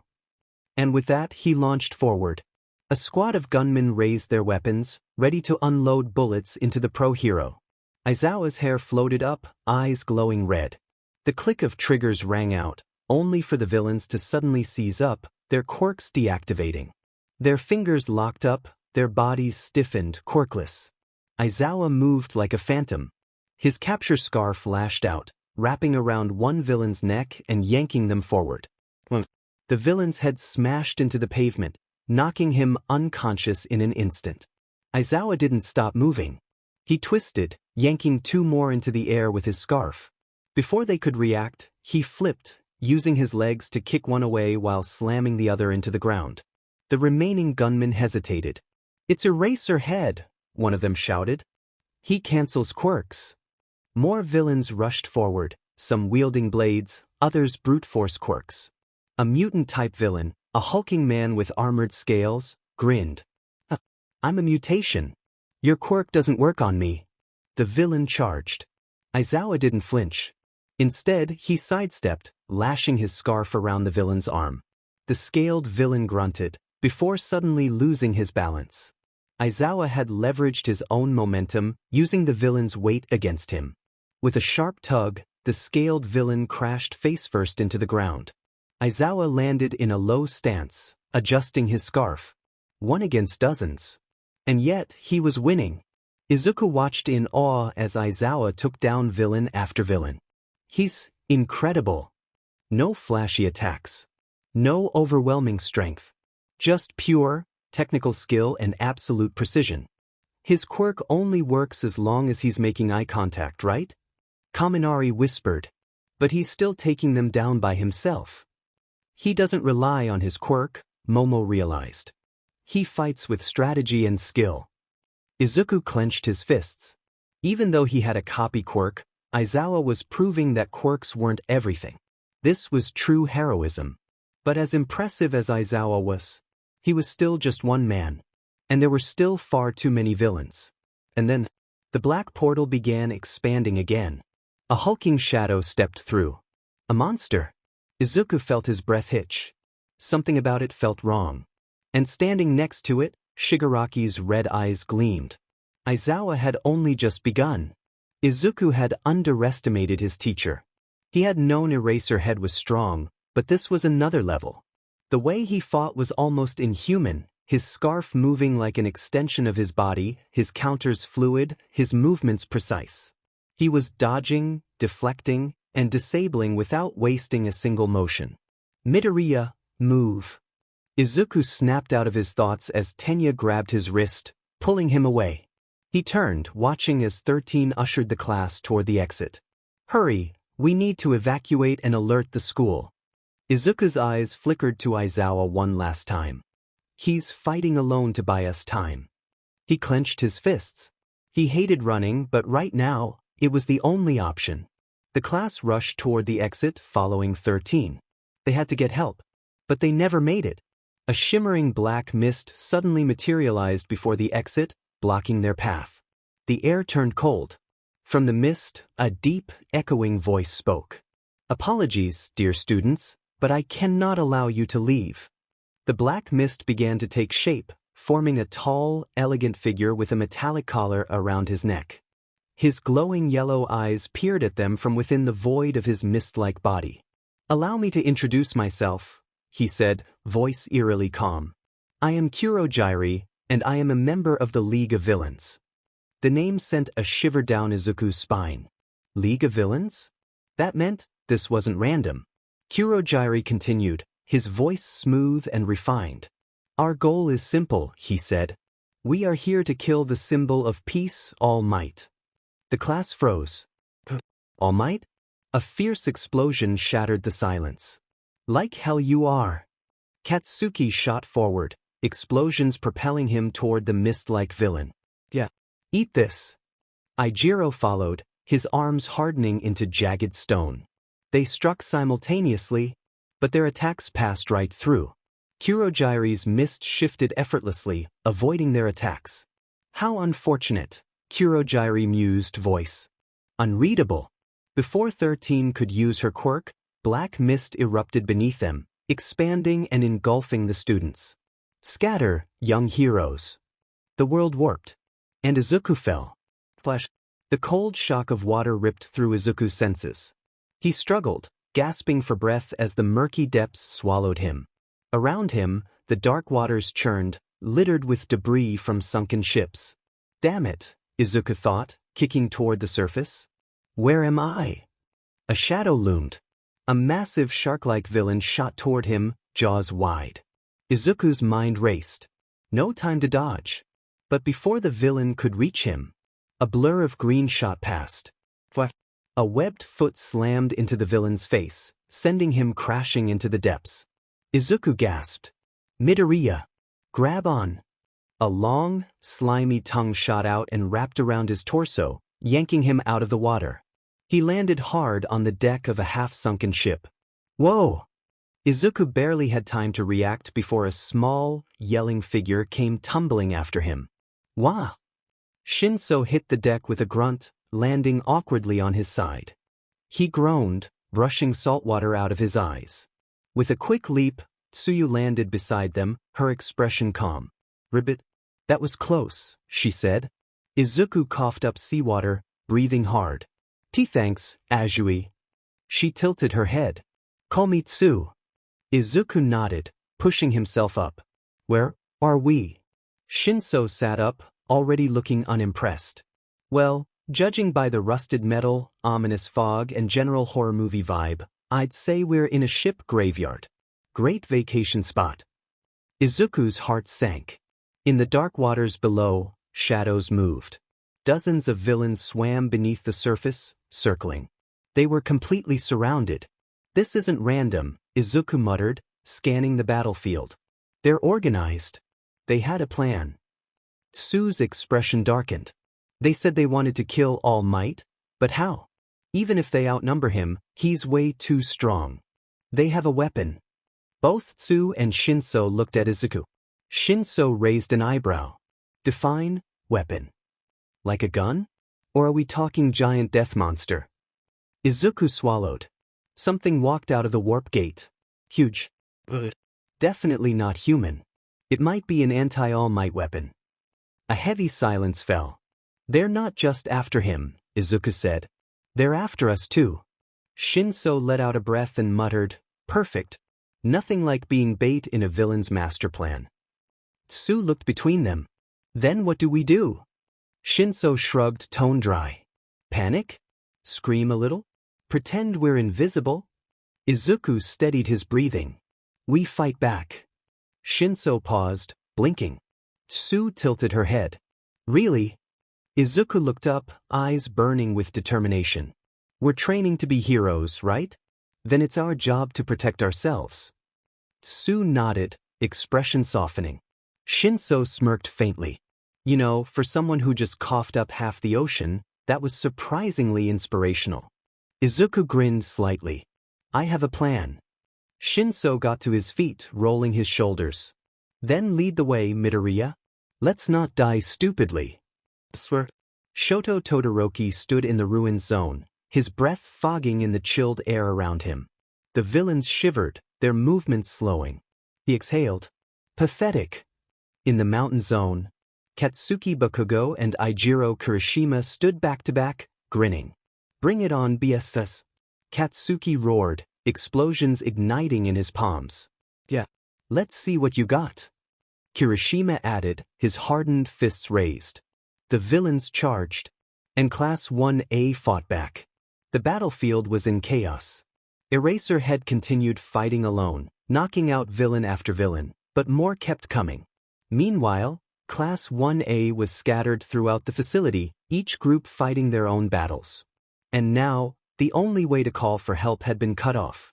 13 stood at the back of the remaining students, her expression hidden behind her helmet, but her voice was firm. Ida, you need to go. Tenya stiffened. Me. 13 nodded. Our communicators aren't working. We're cut off from UA. That means someone has to get back to the school physically to call for reinforcements. Tenya clenched his fists. But, leaving everyone behind. It's not abandoning them, 13 interrupted. This is a rescue situation. Right now, the best way for you to save everyone is to get help. His expression wavered. But, you're the fastest among us, right? Masahiro Ojiro stepped forward, tail swaying behind him. It has to be you. Yeah, Denki Kaminari agreed, rubbing the back of his head. None of us can get to UA faster than you can. If you don't go, who will? Tenya's hands shook. He wanted to argue. He wanted to say that a true hero never runs. But that's not true, is it? Sometimes, running is what saves lives. He thought about his big brother, Tensei Ida, the hero ingenium. What would he do? Tenya took a deep breath and slammed a fist against his chest. Understood. I will complete this mission. A small smile formed under 13's helmet. Good, she said. Now go. Tenya spun on his heel, lowering his stance. Recipro burst. His engines roared to life, and he shot forward like a bullet. He dashed toward the exit, and Kurogiri appeared in his path. I cannot allow that.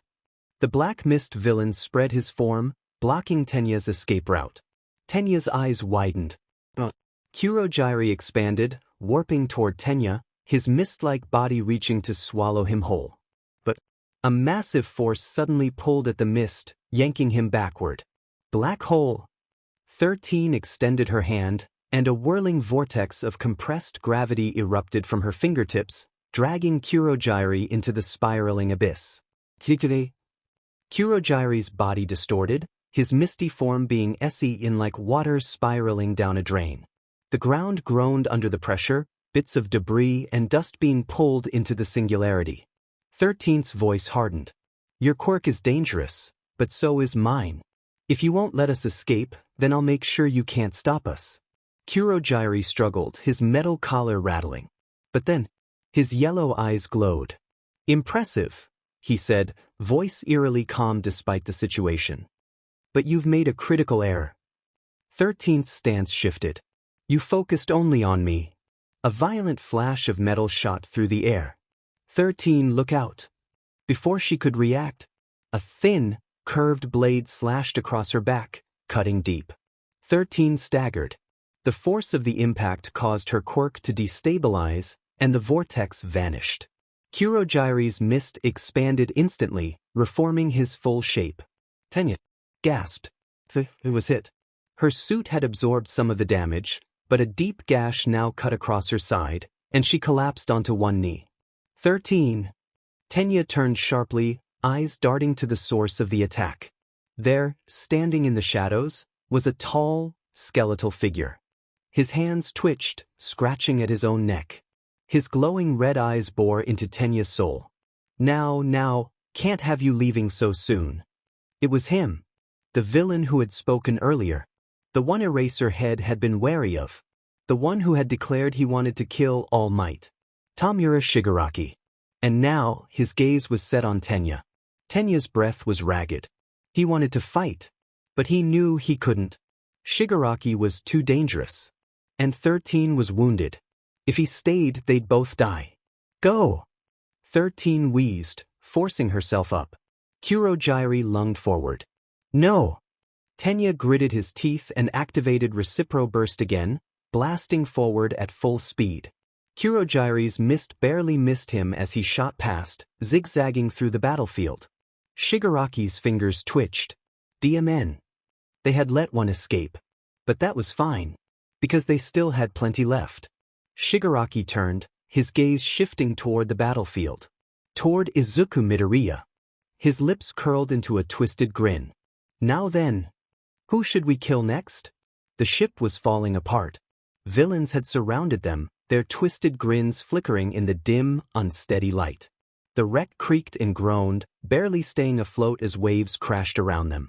From the edge of the ship, a villain with glistening blue skin raised his hand, the seawater responding like a living beast. You're all dead, he sneered. Just give up already. Izuku's mind raced. They hadn't attacked right away. Which meant, they don't know our quirks. They were feeling them out. Testing. Waiting to see if the students posed a real threat. Shinso, Izuku whispered, stop shaking. Hitoshi Shinso snorted, his voice dry. I'm not shaking. I'm calculating how many of them I'll make punch each other before this tub goes under. Still, his grip tightened slightly on his capture scarf. We're going to win, Izuku said, his voice steady. Shinso looked at him, purple eyes sharp beneath messy bangs. You sound awfully confident for someone standing on a glorified plank. Izuku met his gaze.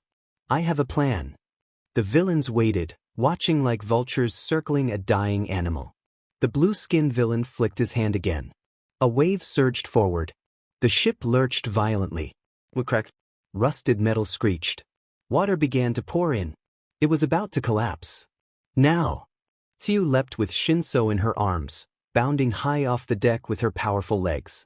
Izuku blasted into the sky with gale force, a cyclone of wind carrying him upward.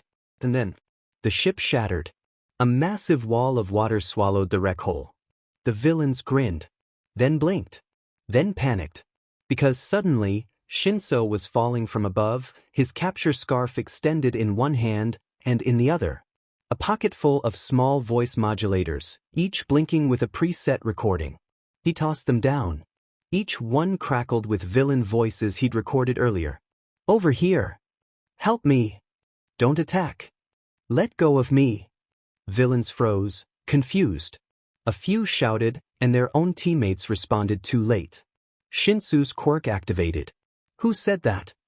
Stop. Let go of me. They obeyed and turned on each other.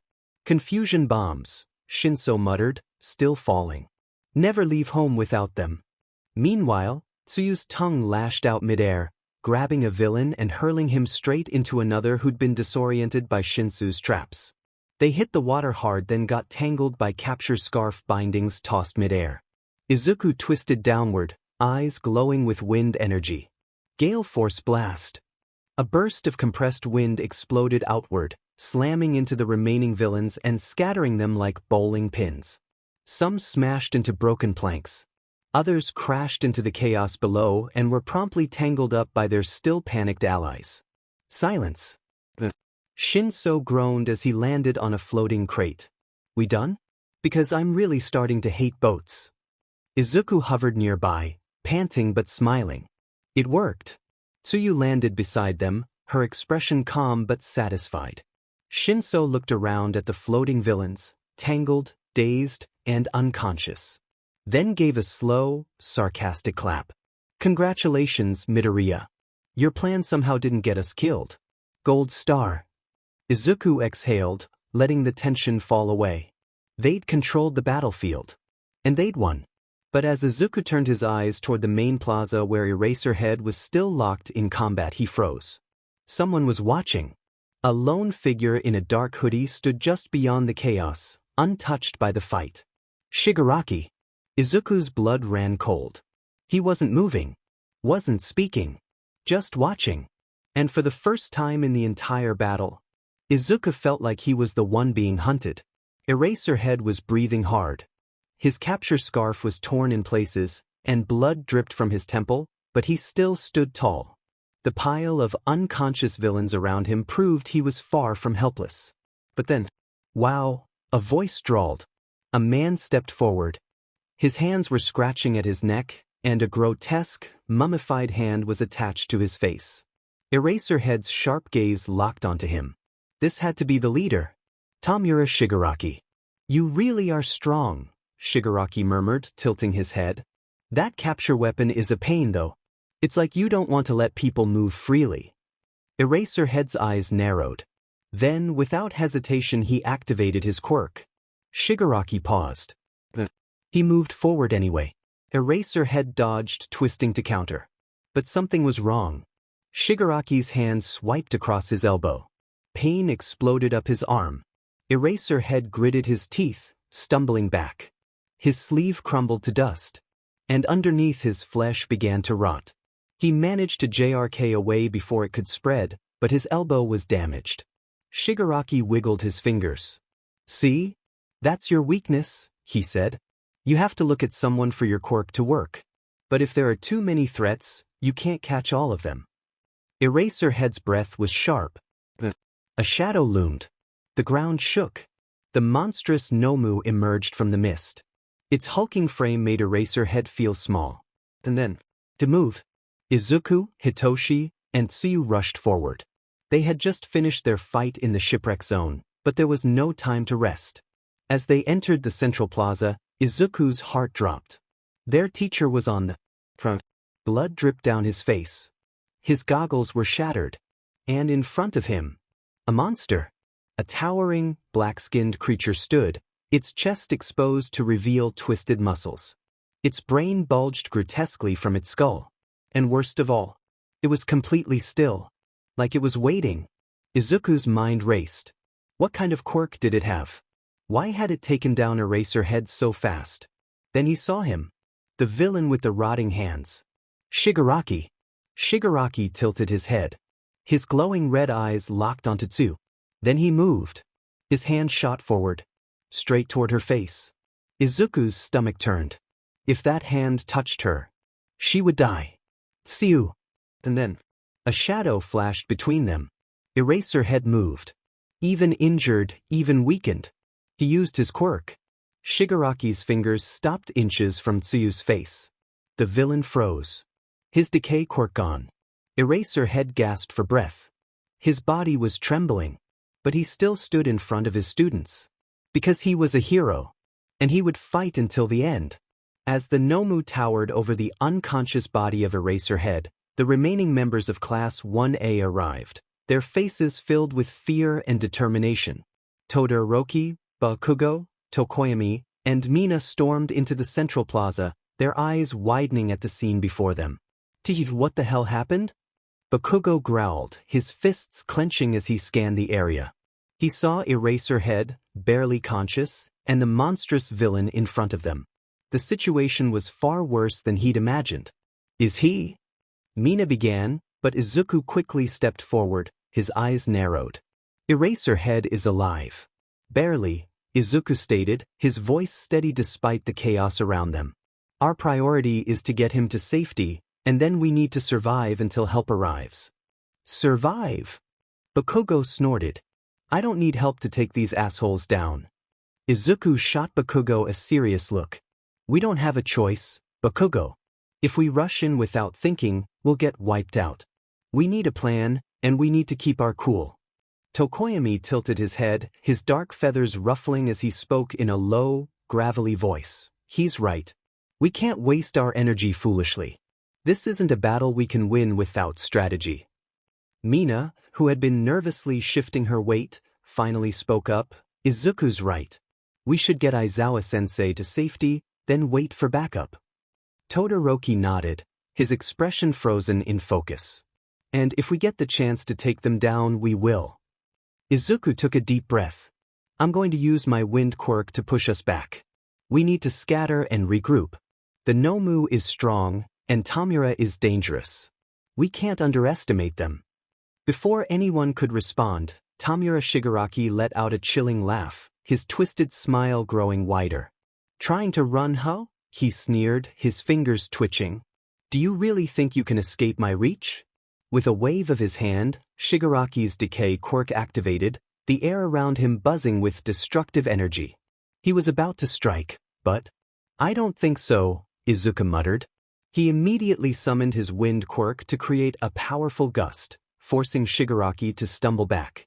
The wind gust pushed back the incoming attack, scattering the group in different directions, buying them enough time to make their next move.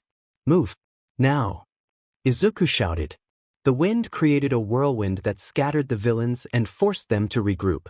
Izuku ran toward Eraserhead with the others close behind. Cover me! Izuku yelled. Bakugo, gritting his teeth, immediately leaped into action, launching a series of explosions toward the approaching villains. You heard the man, idiots. Get moving! Mina used her acid to create slippery paths to block off any attackers, sending several of them skidding across the plaza. Todoroki, his eyes cold and calculating, unleashed a wall of ice to freeze a large portion of the area, creating barriers and isolating the villains, slowing their advance. Meanwhile, Tokoyami summoned his dark shadow, using it to attack the enemies that tried to flank the group. Stay back. I will handle those who come from the shadows. Izuku, once again standing at the front, used his wind to clear the way. His strategy was to disrupt the villains' coordination, using the environment to his advantage, but he couldn't keep this up forever. As they fought and moved, Izuku's mind raced. They were outnumbered and outclassed. If they didn't get to safety soon, they would be fighting a losing battle. Just a little longer, Izuku whispered to himself. He had to hold out. They all did. Shigaraki's voice rang out, low and mocking. Is this your big plan? Running away? Izuku's gaze hardened. We'll see who's running when help arrives. Izuku dashed toward Aizawa, his mind racing. He couldn't let their teacher fall here, not now, not when they needed him the most. His wind quirk stirred up around him, swirling in anticipation as he dodged incoming attacks from the villains, his classmates fighting valiantly around him. With the others distracted, Izuku reached Eraserhead's side. His unconscious body was slumped against a broken pillar, blood trickling from his wounds. He had to act fast. Sensei, hang in there, Izuku muttered under his breath. With a determined grunt, he reached out, channeling his wind into a protective shield around Aizawa. A windshield formed, a clear, almost invisible barrier, protecting Aizawa from further harm while Izuku knelt beside him. Stay down, I've got you, Izuku whispered, taking a deep breath. His eyes glinted with determination as he used his healing touch to place his hand on Aizawa's shoulder. He couldn't fully heal him not yet, but he could ease the worst of the pain, staving off unconsciousness and stabilizing his teacher's condition for a little while longer. The windshield shuddered as another attack from Tamura's decay quirk hit the edges of the shield, but Izuku held firm, strengthening the barrier with a burst of wind. It held for a moment, but the villains were closing in, and they would keep attacking. Just a little longer, Izuku thought to himself. Meanwhile, the rest of Class 1A was still battling. Katsuki Bakugo's explosions lit up the area as he fought back, his temperamental nature pushing him into action. We've been fighting for too long. These Biestas are still holding up. But as Bakugo's explosions cracked through the air, Shoto Todoroki fired icy blasts at incoming foes, freezing the ground beneath their feet, making it harder for the villains to move. Stay focused, Todoroki commanded, his tone cold but firm. His mind was running through options, calculating how best to contain the threat. At the same time, Mina and Tokoyami were providing invaluable support. Mina used her acid to block off escape routes for the villains, while Tokoyami kept any threats in the shadows at bay with Dark Shadow, who launched her claws to restrain any approaching villains. Keep up the pressure. We'll wear them down, Mina shouted, sending a spray of acid at several villains trying to flank their group. Izuku, still protecting Aizawa, could feel his wind quivering as the battle intensified. He had to give them a window and opening. They needed it to take control. With his wind quirk now finely tuned, Izuku expanded his shield outward in a 360-degree radius, creating a larger barrier to block the incoming attacks from the villains while offering cover to his classmates. The villains, including Tamura, hesitated for a moment, as the force of Izuku's wind shield was stronger than they anticipated. Izuku's voice cut through the air. Get ready. We're not going down here. He spread his arms, and the air around them seemed to hum. His wind expanded, knocking back some of the smaller villains who tried to approach while giving his classmates a brief moment of relief. Katsuki seized the opportunity, launching another barrage of explosions to take down the weakened villains. Finally, Bakugo yelled, a bit of satisfaction in his voice. But they couldn't let up. As soon as the villains saw the openings, they would be back. Izuku turned to Tsuyu, Hitoshi, and the others. We need to move Eraserhead. Once we clear a path, we take him to safety. We can't risk him getting any worse. Tsuyu, standing by with Hitoshi, nodded, keeping a lookout for more attacks. Understood. Let's get to it, Izuku. Izuku kept his shield up, his heart racing as he tracked the movements of the villains. They were coming at them from all directions, but with the wind, he could keep them at bay just long enough for his classmates to regroup. Then, something caught his eye, a movement in the distance, a figure emerging from the shadows. It was Kurogiri. The portal villain was trying to get behind them, using his warping quirk to reposition. Not so fast, Izuku muttered, tightening his grip on the wind barrier. With a powerful gust, Izuku hurled the wind forward, slamming into Kurogiri's portal just as he began to open it. The portal flickered, causing Kurogiri to stumble back, disoriented. Get back! Izuku shouted at his classmates. Don't let him get any closer. As Kurogiri began to warp again, the windshield Izuku had made around Aizawa shuddered again, the pressure from the villains mounting. But it wasn't over yet. Back in the center of the plaza, Tamura sneered, his eyes narrowing as he watched the young heroes push back. We've been toying with them too long, he muttered, his fingers twitching. It's time we finish this. But before he could act, the sound of sirens could be heard in the distance. A glimmer of hope. Izuku looked over to his classmates. We just need to hold out a little longer, he said, voice filled with determination. Then the Nomu moved.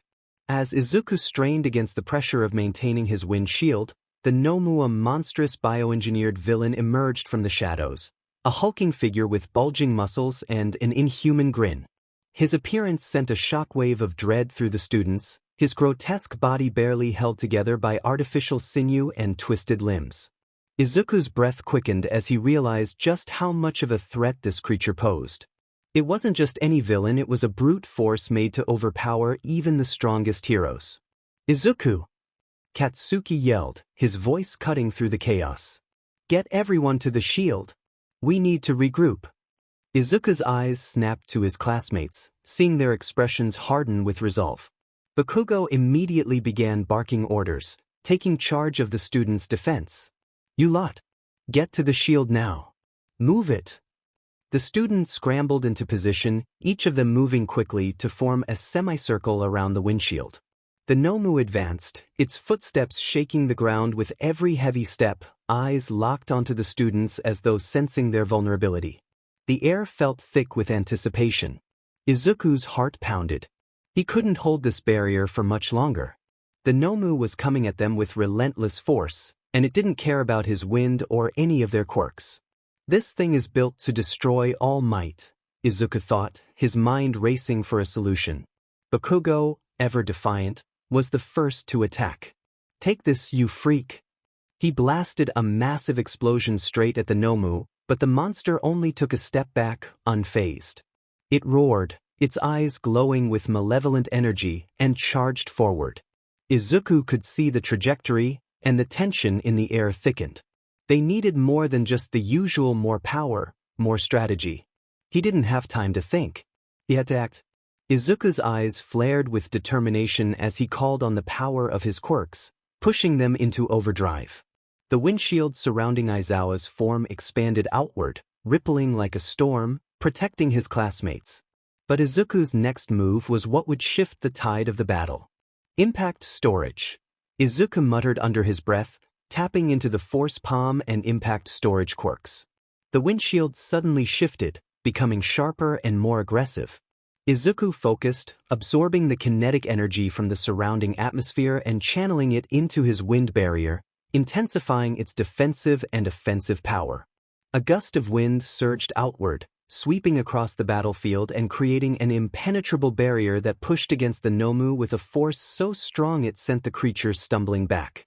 It wasn't enough to stop the Nomu entirely, but it gave the students some breathing room. "It's working!" Hitoshi yelled, his voice laced with relief. "That shield is holding." Izuku's hands shook with the effort, his body straining under the weight of using multiple quirks at once. Force palm, impact storage, and wind were a delicate balance of power and precision. He had to be careful not to overexert himself. But then the Nomu roared again, shaking off the wind and charging once more. Izuku's heart skipped a beat. At that moment, Bakugo moved in, blasting another explosion at the Nomu's chest. The creature was staggered for just a moment, but it was unstoppable. It charged forward, its claws extended and glowing with unnatural energy, determined to break through their defenses. "Not on my watch," Bakugo shouted, his hands crackling with more explosive power, but Izuku realized it wouldn't be enough. They needed to hit it from multiple angles to keep it distracted. With a forceful breath, Izuku pushed the wind shield forward, directing the energy in a wave of pressure that sent the Nomu back several feet. The monster's feet scraped across the ground, but it wasn't enough to stop its forward momentum entirely. "Katsuki, move!" Izuku shouted. Bakugo instantly reacted, a gleam of understanding flashing in his eyes. He pulled back, preparing for another blast, but Shoto Todoroki stepped forward. With a grip of ice, he froze the ground beneath the Nomu's feet, trapping it in place long enough to buy them more time. "Now!" Todoroki called, a cold smile on his face as he launched a barrage of icy blasts at the Nomu. The monster fought against the ice, its limbs creaking under the pressure. But for now it was caught. Izuku nodded, his heart pounding as he reoriented his wind barrier to maintain control of the situation. He could see it now they had a chance. He turned back to Aizawa, still unconscious, and made sure his shield protected the teacher while directing his focus on the battle ahead. "Class 1A, Izuku called out, his voice strong and commanding. "We need to stay focused. We can't let this thing overwhelm us. Keep your distance, keep attacking, use your quirks together. We can win this." As the students gathered their strength, Izuku increased the pressure of his wind barrier, swirling it into a formidable vortex of defense and offense. He had no choice. The Nomu was still coming, and now, more than ever, they needed each other. With every explosion, every icy blast, and every shadowy claw, Izuku worked alongside his classmates to create openings, shifting the flow of battle. But they needed more time, and Izuku knew that if they didn't survive long enough, they wouldn't make it. The Nomu was a force beyond their power, but together, with their combined strength, they could hold it back. Izuku wasn't about to let his classmates down. Not today. The grind of shifting debris and the ever-present roar of the Nomu's monstrous growls filled the air, but something else cut through the chaos, the unmistakable sound of a gasp. Aizawa's eyes fluttered open, his head pounding with a dull ache, his vision blurry at first. The relentless weight of his quirk usage had taken its toll, but he couldn't afford to rest, not now. "Eraser head," Izuku called, his voice cutting through the storm of noise. "You're awake." Aizawa blinked, trying to focus on his surroundings. The wind barrier was still up, swirling with gusts of air, pushing back the Nomu and the villains who continued to swarm them. A quick look confirmed what he already feared. The students were holding the line, but barely. His quirk, Erasure, had been activated throughout the battle to neutralize the powers of the villains, but now it was clear he needed to be back in the fight. With a forceful breath, Aizawa pushed himself up, wincing as he felt a sharp pain in his arm. He saw the injury, a gash near his elbow, where Shigaraki's attack had landed. But there was no time to dwell on that. "You all are doing well," he muttered to his students, eyes sharp despite the haze of pain. He turned his focus to the villains. Tamura Shigaraki, the ringleader, stood nearby, visibly irritated, while the mist-like figure of Kurogiri seemed to be circling their group. Aizawa's hand instinctively reached for his scarf and the small vial of saline solution he'd kept in his pocket, using it to cleanse his wound quickly. It wasn't pretty, but it was enough to stop the bleeding. He took another breath, his gaze hardening. Meanwhile, Tamura Shigaraki and Kurogiri were plotting their next move. Shigaraki's eyes were narrowed in frustration. His hands, which were now marked with blistered skin, throbbed from the impact he had taken from Izuku's wind barrier. The boy was a nuisance. He hadn't expected that much power from a student. "This is taking too long, Kurogiri." Shigaraki's voice was filled with venom, but there was a sliver of caution in his eyes. "We're not going to get anywhere until we get rid of these kids. Where the hell is All Might?" Kurogiri, though a bit shaken by the assault earlier, stood tall. His warp gate flickered ominously as he spoke. "He's not here. The students must be the primary target, Tamura. If we can neutralize them, All Might may arrive. And we can finish the job then." As Kurogiri prepared another warp to separate the group, he suddenly found himself locked in place. Aizawa's erasure hit him like a tidal wave. His eyes widened in shock as his quirk faltered. "No more games." Aizawa's voice was low but cutting through the air, each word laden with authority. His eyes were sharp, the full weight of erasure activated. Kurogiri's warp gate flickered and closed abruptly, his ability to manipulate space completely nullified by Aizawa's quirk. Aizawa gritted his teeth and pulled his scarf around his neck tighter, preparing to make his move. "T-Bisudi." Shigaraki sneered, watching as Kurogiri tried and failed to warp. His fists clenched, and the veins on his neck bulged with frustration. "He's too strong, Kurogiri. But we won't go down that easily." Shigaraki's fingers twitched as he prepared to launch another attack, but he suddenly found his hand trembling. He had tried to use his decay quirk, but a sharp pain surged up his arm. His hand was damaged. His previous efforts had taken their toll. "I can't use my quirk properly," Shigaraki muttered, his eyes darkening. He stared down at his hands, which were still covered in the blisters from earlier when he tried to decay Izuku's wind barrier. His rage only intensified, but it was clear he would need to rely on something else for now. Izuku noticed the tremor in Shigaraki's hand and took a step forward, hoping to capitalize on this vulnerability. "Now!" Izuku shouted, his eyes focused, every fiber of his being pushing for the right moment. Before they could press forward, Aizawa stepped up, his erasure quirk locking down both Shigaraki and Kurogiri for the time being. With swift movements, he shot forward, using his scarf to disarm Kurogiri, pulling him into a tight hold and rendering him completely immobile. "I'm not done yet." Aizawa's voice was steady as he spoke. His gaze turned to the students, who were watching him, wide-eyed and surprised. "Get ready. We're about to end this." Izuku, his heart pounding in his chest, nodded firmly. He knew Aizawa wasn't going to let up. Shigaraki struggled to regain control of his decaying hands. Kurogiri, despite Aizawa's control, tried to conjure another warp gate. But without his quirk, he could barely hold his ground against Aizawa's relentless will. "No escape this time, villain." Aizawa moved quickly, his hands snaking around Kurogiri's throat to hold him in place. He glanced back at Izuku and the rest of Class 1A. "Izuku, focus on holding the Noma back. The rest of you, protect your classmates. Don't let these two take another step." Izuku locked eyes with Aizawa, determination flowing through his veins. It was clear now. They could still win. With Aizawa back in action, his erasure was a crucial asset. But the battle was far from over. The Nomu was still a massive threat, and Tamura's twisted ambitions were not to be underestimated. As Aizawa tightened his grip on Kurogiri, the villain's struggle grew weaker. Tamura, seeing his ally falter, cursed under his breath. But before he could act, Shoto Todoroki, still standing by the barricade of ice, unleashed a torrent of ice aimed directly at Tamura. "Shut up and just try me." With a combined effort from Class 1A, the tables had turned. However, the road ahead was still fraught with peril.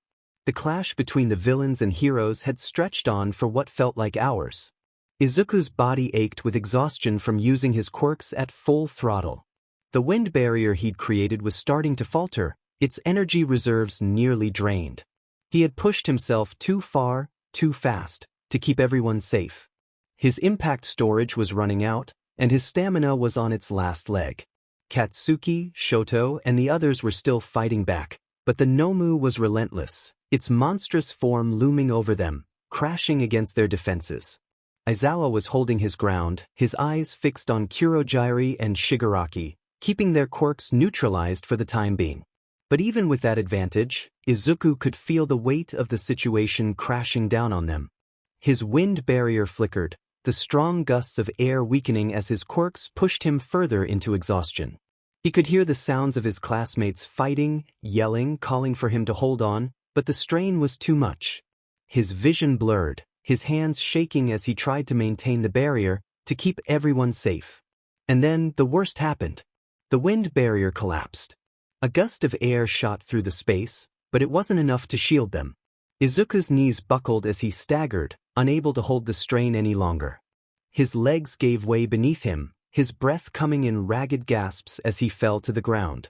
The last of his energy seemed to leave him in an instant, and everything felt like it was slipping away. His vision darkened, and he could feel the weight of his body crash to the cold ground. He could hear the sounds of the villain's laughter as the Nomu charged once more, and the distant cries of his classmates battling against the odds. But in that moment, the sound of his own pulse thudded in his ears. He was done. The world around him felt distant, blurred at the edges. Izuku tried to summon any remaining strength, but his mind was growing sluggish. His thoughts, muddled by fatigue and the constant strain of his quirks, were fading into nothingness. "I couldn't protect them," he thought, the weight of his failure settling in. His hand reached out, fingers trembling as he tried to reach for the wind, for something, anything that could help. But his body refused to respond. Just then, the familiar sound of a crash rang through the air. A massive force collided with the ground near the plaza, throwing up a cloud of debris. It was followed by the unmistakable sound of thundering footsteps. Izuku's dimming eyes caught a glimpse of a figure coming into view, a silhouette that burned brightly even in his weakened state. All Might. His colossal presence filled the plaza as the wind around him roared. The students' faces lit up with hope, their hearts lifting at the arrival of their mentor, their symbol of peace. But something was off. All Might stood tall, but his face wasn't filled with the usual grin. His usual booming voice was absent as his serious gaze swept across the scene, assessing the chaos unfolding before him. His eyes, always so full of life and energy, were now clouded with worry. He didn't smile. He didn't boast or call for victory. Instead, he moved swiftly toward Izuku. "Young Izuku." All Might's voice boomed as he knelt beside the fallen boy, his hands shaking as he checked for any visible injuries. He felt the ragged rise and fall of Izuku's chest, his pulse weak under his fingers. All Might's expression hardened, his usual cheerful demeanor nowhere to be seen. "No, not yet," he muttered to himself. His hand reached out, pulling Izuku's head gently onto his lap. His fingers brushed Izuku's sweaty, disheveled hair, trying to gather the strength he once had to give. Izuku's half-lidded eyes flickered briefly, struggling to focus on the man before him. The edges of his consciousness felt like they were being pulled in every direction, but the only thing he could understand in that moment was the quiet presence of All Might, who was now kneeling before him, protecting him from the chaos around them. I failed," Izuku whispered, his voice barely audible. But All Might's eyes softened for a fraction of a second before hardening once more. He looked down at his student with something close to regret, but his voice remained steady, despite the unease swirling within him. "You haven't failed yet, Izuku." His words were calm but filled with an intensity that rang in the air. Before Izuku could respond, All Might's stance shifted as the sound of villains closing in reached his ears. He felt the pulsing energy of the Nomu still nearby, ready to strike. His gaze turned sharp, an unmistakable seriousness coloring his every move. "We need to move." All Might's voice was firm now, the urgency clear. Izuku, still on the edge of consciousness, barely nodded. He knew All Might was here, and that meant they weren't done yet. The weight of everything pressing in on him started to lift, though the pain of his exhaustion still clung to his body.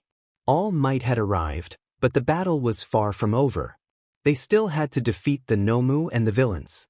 And as Izuku tried to focus, he saw All Might's eyes harden once again, that same determined fire in his gaze.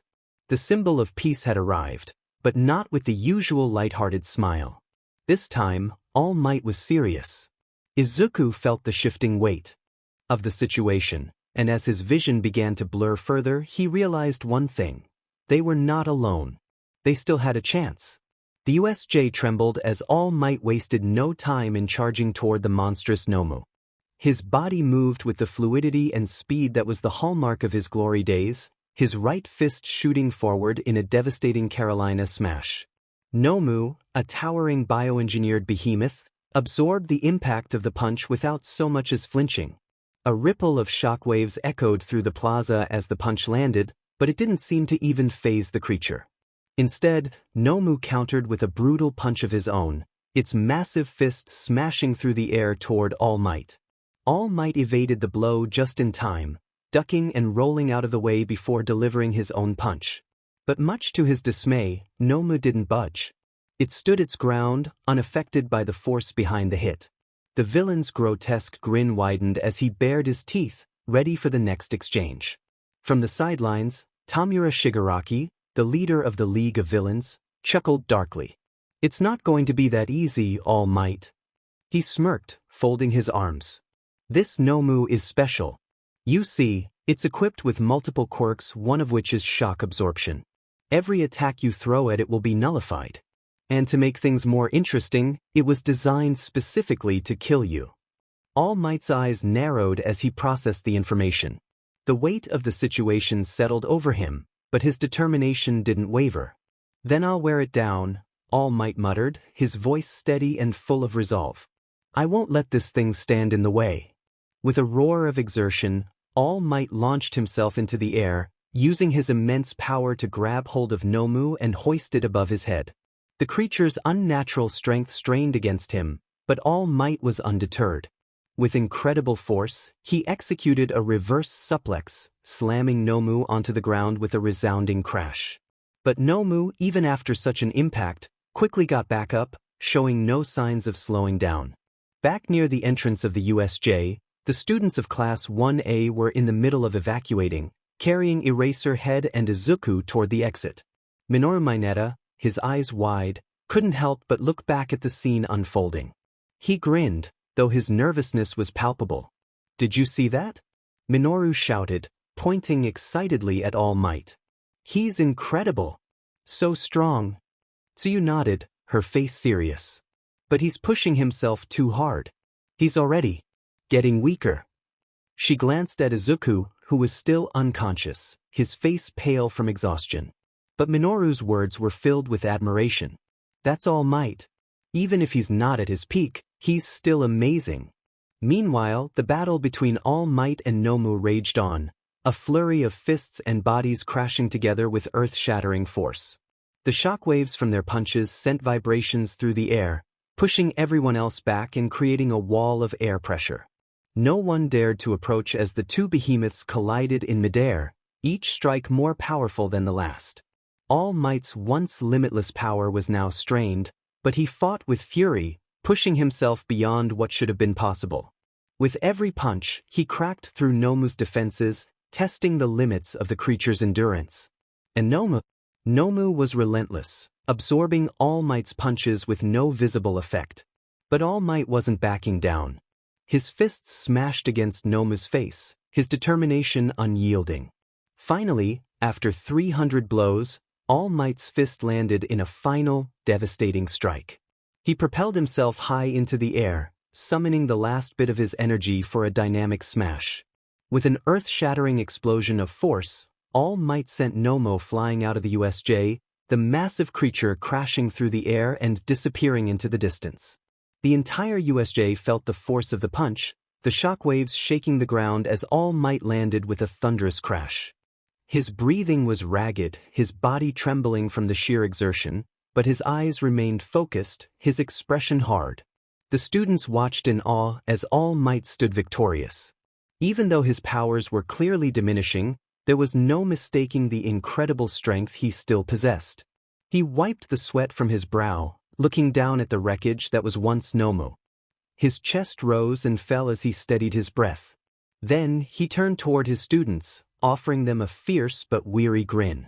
It took 300 blows, All Might said, his voice gruff, but still filled with that indomitable spirit. But in my prime, it would have only taken 5. His eyes flickered toward Tamura, who was watching from the distance, his expression twisted with frustration. This is the end for you, League of Villains. All Might's words were resolute, his voice carrying a deep finality. Tamura's face twisted with rage. You think this is over, All Might? He spat. You've won this battle, but not the war. With a low growl, he turned to his fellow villains, giving them the order to retreat.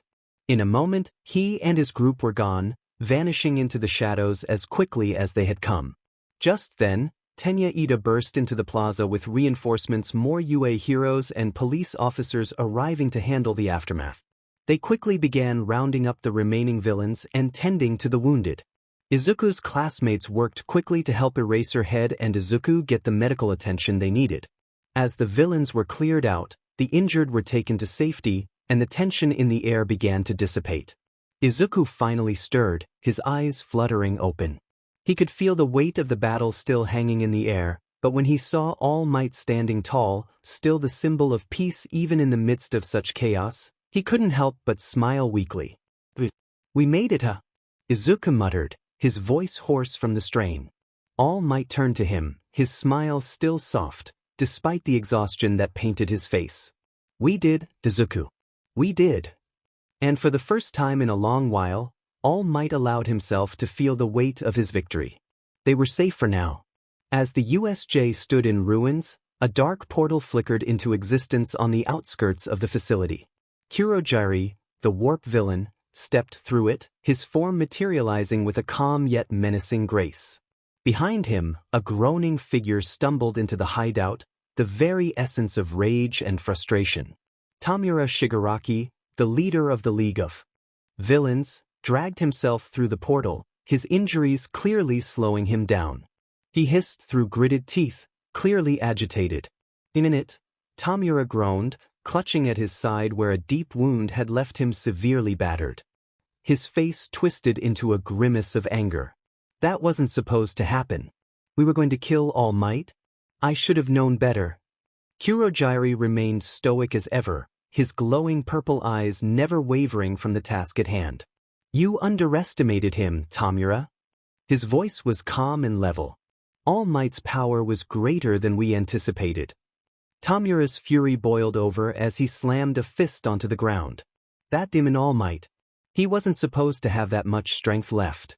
He should be fading, weakening. You said. Before Tamura could continue, a cold, mechanical voice crackled through a nearby monitor, its tone clipped and impassive. The report was not false, Tamura. You simply overestimated your abilities. All Might's weakening is happening, but not as rapidly as you anticipated. He will eventually fall, this you can be sure of. A second voice, more menacing and deep, interrupted the first. What of Nomu? Where is he? Kurogiri lowered his head slightly in regret, his normally composed voice laced with a hint of frustration. I regret to inform you that Nomu has been defeated by All Might. I couldn't recover him in time. The first voice hummed with displeasure. So, your efforts to secure Nomu were in vain. That creature was crucial for our plan. The second voice, however, was more focused. Never mind Nomu for now. The League of Villains must be strengthened. Tamura, gather the villainous elite. Your strength will continue to grow, and soon the world will begin to fear you. But do not fail again. Tamura's face twitched at the words, his frustration still simmering. I won't fail next time. I'll destroy everything standing in my way. And All Might will fall. A low chuckle echoed from the monitors, the first voice cutting in again. But do not forget who you are, Tamura. The world will soon know the name of Shigaraki, and fear will follow in its wake. The portal behind them shimmered, and Kurogiri gave a slight nod. We will be ready for the next confrontation. With that, the voices fell silent, and Tamura turned, nursing his wounds with a bitter expression.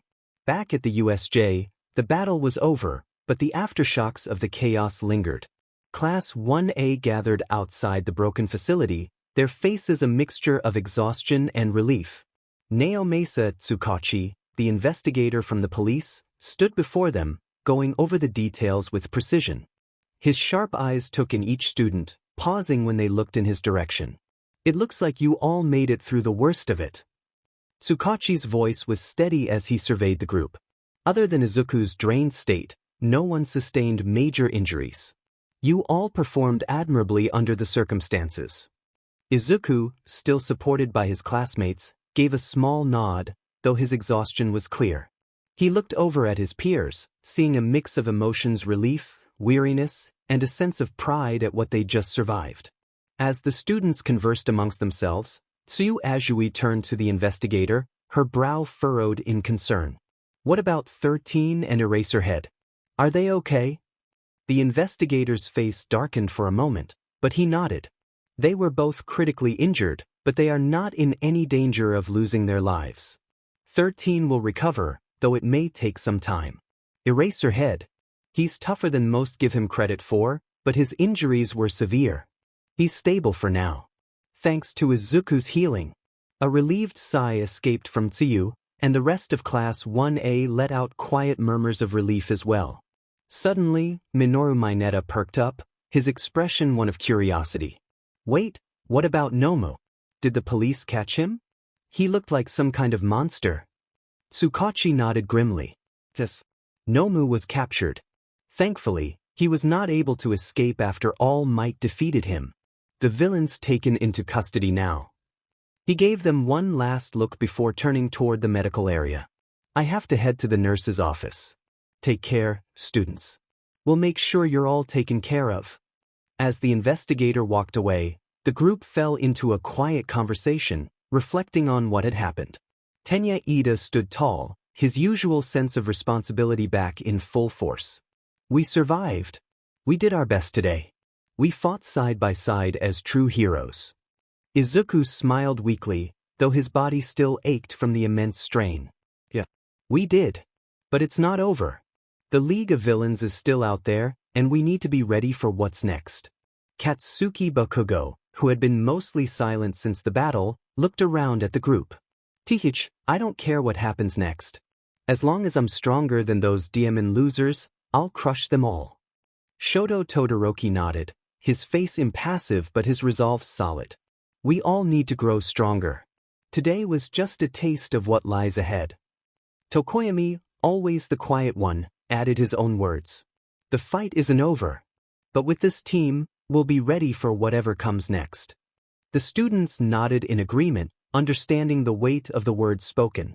They had witnessed the true power of All Might, but they had also seen how high the stakes were and how much they still needed to improve. As the evening shadows grew longer and the heroes of the day went to receive medical care, one thought echoed in all of their minds. This was only the beginning. The sun was beginning to set behind the skyline as Izuku Midoriya trudged wearily through the streets on his way home from UA. The battle at the USJ was over, but its weight hadn't left his body or his heart. His limbs still ached, the faint strain of overclocked quirks whispering reminders of how far he'd pushed himself. Even so, the memory of All Might's arrival, of how close they'd come to losing everything, kept cycling through his mind. He exhaled slowly, trying to clear the fog in his head. The gentle golden light brushed against his skin as he reached the familiar hallway of his apartment complex. The moment his foot touched the final stair, a sharp crash split through the still air, glass shattering. His home. His heart stopped. Mom. Eri. Without another thought, Izuku bolted, the fatigue vanishing under an adrenaline surge. He slammed the door open, shoulder first, and was met with a sight that sent a cold jolt through his chest. 3 men in dark cloaks stood in the living room, each wearing a bird-like mask. Eri was huddled on the floor, eyes wide and haunted, knees trembling beneath her. One of the intruders reached toward her, his hand crackling with a strange, pulsing energy. And then, a force erupted.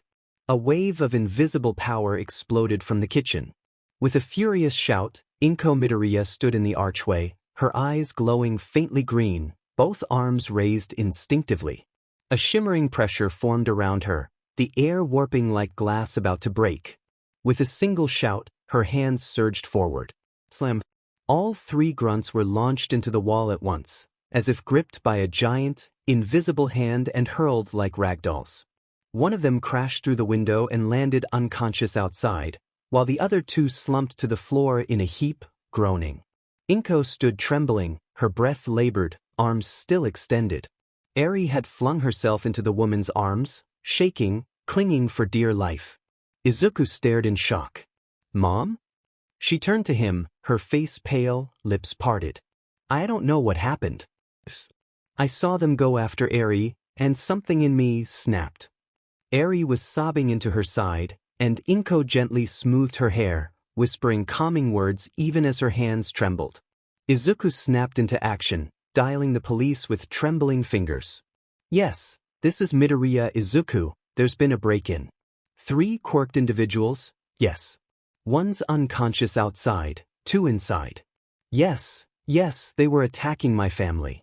He hung up and crouched beside them, placing a hand on Eri's head. It's okay now. You're safe. Eri looked up at him through tear-soaked lashes, her mouth opening slightly as if to speak, but no sound came out. She pressed her face back into Inko's side. Inko looked down at her hands, still shaking. Izuku. My quirk. It's different. I've never been able to move more than small objects before. This felt, she swallowed, eyes wide, like real power, like something inside me changed. Izuku looked from her to the unconscious grunts, noting their strange gear and the emblems stitched into their shoulders, a faint symbol resembling a beak enclosed in a circle. They weren't random thugs, Izuku murmured. They came for Eri.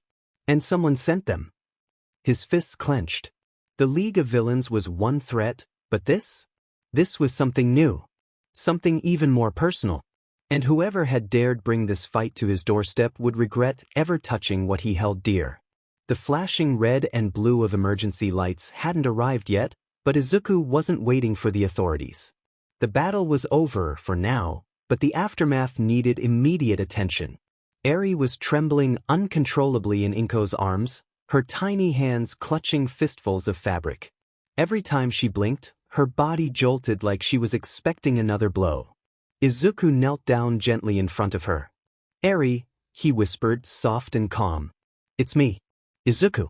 You're safe now, okay? No one's going to hurt you again. Her wide, red-rimmed eyes met his, filled with panic, with terror, with pain so deep it looked like it might drown her. Izuku's hand glowed with soft, golden light. Healing touch. He placed it gently on her shoulder, and the energy flowed into her. Not just mending any physical bruises, there weren't many, but soothing her raw, exposed nerves. Her trembling began to ease as warmth spread through her little frame. The tension in her back softened. Her grip loosened. "I thought I was back there," she whispered, voice cracking. "I thought he was back. I couldn't move." "You don't have to go back," Izuku said gently. "You're home. With us. With people who love you." Eri looked up at him again. This time, a single tear slipped down her cheek. She nodded slowly. Inko wrapped her arms more tightly around the little girl and pulled her into her lap, rocking her slowly. Izuku sat on the floor next to them, his adrenaline finally tapering off, leaving only exhaustion and a heavy need to protect. A few minutes passed in silence before Inko finally spoke. "Izuku," she said softly, "what just happened? It wasn't normal. My quirk, it shouldn't be able to do that. I've had weak telekinesis my whole life. I could barely lift a notebook before today." Izuku looked at her, his mind already moving through possibilities. Quirk evolution. Emotional ignition. Maybe even latent potential awakened under stress. He'd read about such cases before, but they were rare. Still, his instincts screamed one thing. "Bookmark it." "Mom," he said, "can I try something? It won't hurt. I promise." She blinked at him, still shaken, but nodded. "All right." Izuku closed his eyes and reached for his inner library, the glow of his power igniting as he placed a hand over his chest. "Bookmark." A flash of green and gold washed over him. For a moment he could feel the shape of her quirk. It pulsed in his archive like a coiled current, raw, telekinetic force, sharpened and magnified by instinctual love and protective fury. He felt the evolution coursing through it, potential unlocked under extreme stress, like the way his own quirk had grown after Bakugo, or how Phantom Step had felt the first time he burned it. This wasn't just weak telekinesis anymore. This was wave of will, a quirk that moved with emotion, one that expanded exponentially in response to what mattered most. The moment he let go, the bookmark clicked into place, at 100%. Izuku opened his eyes slowly, stunned. "Your quirk evolved into something amazing. It's not weak. It's powerful. And it saved Eri's life." Inko stared at her hands. "That I didn't even think. I just knew I had to protect her." "That's the heart of a hero," he said quietly. The three of them sat together in the center of the room, the broken glass and unconscious villains around them barely registering anymore. For the first time in a long while, Inko looked at her son, not as the child she had always feared would break himself to chase a dream, but as a hero standing tall. And Izuku saw his mother not just as someone who worried over him but as someone who had protected what he loved with her strength. And Eri? She looked between them, slowly relaxing in Inko's lap, and realized something she'd never dared hope for. This was her family. The sirens blared louder now, finally catching up to the emergency call Izuku had made earlier. Moments later, the door burst open as uniformed officers swarmed into the apartment, weapons raised, but they paused instantly at the sight before them. Grunts in bird-like masks were unconscious and sprawled across the floor, bent at angles that clearly weren't self-inflicted. In the center of it all sat a boy, a woman, and a child, none of them harmed, but all of them emotionally exhausted. Inko looked up calmly, still holding Eri close. Izuku stood and raised his hands to indicate they were no threat. Detective Naomasa Tsukachi stepped forward, hands still resting near his holster out of habit but eyes scanning the scene with sharp focus. His quirk, True Man, activated automatically, letting him pick up on the smallest threads of deception or hidden intent. "Izuku," the detective said. "Is everyone all right?" "They're unconscious," Izuku answered, motioning toward the grunts. "They broke in, targeting Eri, I think. But my mom, her quirk evolved. She took them all down before I got here." Tsukachi's eyes widened slightly, but he didn't question it. The truth radiated from Izuku's words. "I see." The officers began cuffing and securing the villains, calling in transport units and collecting evidence. One of them spoke in hushed tones after scanning the villains' phones. Apparently, They were tied to a larger organization, one that had been tracking Eri's whereabouts ever since she'd escaped her past. The League might have failed to capture her, but others clearly hadn't given up. Tsukachi motioned to Inko, voice serious. "Mrs. Midoriya, we need to talk." She stood, gently placing a sleepy Eri in Izuku's arms. "Yes. The villains who broke into your home were part of a group we've been monitoring, followers of a known underground trafficker of quirk-altering serums. We believe they were sent to retrieve Eri, and based on the data we've pulled from their gear, they were going to try again." Inko went pale. "They knew where we lived. Yes. Which is why I need your full cooperation moving forward. We're arranging for you, Eri, and Izuku to be quietly relocated to a new house, one we'll reinforce and guard." Izuku frowned slightly. "But won't that affect UA?" Tsukachi shook his head. "Your address will be classified. Only Nizu, Aizawa, and All Might will know where you live. You'll still attend classes, but your transport will be coordinated through a trusted pro-hero escort team. You'll never be alone on the way to or from school." "Who's on this team?" Inko asked warily. Tsukachi pulled out a secured tablet and handed it to her. On the screen were 6 profiles, all high-ranking heroes with clean records and top-tier combat ability. "Who are they?" Izuku asked, eyes narrowing. Tsukachi glanced down at his notes. "Shield Knight, Vigil Gale, Emberlight, Bucks, Soundveil, and Fortress." Izuku blinked. "All ranked pros?" Tsukachi nodded. They were handpicked after the USJ incident. Some volunteered when they heard the name Midoriya involved. Izuku didn't know whether to feel honored or uneasy. He turned his head slightly, watching the city blur past through the van's tinted windows. He'd fought villains. He'd faced death. He'd seen what happened when peace cracked. Now it was coming for the people he loved. He tightened his grip on Eri's hand. If this was the world they lived in, then fine. Let them bring the storm. He'd be ready. Because heroes don't just fight for glory. They fight for the ones they can't bear to lose. The sun hadn't risen yet, but Izuku was already awake. He stood alone in the training room, a quiet, echoing space deep within UA's dormitory complex, one reserved for after-hours training. The reinforced walls bore the scuff marks of countless clashes, and the lights above buzzed softly in the stillness. His hands flexed. Explosion. The quirk flared faintly around his palms, heat building slowly, deliberately. But it wasn't the same anymore. It wasn't wild or chaotic, not an aggressive roar or a constant barrage of blasts. No, this was something more precise. Intentional. The sparks didn't explode instantly, they shimmered, hovered, waited until he gave the command. The detonation was delayed, like a suspended charge waiting for impact. When it burst, it wasn't uncontrolled, it was a line of destruction, a slicing arc that rippled through the air in a wave. Explosions that moved like blades, controlled and stored until they were needed most. Izuku lowered his hand, panting. Explosion, delay, detonate. He whispered the name like a pact with himself. This wasn't just about power anymore. It was about expression. Shaping the quirks to fit his rhythm, his heart, his vision. He moved on. Next, the air around him shifted. A low gust swirled at his feet. Izuku took a breath and let the wind rise, not in sharp bursts, but in fluid arcs. He twirled and the air obeyed. His footsteps barely touched the floor. His breath fed the momentum, and the gale that formed was no longer a blunt force weapon.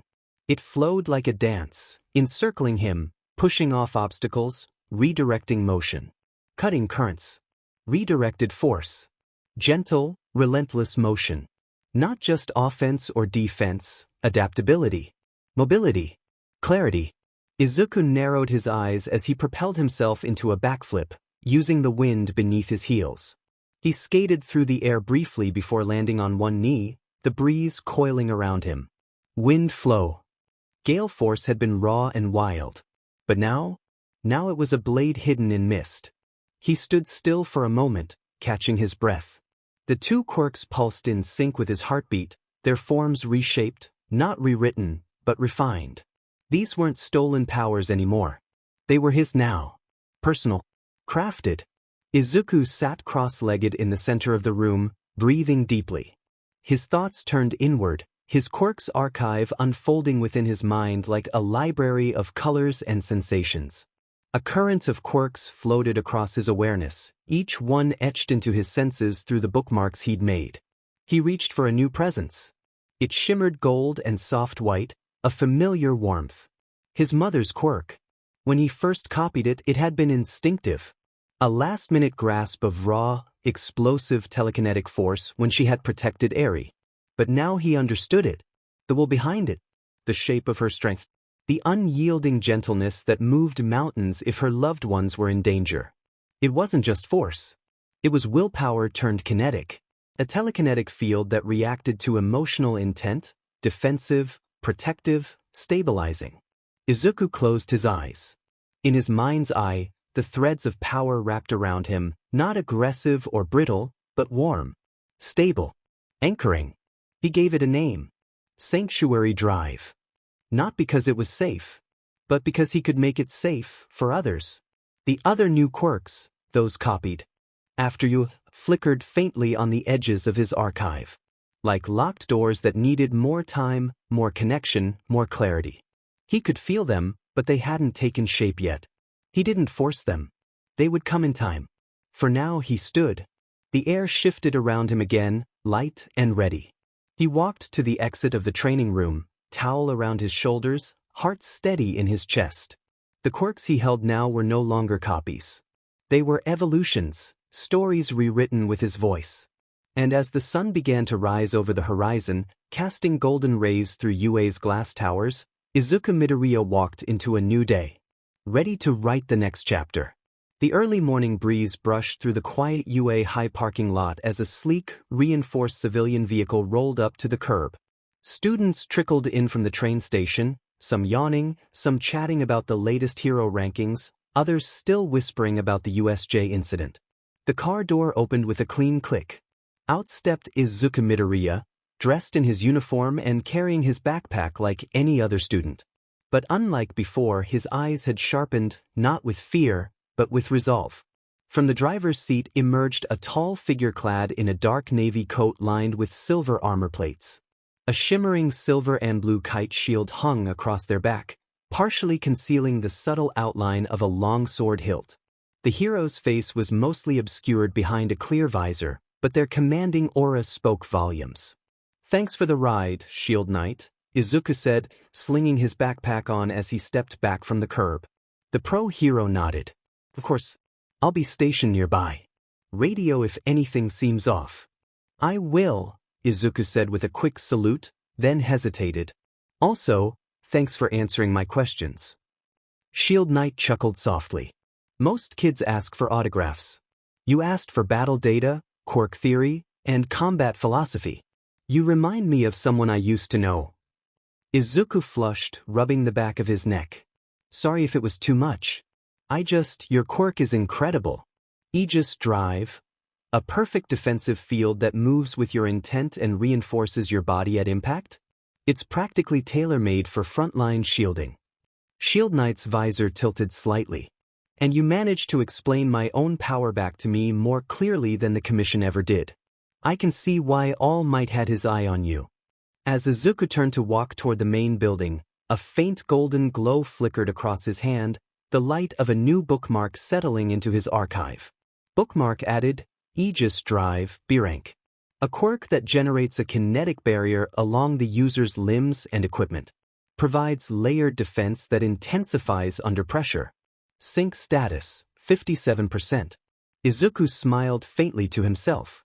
That's another piece for the puzzle. As the car pulled away behind him, he passed through the school gates, several students turning to stare. "Oh, Midoriya," shouted Kirishima, jogging over with Mina and Tokoyami. "Everything all right, man? You vanished right after the cops showed up at USJ. You weren't at orientation yesterday there," added Mina, her brows furrowing with concern. "Did something happen?" Izuku paused for a moment before giving them a tired but honest smile. "Yeah, something did. But it's under control now." He glanced up at the school building towering over them. "I'm just glad to be back." From one of the upper floors, A figure watched from the shadows of a classroom window, Aizawa, bandaged and weary, yet still sharp-eyed. He said nothing, but his gaze lingered on his student a few seconds longer than usual. Midoriya was back. Changed maybe, but stronger. And the storm wasn't over yet. Not by a long shot. The halls of UA buzzed with an undercurrent of tension and anticipation. The aftermath of the USJ attack had left more than physical wounds. It had left a scar across the very foundation of security and comfort the students once had. No one felt that more than Class 1A. And this morning, everything felt different.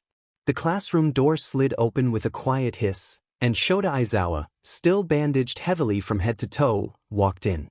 His right arm was in a sling, his face half-wrapped, and his gait noticeably slower. But his eyes, sharp, tired, focused. The class went silent.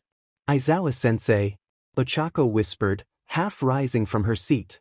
"Sit down. I'm not here for sympathy," he muttered dryly, his voice low and gravelly but still carrying weight. "We have work to do." A few students exchanged glances. Even Bakugo looked a little surprised to see him up already. But Izuku, seated near the middle of the class with his notebook half tucked into his desk, felt something deeper, a flicker of guilt. That morning, he'd spent hours refining his quirks, isolating each copied ability, modifying their structure, upgrading them. His fingers still ached slightly from how long he'd pushed his archive. Explosion was no longer just a raw detonation quirk, it had evolved into something far more versatile. Detonation mark, floating bombs he could control midair. His sprint drive had become a continuous velocity thread. He was creating new strategies, new forms of combat. And yet, in that moment, watching his teacher barely standing after risking everything to protect them, Izuku felt it wasn't enough. He had to get stronger. For all of them. Aizawa looked at the class, gaze moving from one student to another, gauging them. 2 weeks from now is the UA Sports Festival. A beat of silence. Then collective gasps, surprised expressions, and even an audible "what?" from Kaminari. "Sensei, isn't that too soon?" "After everything," Mina started, but Aizawa cut her off. "Villains aren't going to wait for you to heal. The world won't go easy just because you're scared." His voice dropped an octave. "This is your chance to show you're not victims. To show the world that UA stands strong." A long silence followed. Even Bakugo was quiet, though his fists were clenched with excitement. "To prepare," Aizawa continued, his tone leveling out, "I've booked the gym for joint training sessions with Class 1B, starting today." Another ripple of murmurs spread through the class. "It's not a match. It's a chance to adapt," he emphasized. "You'll be thrown into free-for-alls, mixed teams, chaos. You'll learn to think fast and work faster." Izuku nodded slightly to himself. Perfect. He could test detonation mark in a live combat scenario, and maybe even stabilize more of his mother's quirk. As the class began to murmur and plan excitedly, Aizawa caught Izuku's eye. Their gazes locked for a second. Izuku didn't say anything, but Aizawa gave him a single slow nod. The kind that said, "I know you're doing more than anyone sees. Keep going." And Izuku, already shifting mentally into analysis mode, knew one thing for certain. The next 2 weeks weren't just about physical training or public showmanship. They were about proving to the world, to the villains, and to themselves that they were ready for anything. Even war. The UA gym had been transformed into a sprawling arena of scattered terrain and obstacles, raised platforms, steel walls, and shifting mechanical panels that simulated the unpredictable nature of a real battlefield. The air buzzed with anticipation as classes 1A and 1B lined up, facing each other with eager, and some cocky, expressions. "This isn't a match," Aizawa had reminded them before the timer started. "This is chaos training. A free-for-all. No teams, no clear allies. You adapt or fall behind. Begin." Izuku didn't hesitate. He activated his wind flow and lifted gently off the ground, letting the fine currents carry him as he scanned the chaos. His muscles were already loose, his archive synced and ready, and his mind shifting into that instinctive tactical space. But Class 1 became prepared, or so they thought. From behind a pillar, Shirhai Kuwaro burst out of the shadows like a wraith, diving for Izuku's blind spot. At the same moment, Ibra Shiozaki's thorned vines shot across the floor like a net, aiming to trap him midair. And above, Pony Tsunotori launched two horns like projectiles to herd him downwards. They were coordinated. But Izuku was faster.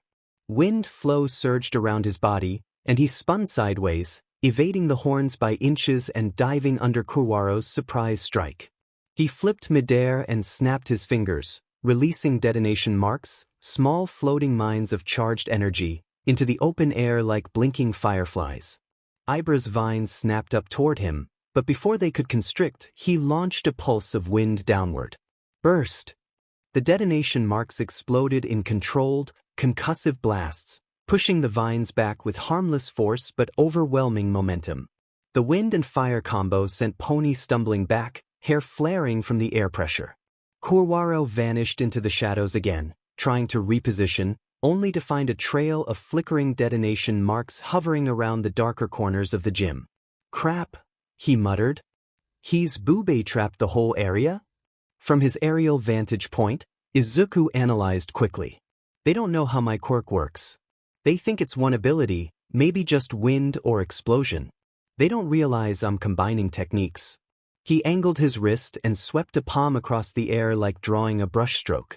A slashing wave of compressed wind, enhanced with directional bursts from detonation marks, carved through the vines like a bladed gale, opening space between him and Ibra. Below, Bakugo was tearing through two 1B students on his own, laughing wildly as his explosions echoed through the gym. Todoroki stood calmly at the other end, using only his ice, never fire, his expression unreadable. Still holding back, Izuku noted. Shirhai tried once more to leap from a wall shadow, but this time he was intercepted midair as Izuku dispersed a vertical burst, using impact storage to amplify the force and slapped the shadowy boy to the side with a gust of wind-powered recoil. Izuku landed lightly on his feet near the center, surrounded by a ring of glowing detonation marks that orbited lazily. The three Class 1B students regrouped warily, visibly winded and confused. "You're not just a support type, huh?" Pony asked, breathing hard. Izuku gave her a polite, almost sheepish smile. "Yeah, I get that a lot."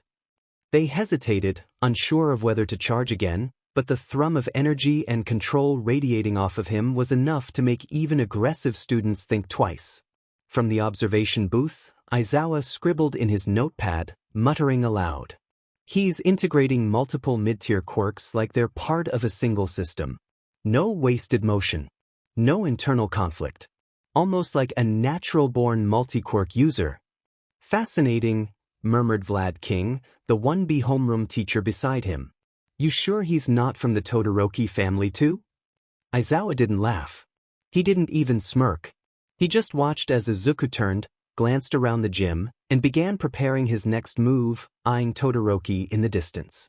The free-for-all was far from over, and Izuku had just begun to test his limits. The gym was still echoing with clashes, shouts, and explosions as the chaotic joint training session with Class 1B continued. Izuku dashed across the mat, boots skidding against the reinforced floor, only to stop sharply and pivot. Ahead of him stood Shoto Todoroki, calm, composed, frost crawling around his feet like creeping vines. "You're holding back," Izuku said, straightening his posture. Wind whirled faintly around him as wind flow gathered at his back like a cloak. "You didn't use your fire at the USJ. You're not using it now." Shoto's eyes flickered with a deeper tension. "I don't need it to beat you. That's not the point." Izuku's voice cracked with frustration as he planted a detonation mark on the floor beside him. "If we're fighting villains who don't hold back if people's lives are on the line, then why are you?" The mark detonated mid-sentence, propelling Izuku forward. He closed the gap in a blink, fists glowing with force, palm, wind twisting around his legs to keep him light on his feet. He swung low, then high, each movement precise and testing. Todoroki responded with ice, sharp and immediate, forming a wall that absorbed the hit. "You think you know how to push people? You don't know anything about me." "No, I don't," Izuku growled. "But I am trying." The pressure built fast. Shoto's ice spread wider, sharper, instinctive defense flaring up with more force than he intended. Izuku ducked and weaved through it, using Phantom Step in short bursts to stay unpredictable. For a brief second, as he collided with Todoroki's guard, Izuku saw something flicker behind those eyes: pain, hesitation, and something deeper. Izuku reached out not with his fist, but with his quirk. Bookmark created, Shoto Todoroki, Quirk half-hot half-cold copy, 20%. He could feel the cold, its precise edge, its control, but the fire was locked away, distant and buried. The battle slowed, breath heaving in their lungs. Izuku stood, hands lowered slightly, not in surrender, but in understanding. "You don't have to explain it now," he said, quieter. "But if you're going to hold back when people need you, then you're not just hurting yourself." Shoto didn't reply, but his next breath was colder than ice. And maybe, just maybe, his heart was burning a little more than it had before. The silence following Izuku's words was brief, cut sharply by the crackle of frost and the hum of tension in the air. Then, for just a split second, Izuku saw it. A flicker. A ripple of heat on Shoto Todoroki's left side. Not enough to scorch, not enough to burn, but it was there. The fire. It danced at his shoulder for barely a heartbeat before Shoto slammed it down with iron will, extinguishing it like a match in the rain. His jaw tightened, and he turned his eyes away. Izuku's heart dropped, then burned. "You're still scared of it," he whispered, wind rising at his back. "Fine." His boots scraped the floor, eyes glowing faintly green. "Then I'll show you what happens when someone fights without holding back." Boom. Izuku exploded forward with a detonation mark, chaining it midair to a second one on the wall behind Todoroki. The shockwave forced Shoto to block with an ice wall, but Izuku was already behind him. Phantom Step. A palm glowed with compressed kinetic energy force palm, and slammed into the wall beside Shoto's head, cracking it. Whump. A gust of slicing wind followed from the side wind flow in spiraling motion, forcing Shoto to dodge before he could counter.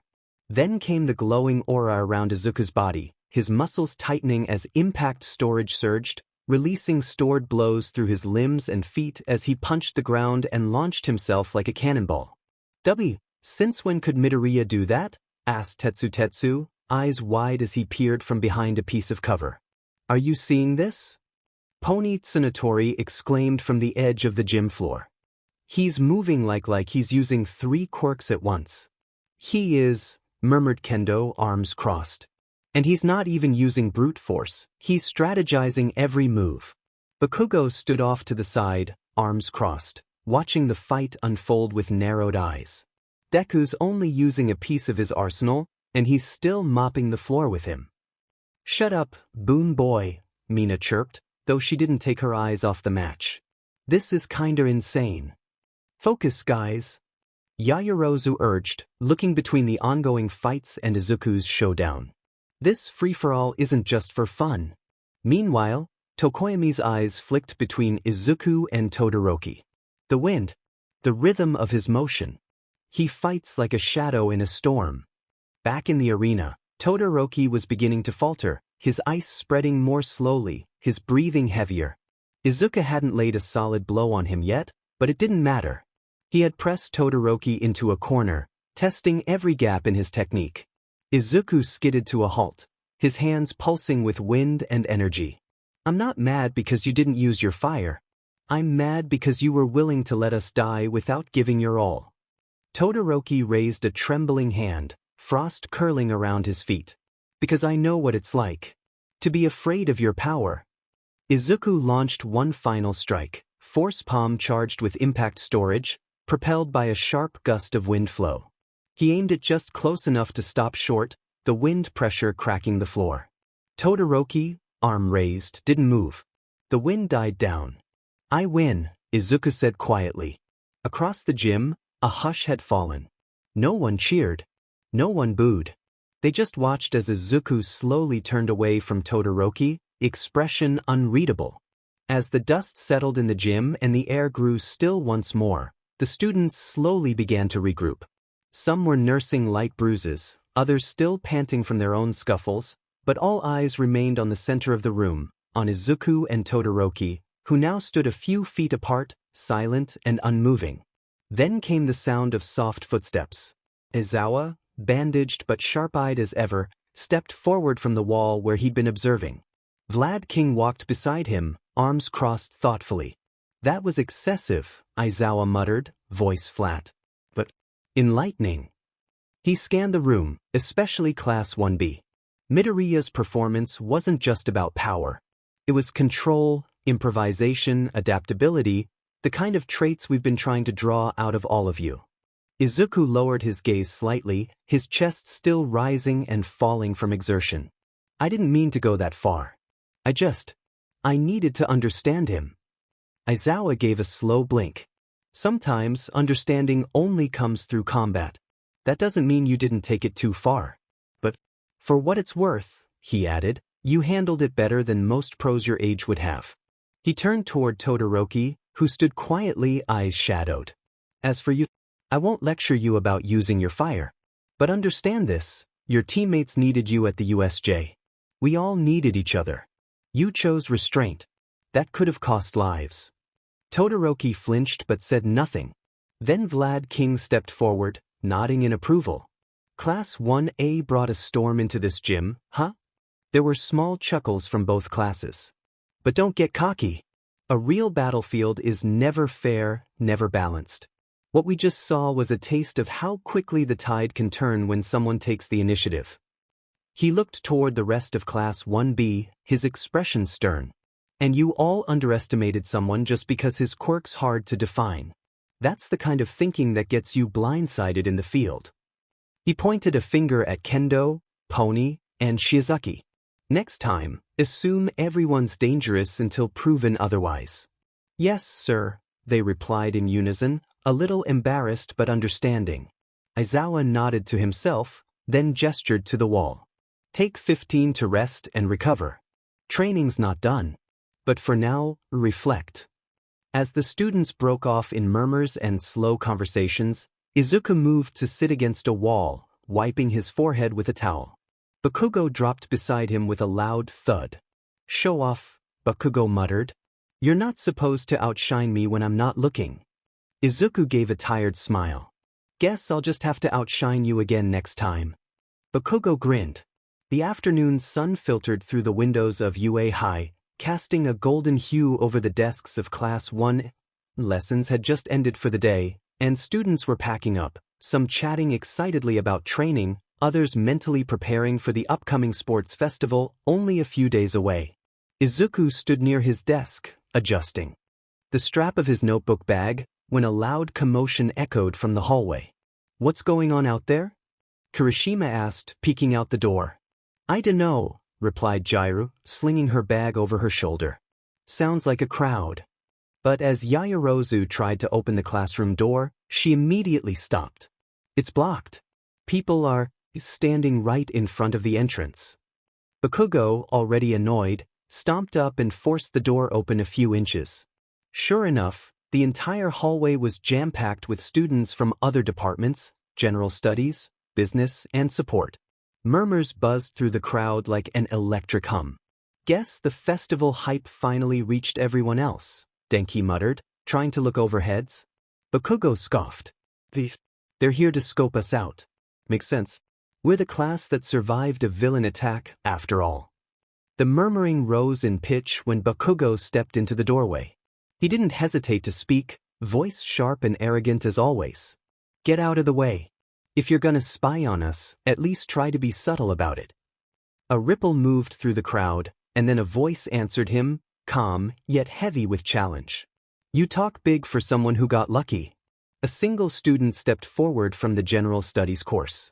He had spiky, dark indigo hair and half-lidded eyes that scanned the room like a predator measuring his prey. "Name's Tetsuo Kuroda. General Studies, Class 1C. And I'm here to make something clear." Tetsuo's stare met Bakugo's unflinching glare as he stepped just close enough to make the air tense. "We're not here to fangirl over Class 1A. We're here because the sports festival isn't just your time to shine, it's our shot to steal the spotlight." He raised a clenched fist, voice growing louder so everyone in the hallway could hear. If we perform well enough, we can be moved into the hero course. That's the rule. And your fancy little classroom? It has limited seats. He jabbed a thumb at himself. I plan on taking one. That means someone in your class is getting booted. The hallway quieted for a moment. Everyone waited for the explosion that was bound to follow. Bakugo chuckled. A low, dangerous sound. Oh, you think you've got the fire to cut it in the hero course? Cute. Before Tetsuo could reply, Izuku stepped out next to Bakugo, eyes calm, but intense. It's not just about power. You'll have to prove you can protect people too. If you're serious about being a hero, Izuku's gaze narrowed. Then I look forward to seeing what you've got. Tetsuo gave a cold smirk, turning away with his hands in his pockets. Then don't blink. You might miss it. As he walked off, the crowd slowly began to disperse, muttering, glancing back at Class 1A with newfound aggression. Inside the classroom, the atmosphere was tight. Great, Siro said, scratching his head. Now we've got people from every department gunning for us. Kirishima grinned, clapping his fists together. Then we just have to show 'em why we're in the hero course. Todoroki leaned back in his chair, silently watching. Only Izuku noticed how his fists were clenched beneath the desk. From the back of the room, Aizawa, who'd been quietly grading papers, finally spoke up. You're all on notice now. The sports festival isn't just a game, it's an opportunity and a test. Others want what you have. Be ready to fight for it. The words hung in the air like a warning and a promise. A few weeks later, the crisp air of early morning was filled with the sound of bustling activity as Class 1A gathered in the waiting room for the long-anticipated UA Sports Festival. It was a strange feeling for most. This was the moment they had all been preparing for, yet the weight of the competition and the possibility of facing opponents from all across the school made the tension palpable. One by one, the students changed into their P uniforms, a neutral and practical choice for the event. Unlike the costumes they usually wore for hero training, the P uniforms leveled the playing field, ensuring everyone was on equal ground for the festival. Izuku fumbled with his uniform, briefly wondering if he'd really be able to compete at his best with his various quirks, especially when facing someone like Todoroki, who was stronger than most. He was interrupted by Tenya Ida entering the room, his usual stern expression softened by a hint of excitement. His tone was firm, though, as he addressed his classmates. We're about to enter the arena, Tenya said, his voice carrying the weight of responsibility. Everyone stay focused. This is our chance to show what we can do. No matter what, we represent UA and the future of heroes. The students stood a little taller, straightening their uniforms and gathering their things as they nodded in agreement. But before they could head out, Shoto Todoroki stepped toward Izuku, his footsteps deliberate and purposeful. The room went silent as everyone instinctively recognized the weight of what was happening. Todoroki had something to say, and no one wanted to interrupt. Midoriya, Todoroki began, his voice steady but carrying an edge. I know you're strong. But, he paused, eyeing Izuku. I'm stronger than you. Izuku felt a knot form in his stomach, but he didn't react outwardly. This wasn't new to him.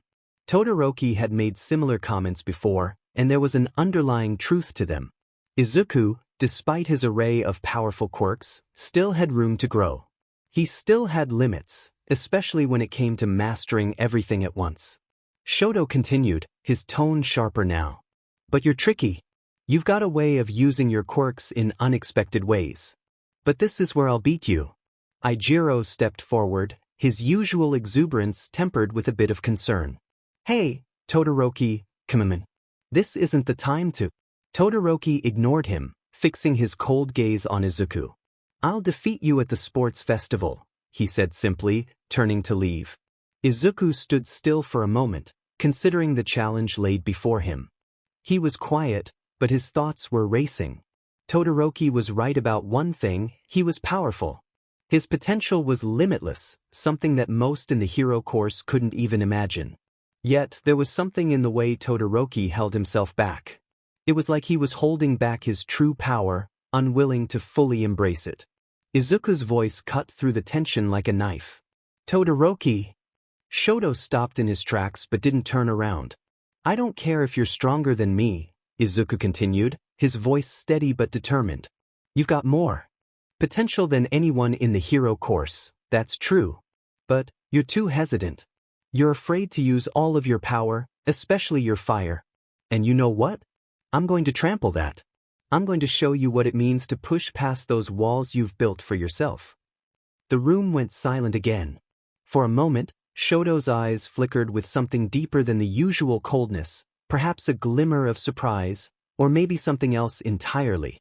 Izuku's words struck a nerve, and it was clear that Todoroki hadn't been expecting such an answer. Izuku wasn't trying to provoke him, but the weight of Todoroki's reluctance, his refusal to fully embrace his own power, had always weighed on him. He wanted Todoroki to break through that barrier, to use everything at his disposal, to show the world what he was capable of. Todoroki's response came low and almost grudging. We'll see who's right. With that, he turned and walked away, disappearing through the door, leaving Izuku and the others in the room to process the conversation. In the stillness that followed, Kirishima let out a breath and clapped his hands together. Diamen, Midoriya, you didn't hold back. That was some fire. Mina, always the optimist, grinned. I think you really got to Todoroki there. He looked like he was about to explode, but he didn't. Izuku wasn't so sure. He could feel the tension in the air, and he knew Todoroki wasn't just going to stand by after that exchange. But it was a challenge Izuku had accepted, and there was no turning back now. Aizawa's voice suddenly broke the quiet. Alright, enough of this chatter. Time to head out. Class 1A stood up, their thoughts on the sports festival ahead. But for Izuku, it was more than just the festival. It was a test of growth, not just for him, but for Todoroki too.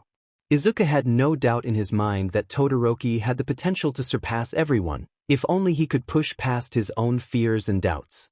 As the students of Class 1A lined up, ready to face whatever challenges the festival would throw their way, Izuku took a deep breath. He hadn't just gotten a glimpse into Todoroki's potential, he'd also learned something important about his own resolve. And so, with the weight of the upcoming trials pressing on him, Izuku's resolve only hardened. He'd keep moving forward, no matter what it took. The roar of the crowd was thunderous. Thousands of spectators filled the massive UA stadium, the stands packed with pro heroes, support companies, media representatives, and civilians alike. Colorful flags waved in the wind, camera drones floated through the air, and the digital screens above the arena lit up with the words, UA Sports Festival, let the future begin. A hush fell as the announcement came. Now entering the arena. Class 1A of the hero course. The ground-level gates slid open with a low mechanical hum, and the students stepped forward, one by one. Izuku Midoriya walked at the front, eyes focused and heart steady. Dressed in his P uniform, every step he took felt heavier than the last, but not from fear. From resolve. Behind him came Todoroki, cool and composed, Bakugo, fire in his eyes and hands clenched with anticipation, Uraraka, bouncing with nervous energy, Ida, marching in rhythm like a soldier on parade, and the rest of Class 1A, a line of young warriors walking into the Colosseum of their future. The cheering intensified as they emerged into the sunlight, greeted by a sea of flashing cameras and waving flags. Some in the stands booed, likely influenced by the stories of villains attacking their class. Others cheered, inspired by the very same reason. Class 1A had faced death already, and now they were here, stronger than ever. Then came the voice of Midnight, the pro hero and festival host, ringing out through the stadium. And now, representing the top hero course class, it's time to hear a few words from the number 1 ranked student of Class 1A, Izuku Midoriya. The cheers quieted into silence, save for the buzz of anticipation. Izuku took a step forward, the microphone floating up to him on a small support drone. He exhaled slowly. His eyes scanned the stands, then the students around him, all staring, all listening. He began. A few months ago, I didn't have a quirk anyone thought could be heroic. I wasn't strong. I wasn't confident. And honestly, I wasn't sure if I belonged here. There were murmurs in the crowd. But I made a choice. I decided that no matter how far behind I was, I'd keep moving forward. Every step. Every day. He glanced over his shoulder at his classmates, locking eyes with Todoroki for a second, then Bakugo. Some of us were forced to grow up fast. We've faced things first years shouldn't have to face. But we're still here. He looked back at the crowd, voice steady now, rising with purpose. The sports festival isn't just about strength or winning. It's about showing the world what kind of heroes we want to become. Not perfect ones. Not always the strongest ones. But the kind that never stop standing up when it matters. He paused, then said the final words with clarity that cut through the air. So if you came to scout talent, watch us closely. And if you came to challenge us, bring everything you've got. We'll be ready. The silence was replaced by a tidal wave of cheers. The crowd erupted. The other classes looked on with mixed expressions, some impressed, others furious, and more than a few suddenly very, very nervous. Izuku stepped back, the mic lowering away. His hands trembled slightly, but his eyes were focused. Bakugo grunted beside him. Trying to start a cult or something, nerd? Izuku cracked a small smile. Just telling the truth. From high in the stands, Aizawa, still wrapped in bandages, blinked slowly behind his goggles. He's starting to sound like All Might, he muttered. Next to him, Present Mike nodded, clearly impressed. And that crowd is eating it up, Eraser. We've got a real contender on our hands. Down on the field, Midnight's voice rang out again. Let the UA Sports Festival begin. All classes were led out to a spot far from the stadium, where it was explained to them what they had to race back through the obstacle course.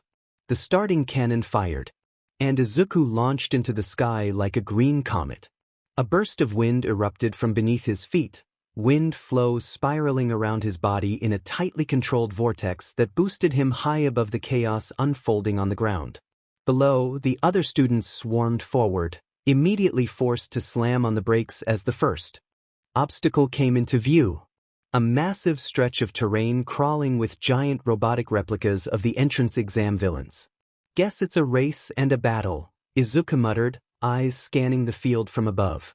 He tucked in and spiraled downward like a falling leaf, adjusting his angle midair. As a robot's mechanical arm swiped at him, he detonated a floating landmine, his newly modified explosion quirk, right in front of its optics. Boom! A blast of fire and light masked his descent, and he slipped past the machine's defense line. Bakugo tore through the air just beneath him, using controlled detonations on his palms to ricochet forward like a missile. Demon IT, Deku. Get out of my way.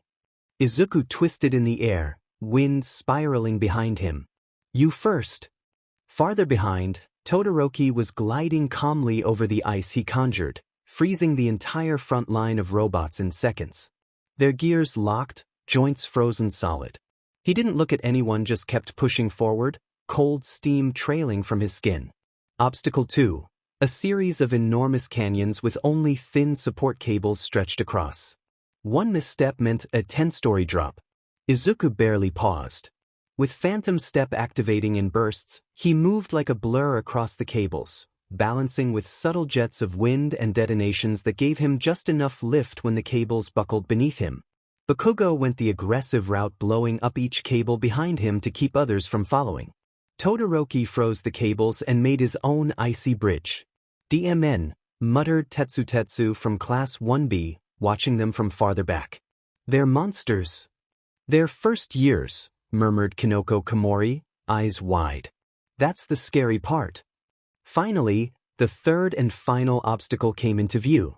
A massive field of landmines, each one capable of launching a student sky-high if triggered. Izuku paused for a split second, then smiled. Perfect. He jumped in, activating detonation marks beneath his feet like stepping stones, controlling their timing so precisely that they launched him faster than the mines would have otherwise. Boop, boop, boop. He became a blur of wind and controlled fire, flying over the rest of the competitors like a meteor on a mission. Bakugo gritted his teeth. That nerd stole my idea. Todoroki simply added pressure to his ice path and rocketed himself forward, eyes locked ahead. But it was too late. The crowd roared as Izuku landed on the finish platform, spinning with the wind, coat fluttering behind him. First place, Izuku Midoriya, Class 1A. Only seconds later, Bakugo landed hard beside him, steam rising from his arms. "You." "I know," Izuku said, breathing hard. "I'm amazing." Bakugo nearly exploded right there. Then came a rumble of ice and cold mist, and Todoroki stepped onto the platform, not even breathing hard. His eyes flicked to Izuku, but he said nothing. Midnight's voice rang out across the arena. And there you have it. Midoriya in first, Bakugo second, and Todoroki third. What a stunning start to the UA Sports Festival. The screen lit up with the rankings. Class 1A dominated the top 10, but the real battle was only beginning. The stadium lights gleamed as Midnight stood atop the announcer's tower, hips tilted confidently, voice booming across the packed stands. "All right, students. You all know the rules. In this next event, the Cavalry Battle, the points you've earned in the obstacle course determine your value. And wouldn't you know it, Izuku Midoriya sits at the top with a whopping 10 million point headband." The crowd gasped and murmured. The announcers ate it up. "That's right, folks. He's the target everyone will be after."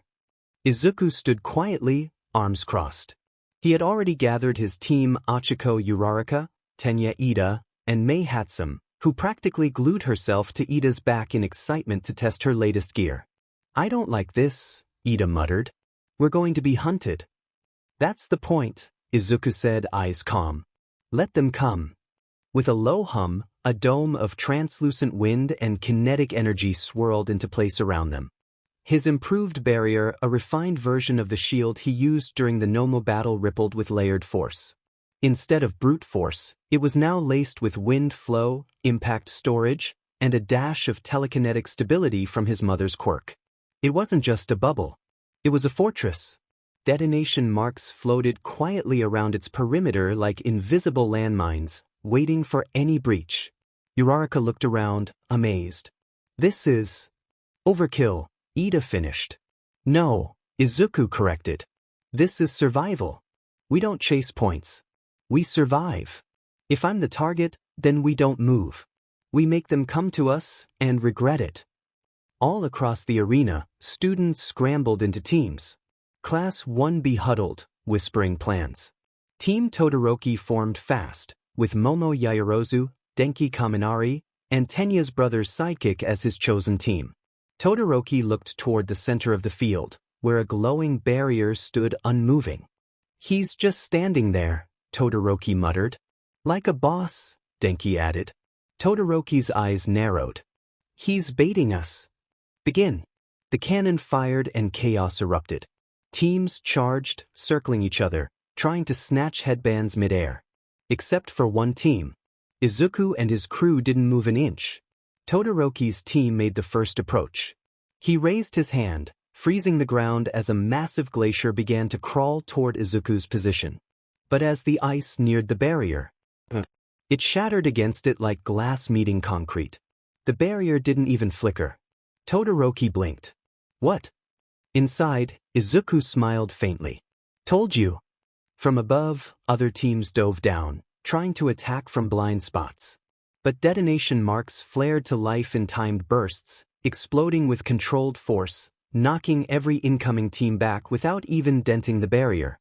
Class 1B's pony Tsunotori launched horns from the air, but they pinged uselessly off the swirling shell of air and light. Kendo from 1B clenched her fists. "What kind of quirk combo is this?" From the teacher's stand, Aizawa narrowed his eyes. "He's using at least 4 different quirks at once." 5, All Might said, voice quiet. "He's learned to mix and layer them. That's not instinct, that's strategy. He's hiding in plain sight and forcing them all to play his game." With 3 minutes left, chaos still ruled the field, but no one could touch Team Midoriya. Todoroki's team was the closest, pushing hard, but even he began to hesitate. His fire hand twitched, but he didn't raise it. Izuku noted that. Then, with 30 seconds left, he opened a small window in the barrier and called out. "Still holding back, Todoroki?" The other boy stiffened. "I don't want to win against half of you," Izuku said plainly. "If you're not going to use your full power, I will. He slammed both palms together. Boom. A shockwave erupted from inside the barrier, not an attack but a statement. The buzzer rang. Time's up, Midnight shouted, and the team with 10 million points remains untouched. Team Midoriya wins the Cavalry Battle. Izuku exhaled, stepping out of the barrier as it dissolved into particles of wind and light. Around him, other students were bruised, panting, frustrated. But he was calm and focused, because the real battle hadn't begun yet. The roar of the crowd echoed like thunder through the vast UA Sports Festival arena. The sun beamed high above, bathing the stadium in golden light. Flags waved, the stands overflowed with spectators, and students stood by the monitors, anxiously awaiting their turn in the spotlight. All Might and Present Mike stood at the commentator's booth, their voices cutting through the cheers. Here we go, folks. Present Mike announced, electric as ever. The first round of the one-on-one tournament is about to begin. And we're starting strong, All Might added, his arms crossed, eyes locked on the battlefield. Our opening match is between the top student of Class 1, Izuku Midoriya, and from Class 1C, the General Studies student who made quite the declaration earlier, Tetsuo Kuroda. The cameras zoomed in on the two contenders as they stepped into the arena. Izuku's expression was calm, focused. His green eyes glinted with quiet fire. He wore no grin, only determination. His mother's quirk hummed just under the surface, held in reserve, with wind flow whispering around his limbs. Tetsuo, on the other hand, stood tall and confrontational. His black uniform flared in the breeze. Short spiked hair. A permanent scowl. His quirk activated briefly, metal plating slid across his arms, creating gauntlets of dull steel. I told you, Midoriya, Tetsuo said, voice sharp, I'm going to take one of your class's spots. Maybe even yours. Izuku looked him dead in the eyes. Then don't hold back. Midnight raised her hand. Begin when the buzzer sounds. A moment passed. Buzz. Tetsuo lunged forward like a cannonball, arms raised, metal gauntlets aiming for a direct punch. I'll crush your shield tricks right now. But Izuku didn't move. Not backward. Forward. He stepped in and unleashed a sudden burst of wind from his left palm, wind flow, sharp and angled. It struck Tetsuo's feet and kicked up a cloud of dust mid-charge, blinding him for a second. That second was all Izuku needed. He slipped past the metal guard, hand glowing faintly, force palm. A blast of focused kinetic energy struck Tetsuo in the ribs, sending him tumbling back. Tetsuo gritted his teeth, flipping back onto his feet. Lucky hit. He slammed his fists together, reshaping the metal around his arms into thick-plated shields. Come on, he roared. Izuku obliged. This time, he weaved through the wind, moving fast, phantom step accelerating each motion. The battlefield was his dance floor, and he knew the rhythm by heart. He vanished to one side and reappeared just behind Tetsuo. Tetsuo tried to spin. Boom. A small detonation mark went off under his feet, blasting him upward, not enough to knock him out, but enough to disorient him. Izuku was already above. Impact storage, released. He kicked down with a full burst of absorbed force and wind, not to harm, but to pin. Tetsuo hit the arena floor hard, stunned, the air knocked out of his lungs. When the dust cleared, Izuku stood above him, hand glowing again, ready, but not striking. Tetsuo tried to rise, but his body wouldn't move. Why you? You're strong, Izuku said quietly. But this isn't about power. It's about knowing what you're fighting for.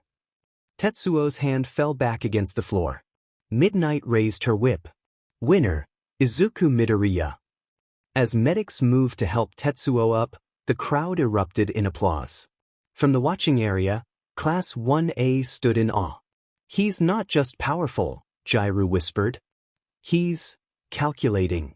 Todoroki narrowed his eyes. He's growing. Bakugo scoffed. Took him long enough. As Izuku walked off the stage, he glanced at the screen showing upcoming matchups. He wasn't thinking about who was next. He was thinking about why they were fighting, and what would happen when he finally stood across from someone who could push him to the edge.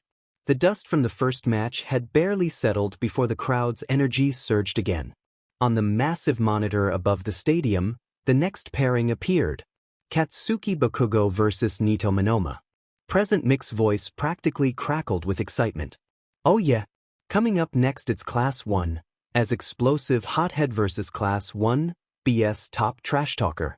This one's gonna be loud. Bakugo stomped into the ring, his red eyes burning with anticipation, gauntlets left behind per the uniform rules. No flashy poses. Just focus. On the other side, Monoma from 1B strolled in with a smirk stretched wide across his face, waving to the crowd with performative flair. Class 1 as pride and joy. I hope you won't mind if I borrow your quirk, Bakugo. Ha! Bakugo growled. Try it, mophead. Let's see if you can handle it without blowing your own demon hands off. Midnight raised her hand.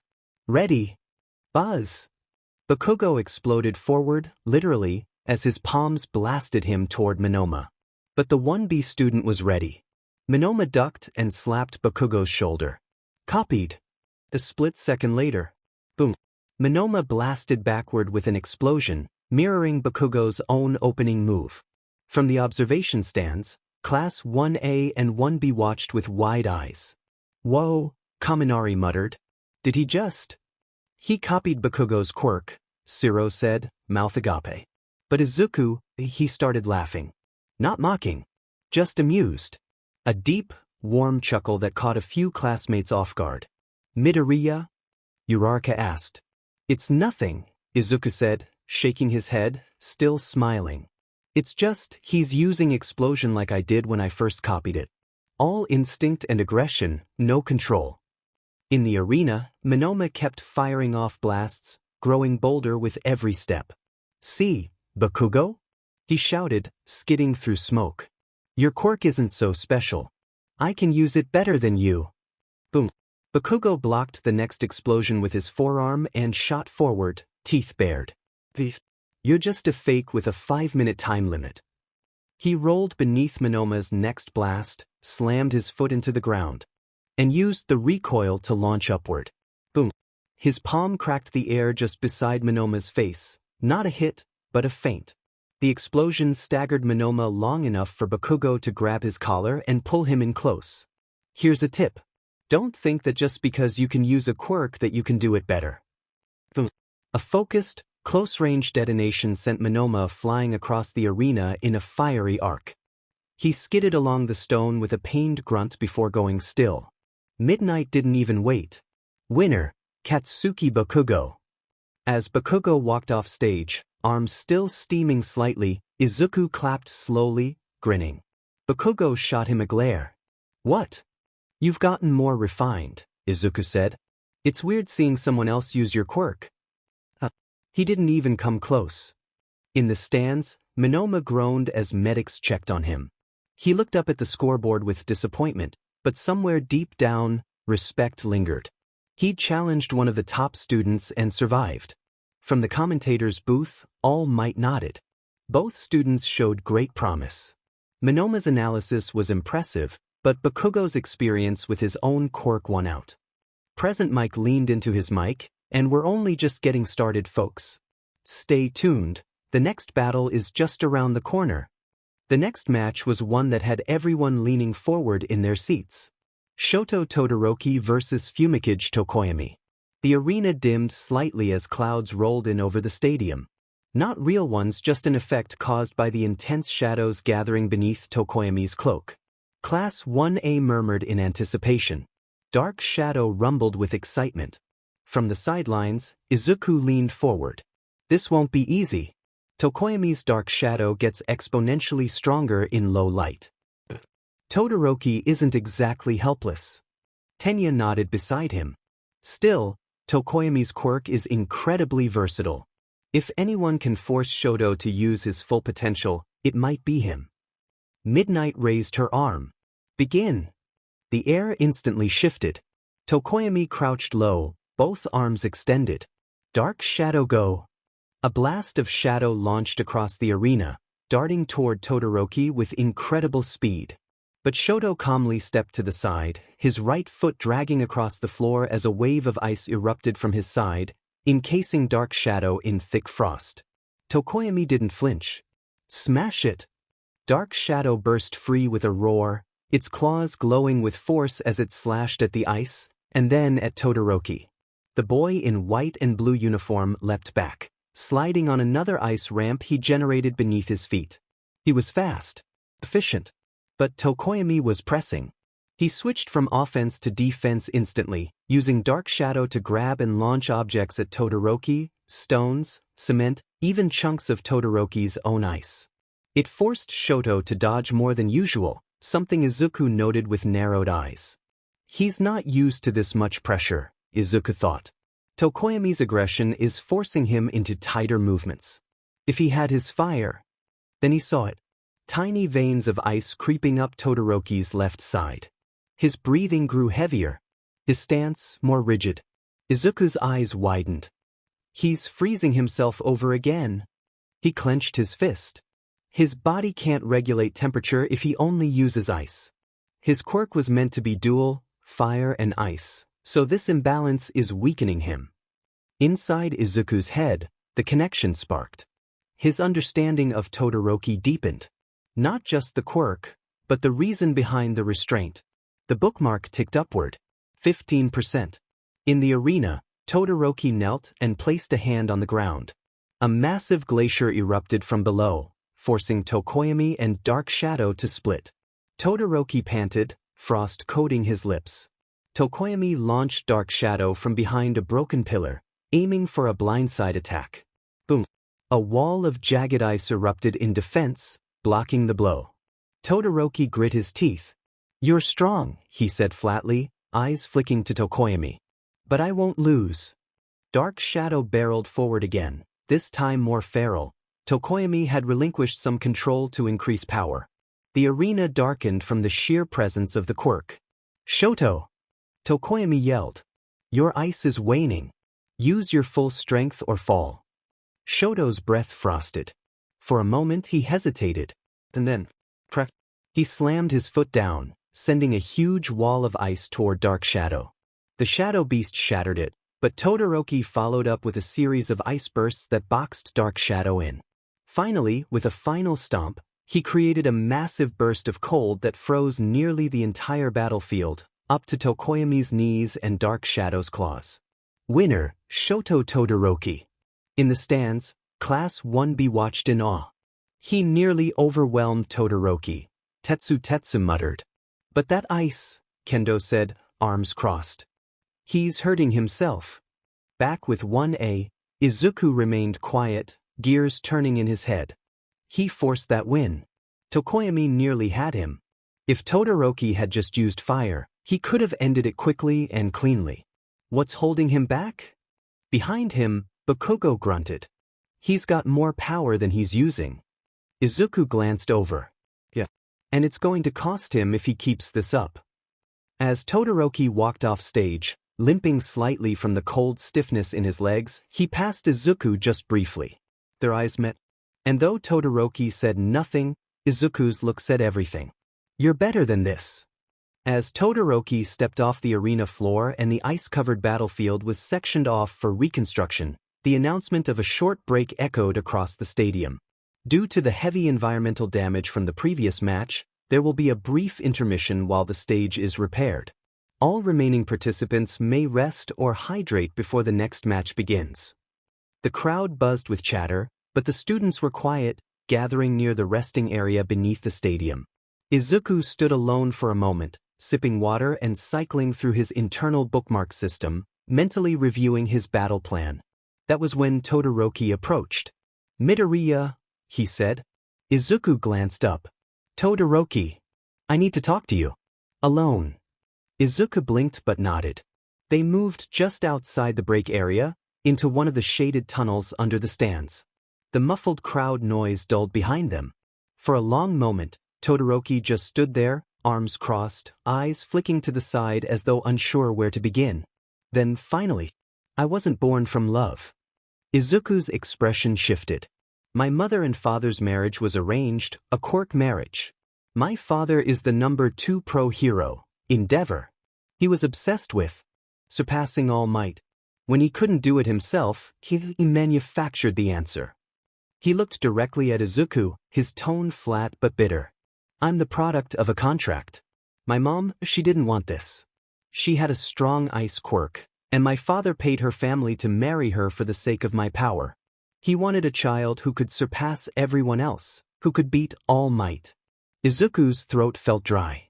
Todoroki continued, he trained me like a tool. Like a weapon. Forced me to use my fire every day while he ignored my pain, my thoughts. I started hating that part of me. And when my mom broke, when she burned me, because I looked too much like him, he didn't stop. He never stopped. Izuku clenched his fists. I don't want to be like him. I won't be. That's why I only use my ice. It's the part of my quirk that came from her. But, Izuku said softly, his voice laced with emotion, you're not him. You're not your dad, Todoroki. Todoroki's eyes narrowed. And that's why I want to beat you. You, Midoriya. You keep moving forward no matter how much pain you carry. You didn't get your quirk through manipulation or obsession, you built yourself up. He paused. If I can beat you using only my ice, then I'll prove I don't need him. That I don't need that fire. There was silence between them for a beat. Then Izuku stepped forward. You're strong, Todoroki. But you're not whole. And if you think for 1 second that rejecting half of yourself will make you better, then I'm going to make sure I drag all of you into that arena next time. His voice wasn't angry. It was filled with something heavier, understanding. Todoroki didn't respond immediately, but something in his jaw relaxed. Plus 6% bookmark progress. Shodo Todoroki, 21%. Back in the resting zone, the others watched the two boys return from the tunnel in silence. Bakugo scoffed. Getting all soft before the real fights. But Momo watched with narrowed eyes. No, that wasn't softness. That was something else. Overhead, Present Mick's voice boomed. The stage is clear, folks. And next up, don't go anywhere, because things are about to heat up. The air was heavy with anticipation. The crowd in the arena leaned forward, breaths bated and eyes sharp as the next match was announced. Next up, it's the semi-final showdown between the dark horse of Class 1A and the top recommended student himself, Midoriya Izuku versus Todoroki Shoto. From the underground corridor, Izuku walked with steady steps, mentally running through every quirk at his disposal: wind flow, detonation marks, force palm, phantom step, impact storage, healing touch, and, most recently, the emerging threads of Todoroki's dual quirk. But just before he could enter the light of the arena, a tall shadow stepped into his path. Endeavor. Midoriya. Izuku looked up, tense but composed. Endeavor didn't waste time. Make him use his fire. Izuku stared. Excuse me? He's limiting himself. I didn't raise him to be half a hero. You faced him, you know how powerful he is. But without using that fire, he'll never be complete. Never surpass All Might. You need to. But Izuku cut him off, his voice low but firm. He's not here to live up to your obsession. Endeavor's brow twitched. I was going to make him use his fire already, Izuku continued, stepping closer, but not for you. For him. Because I want to face the real Todoroki, not the version you molded. And when he finally uses it, it'll be because he chose to, not because you demanded it. Stop treating him like your weapon. He's not your legacy. He's your son. Endeavor's eyes narrowed, heat rippling faintly off his coat. But he said nothing as Izuku brushed past him and stepped into the sunlight. The stadium erupted as Izuku walked out onto the stage. Across the arena, Todoroki stood, already waiting, hands in his pockets, face expressionless. The two boys stared each other down, the crowd fading into static as tension filled the space between them like a coiled spring. Midnight raised her whip. You both know the rules. This is a straight knockout battle. No stepping out of bounds, no surrendering after unconsciousness. Are you ready? Izuku dropped into a stance, sprint drive flaring around his legs, faint traces of wind flow rippling through the dust at his feet. Todoroki slowly pulled one hand from his pocket. Midnight's whip cracked. Begin! Todoroki's ice roared to life, a towering wall lancing across the field like a glacial dragon. But Izuku was already gone, phantom step flickering his body forward in unpredictable bursts. He skated along the edge of Todoroki's ice trail, then exploded off a nearby pillar using detonation marks, hurling toward Todoroki from the left. Todoroki twisted mid-step and countered with a jagged ice wave. Boom! Izuku sliced through the wave with compressed wind from wind flow, landing low and immediately launching another pressure burst to throw off Todoroki's footing. But the dual quirk prodigy didn't flinch. He froze the air beneath himself and slid effortlessly backward, forming a rising wall between them. Izuku skated around it, switching between force palm and phantom step like a fighter switching stances. Every time Todoroki tried to pin him down, Izuku adjusted, never using the same approach twice. "You're fighting hard," Todoroki said, calm in the chaos. "Because I'm not holding back," Izuku replied, already circling again. "And neither should you." Todoroki's eyes flickered. "You want me to use my fire that badly? I want to fight you. All of you." Todoroki launched a volley of ice shards, razor-edged and fast. Izuku vaulted over them, bouncing off a wind burst and tagging the ground beneath Todoroki with a glowing green mark detonation. Boom! The ground erupted upward, staggering Todoroki. Ice surged again to block Izuku's follow-up, but he pushed through, slamming his palm against the wall with impact storage, unleashing a devastating shockwave that cracked the barrier down the middle. Behind it, Todoroki breathed heavily. His right side, the fire side, flickered for a split second. A glow. A flare of heat. Izuku saw it. "You're still holding back," Izuku shouted. "Why?" Todoroki didn't answer. His hand trembled. In the stands, the crowd watched in awe. Kirishima leaned forward. "Is it just me, or is Midoriya fighting like he's trying to break something inside Todoroki?" Yaoyorozu nodded, her brows furrowed. "He's forcing Todoroki to confront himself. Not just to win, but to change." Bakugo gritted his teeth. "DMN nerds really going all out." From Class 1B Kendo whispered, "This isn't just a match. This is something else." Monoma scoffed. "Thief drama." Back in the arena, Todoroki stood inside a frozen crater. His breath visible in the air. A drop of sweat slid down the burn scar over his left eye. Izuku stood opposite him, chest heaving slightly, hands crackling with energy. "This isn't about your dad," Izuku said. "This is about you." "So what's it going to be, Todoroki?" Ice was everywhere. Jagged glaciers stretched across the arena floor, piercing skyward like frozen claws. The temperature had plummeted. Even the audience, safely behind shields, could feel the biting cold seeping in. Snow flurries spun from the sheer pressure Todoroki unleashed. And still he wasn't done.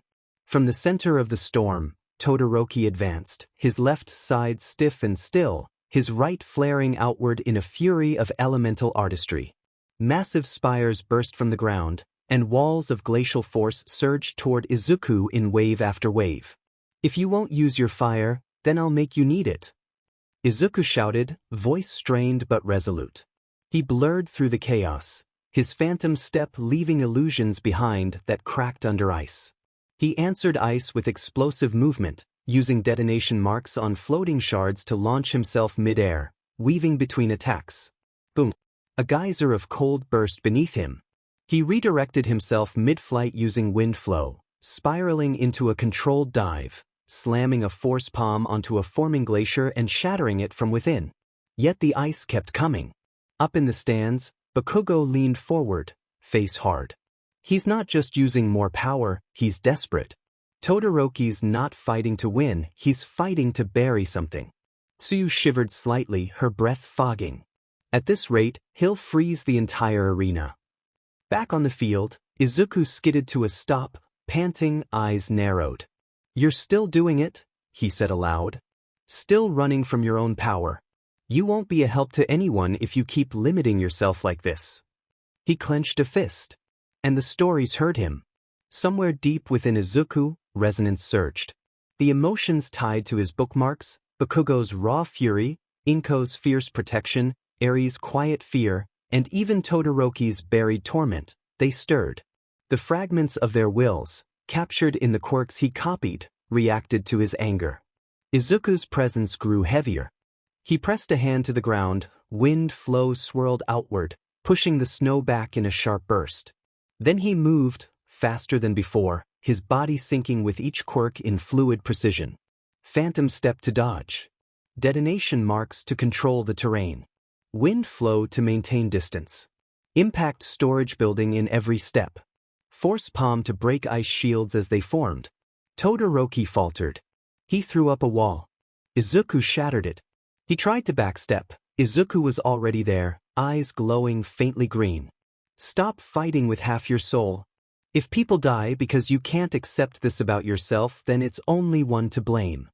Todoroki's back slammed against a frozen column. Ice webbed outward instinctively, creating a defensive cocoon.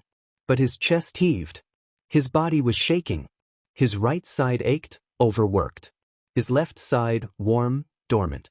He could barely feel his fingers. Just ice, he thought. Just ice. I can win this without. But he knew it wasn't true anymore.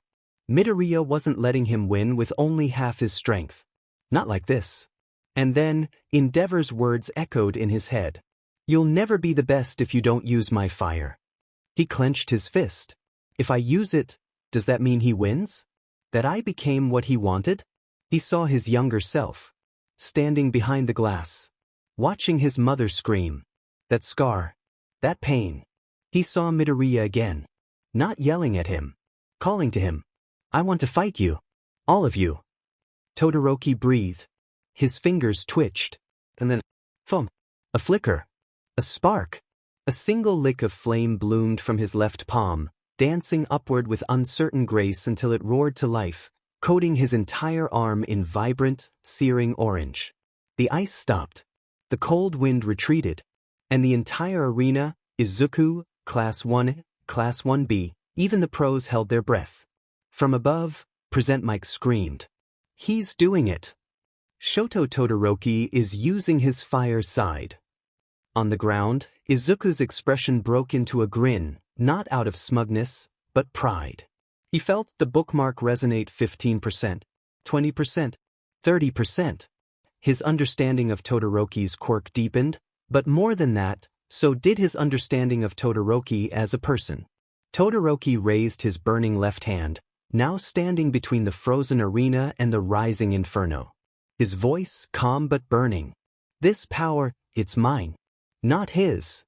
Izuku steadied his stance. Then show me. 'Cause there's no victory in holding back who you are. The arena was a war zone, one half frozen solid in towering glaciers, the other scorched black by waves of searing flame. From the stands, it looked like a battlefield divided by nature itself. Ice hissed and melted into vapor, steam coiling around the two combatants still standing. Izuku Midoriya and Shoto Todoroki. One trembling from the exhaustion of channeling both halves of himself. The other radiating heat and raw energy, sweat beading down his brow. They charged. Boom.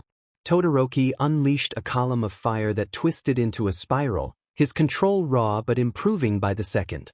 Izuku leapt straight through it with wind flow, coating himself in a pressurized gust that shielded him long enough to break through. Force palm, he shouted, slamming into Todoroki's raised ice arm. It cracked, slowed him. Todoroki responded with a sudden geyser of ice beneath Izuku's feet, but Izuku had already planted a detonation mark beneath his heel. He launched straight into the air, twisting, storing the momentum in impact storage, and with a burst of speed from sprint drive, dove down in a green-tinted meteor arc. Todoroki raised both hands, a fire blast from the left, an ice surge from the right. The arena shuddered under the collision. Up in the stands, Aizawa narrowed his eyes. They're adapting to each other. Like rivals, Present Mike whispered. Like mirrors, All Might added softly. The explosion of elemental force knocked both fighters back. Izuku hit the ground and tumbled, barely catching himself. Todoroki slid across the ice, digging in with scorched boots. They stood again. Battered. Breathing hard. But still smiling. You're not holding back anymore, Izuku panted, arms trembling. Todoroki gave the faintest nod. Neither are you. And they moved again. Todoroki's next attack was a mix, ice spikes launched in a shotgun blast, fire weaving between the gaps. Izuku ducked, using Phantom Step to throw off Todoroki's aim. He landed a clean force palm on Todoroki's side, but Todoroki retaliated instantly with a fire pulse that scorched Izuku's sleeve and sent him reeling. The crowd was roaring. Izuku surged forward with a wind flow dash. Todoroki built a wall. But Izuku had already marked it. Now! Detonation mark blast. The wall shattered, and before Todoroki could recover, Izuku swept low, built up impact storage from a shoulder tackle, and, bam, delivered a decisive gut punch. Todoroki staggered. Izuku surged for the final strike, but Todoroki, through sheer instinct, fired a desperate wide arc of flame. Izuku took it full on. The dust cleared. Busted.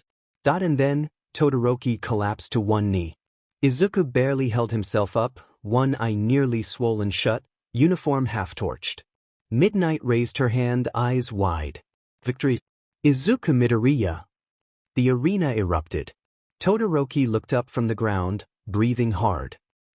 Pushed me further than anyone ever has. Izuku, standing with what strength he had left, offered his hand. I didn't want to win against half your power. Todoroki took the hand. It wasn't your power I needed to beat. It was my own fear. Bookmark updated, Todoroki Shoto. 45% synced. Emotional resonance established. Quirk, half hot half cold, cryokinesis and pyrokinesis. Status, unstable but growing. As Izuku limped off the stage, the crowd still roaring, Aizawa met him with a towel and a nod. Not bad, problem child. Present Mike shouted through the mic. Now that was a fight worthy of the sports festival. And somewhere in the shadows above the stadium, a hooded figure watched the screen replaying Izuku's moves. He's developing faster than expected. I wonder how long the cracks will hold. The stadium still buzzed from the explosive match between Izuku and Todoroki. The battlefield was being repaired, steam still wafting from scorched and frozen platforms as the arena reset. Recovery Girl was busy tending to Todoroki while Izuku sat quietly, his hand wrapped in cooling gauze, still replaying the final exchange in his mind. Then Midnight's voice rang through the air once more. Next match. Katsuki Bakugo vs. Tenya Ida. As Bakugo walked into the arena, his expression was a storm of focus and fury. No taunts, no smirks. He wasn't interested in showmanship right now. He was aiming for the top. Tenya Ida marched in from the opposite tunnel, his movements crisp, full of purpose. He adjusted his gloves, narrowed his eyes. I must surpass my limits. For my family. For my classmates. For myself. The second the buzzer rang, Ida launched forward like a cannon shot. His burst of speed was blinding. Engine roaring, turbines blazing with blue heat. He zigzagged, then struck for Bakugo's ribs. Boom. Bakugo twisted midair, blasting backwards with a controlled explosion to soften the impact. His boots scraped the arena as he landed in a skidding crouch. He's fast, Bakugo muttered. Faster than last time. Ida didn't stop. He spun into a low sweeping kick, forcing Bakugo airborne again, then went for a jump knee. But Bakugo was already in the air, grinning. You want fast? Then catch this. Boom boom boom. He detonated a trio of air blasts behind him in rapid succession, rocketing forward like a missile. Ida crossed his arms, engine block. Boom. The clash sent both skidding back. Bakugo tumbled to his feet, smoke trailing from his gauntlets. Ida skidded and restabilized with a handspring and flipped back upright. From the stands, Izuku leaned forward. Bakugo's using his explosions to steer around Ida's speed. Yeah, but Ida's gotten stronger too, Kirishima said. His reaction time's unreal now. Shinso crossed his arms. But Bakugo, he's like a predator. Every move's a trap. On the field, Bakugo narrowed his eyes. All right, for second cooldown. He's got a rhythm. You're done. He feinted left. Ida dashed forward for a shoulder tackle. Bakugo pivoted midair with a blast, spun, and stun grenade. Flash. Ida winced, off balance. That was all Bakugo needed. Get off my stage. Explosion uppercut. Boom.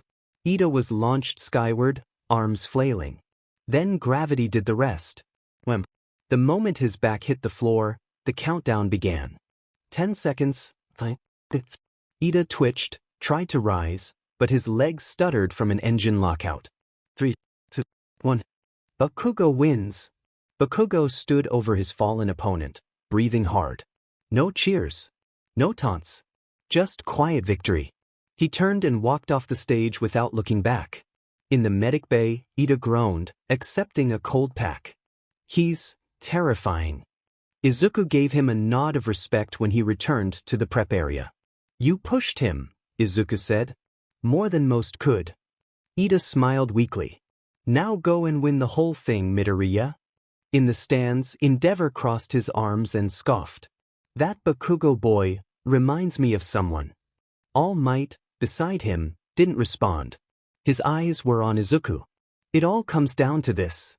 The arena began to reset for the final match. Scorch marks scraped away. Debris cleared, the walls repainted with the colors of the UA Sports Festival. But behind the fanfare and noise, a quiet stillness settled over the competitors. The finalists were resting now. Just before the storm. In the waiting room, Izuku sat on the bench, elbows resting on his knees, eyes fixed on the bandages around his hands. A thin layer of tension ran down his spine. His fight with Todoroki still echoed through his muscles. He could feel the lingering heat in his bones from the intensity. Bakugo stood near the wall, arms crossed, a storm of unreadable thoughts crossing his face.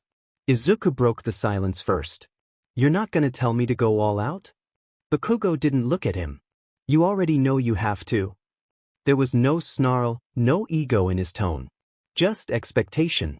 And you better, he added, voice low. Because I am. Izuku gave a faint nod. Yeah. I figured. There was no hatred between them right now. Just something heavier. History, unspoken and raw, hangs between them. Elsewhere, in a quiet corner of the stadium, Tenya Ida stood outside Recovery Girl's room, clutching his phone. His hands trembled. On the other end of the line, his mother's voice was shaky. Tenya, it's your brother. He was on patrol in Hosu. There was an attack. The hero killer. Ida's grip tightened. Tensei was injured. Critically. He stared blankly at the floor, breathing shallowly. Stain. That was the name whispered in. The underground. The vigilante who hunted heroes. The one who only spared those he deemed worthy. His brother, Ingenium, wasn't spared. Ida's thoughts fractured into two paths. The part of him that wanted to run to Hosu right now, and the part that told him to stay, to not abandon the festival, to fight with purpose. But now, his purpose had changed. Back in the prep room, Izuku noticed Ida as he returned. His face was pale, his jaw clenched so tightly it shook. Ida? Izuku asked gently. My brother, Ida's voice cracked. He's been attacked. Izuku stood up. What?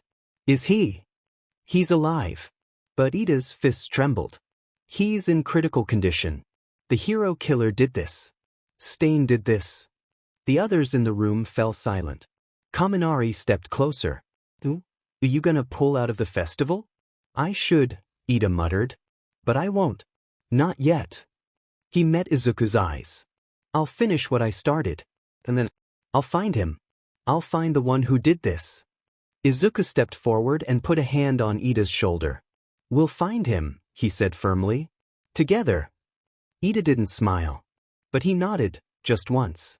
Above the stadium, in the private viewing box, Principal Nizu and Aizawa sat with Tsukachi and a few trusted pros. Aizawa's arms were still in slings, but his eyes were locked on the field below. They've grown, he said quietly. Faster than they should. Tsukachi glanced at the final bracket. Bakugo and Midoriya. A time bomb and a wild card. Nizu sipped his tea. It's poetic in a way. They both represent what this generation could become. Aizawa gave a faint nod. Let's just hope they don't break each other. In the crowd, murmurs rippled with excitement. The two frontrunners, Midoriya and Bakugo, were headed for a final showdown. No one could predict the outcome. As Midnight's voice echoed out across the stadium, "Ladies and gentlemen, the final match is about to begin." Down in the tunnel, Izuku stretched his arms out. He could feel his quirks humming under the surface: wind flow, detonation marks, force palm, impact storage, and more. His mother's power was there too, folded carefully like a weapon not yet drawn. He had one bookmark still warming Todoroki, now 45% synced. And Bakugo? Bakugo was fire and fury incarnate, walking forward with his storm. No smiles. No taunts. Just another step in their long, tangled story. The stadium held its breath. A hush rippled across the crowd like the calm before a typhoon. The gates opened. Izuku Midoriya and Katsuki Bakugo stepped into the arena. No music. No announcer needed. Just the sound of their footsteps, echoing like war drums against the stone. They stood across from each other beneath the roaring sun. No costumes. Just sweatshirts, sneakers, and years of shared blood and grit behind their eyes. Midnight raised her hand. "Final match begin." She dropped it. And the world exploded. Bakugo launched forward like a missile, palms blasting him into the air. Izuku grinned and spun away, using wind flow to hurl himself upward with a spiraling gust. He landed midair, twisting with inhuman speed, phantom step activating just as Bakugo reached him. Their fists collided midair, detonating a shockwave that kicked up dust across the field. Izuku flipped backward, laying detonation marks in a crescent arc as he landed. Bakugo dove through them, but Izuku snapped his fingers beyond them. Explosions flared around his rival, redirecting him mid-flight. Bakugo grunted, twisting his body with muscle memory honed by pain and fire. He used the explosions to accelerate, blasting straight through the final mine and catching Izuku with a wild right hook. Izuku slammed into the wall, his breath knocked out of him, but he was laughing. "You're using your explosions better now," Izuku said, brushing dust off his face as he stood. "You're not just attacking. You're redirecting." Bakugo scoffed. "Like I'd fall behind you." He blasted toward him again. Izuku met him head-on, activating force palm at the last second. Their hands clashed. Izuku redirected the kinetic force downward, flipping over Bakugo and firing off impact storage in a burst that sent his rival stumbling. They landed opposite each other again, panting. Eyes wide. But their grins matched. From the stands, Class 1A and 1B watched in awe. Are they having fun? Kaminari blinked.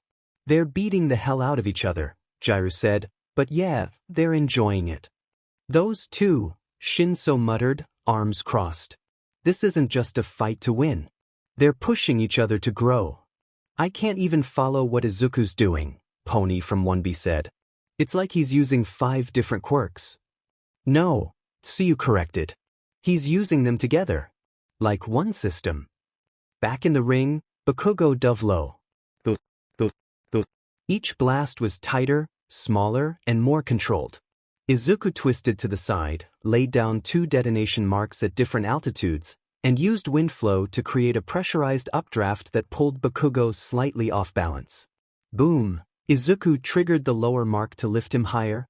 Boom! He hit Bakugo with a spinning dropkick midair using force palm at the last second to send him crashing into the ground. Dust exploded outward. But Bakugo laughed from the crater. "You've gotten annoying, Deku." "Thanks," Izuku panted, smiling back. "Means a lot coming from you." They clashed again, harder, faster. Fists and explosions, wind and strategy. Izuku started mixing in tiny bursts of healing touch during blocked strikes to keep his muscles going. It wasn't traditional regeneration, but it kept him moving past the threshold. Bakugo noticed. "You're cheating, nerd." "Adapt," Izuku grinned. Bakugo did. He began overloading his blasts to heat the air around Izuku, cutting off wind flow's advantage by creating pressure vacuums. Izuku answered by bouncing between detonation marks like stepping stones, pulling aerial acrobatics that left even the pros watching stunned. From the viewing box, Aizawa spoke. "They've turned the fight into a conversation. More like an argument, Tsukachi said. An argument only they understand, Present Mike added. This is personal. Nizu's eyes glinted. It's more than that. Trust. They trust each other to go all out. Back in the arena, Izuku landed hard, breathing shallowly now. The heat from Bakugo's explosions and the strain from using 5 quirks were catching up. Bakugo's arms were trembling too. Sweat poured off him. His palms were bright red, sore from overuse. Neither of them stopped. Bakugo dashed forward one more time, his final. AP shot building, condensed tighter than ever before. Izuku raised his hand, gathering wind, marks, and energy. They clashed. Kraoreik. A wave of energy exploded through the stadium. When the dust cleared, Bakugo was on one knee. Izuku stood, just barely. Both of them were breathing hard. Midnight raised her hand. And the winner is Izuku Midoriya. The crowd roared like thunder. Izuku offered Bakugo a hand. Bakugo stared at it, then slapped it away and stood up on his own. Don't get cocky, he muttered. I wouldn't dream of it, Izuku said with a tired smile. They walked off the field together, rivals, not enemies. The crowd thundered like a storm. The cheers echoed across the stadium, blending with horns, music, and chants of admiration. The UA Sports Festival ended on a high, with an explosive final match that would be discussed for years to come. Now, it was time for the victors to be honored. On a grand pedestal overlooking the stadium, 3 students stood beneath the afternoon sun. Third place, Shoto Todoroki, stoic and unreadable, his breath still faintly fogging the air around him. Second place, Katsuki Bakugo, arms crossed, jaw tight, silent in the face of applause. First place, Izuku Midoriya, bruised, battered, and barely holding himself upright, blinking at the crowd as if unsure this moment was real. And above them all, standing tall with a smile that lit up the sky, All Might, the symbol of peace. He strode forward in his golden-trimmed hero outfit, the familiar "I am here" booming from the stadium speakers. The crowd roared. Students of UA, he announced with his signature charisma, today you showed the entire country the future of hero society.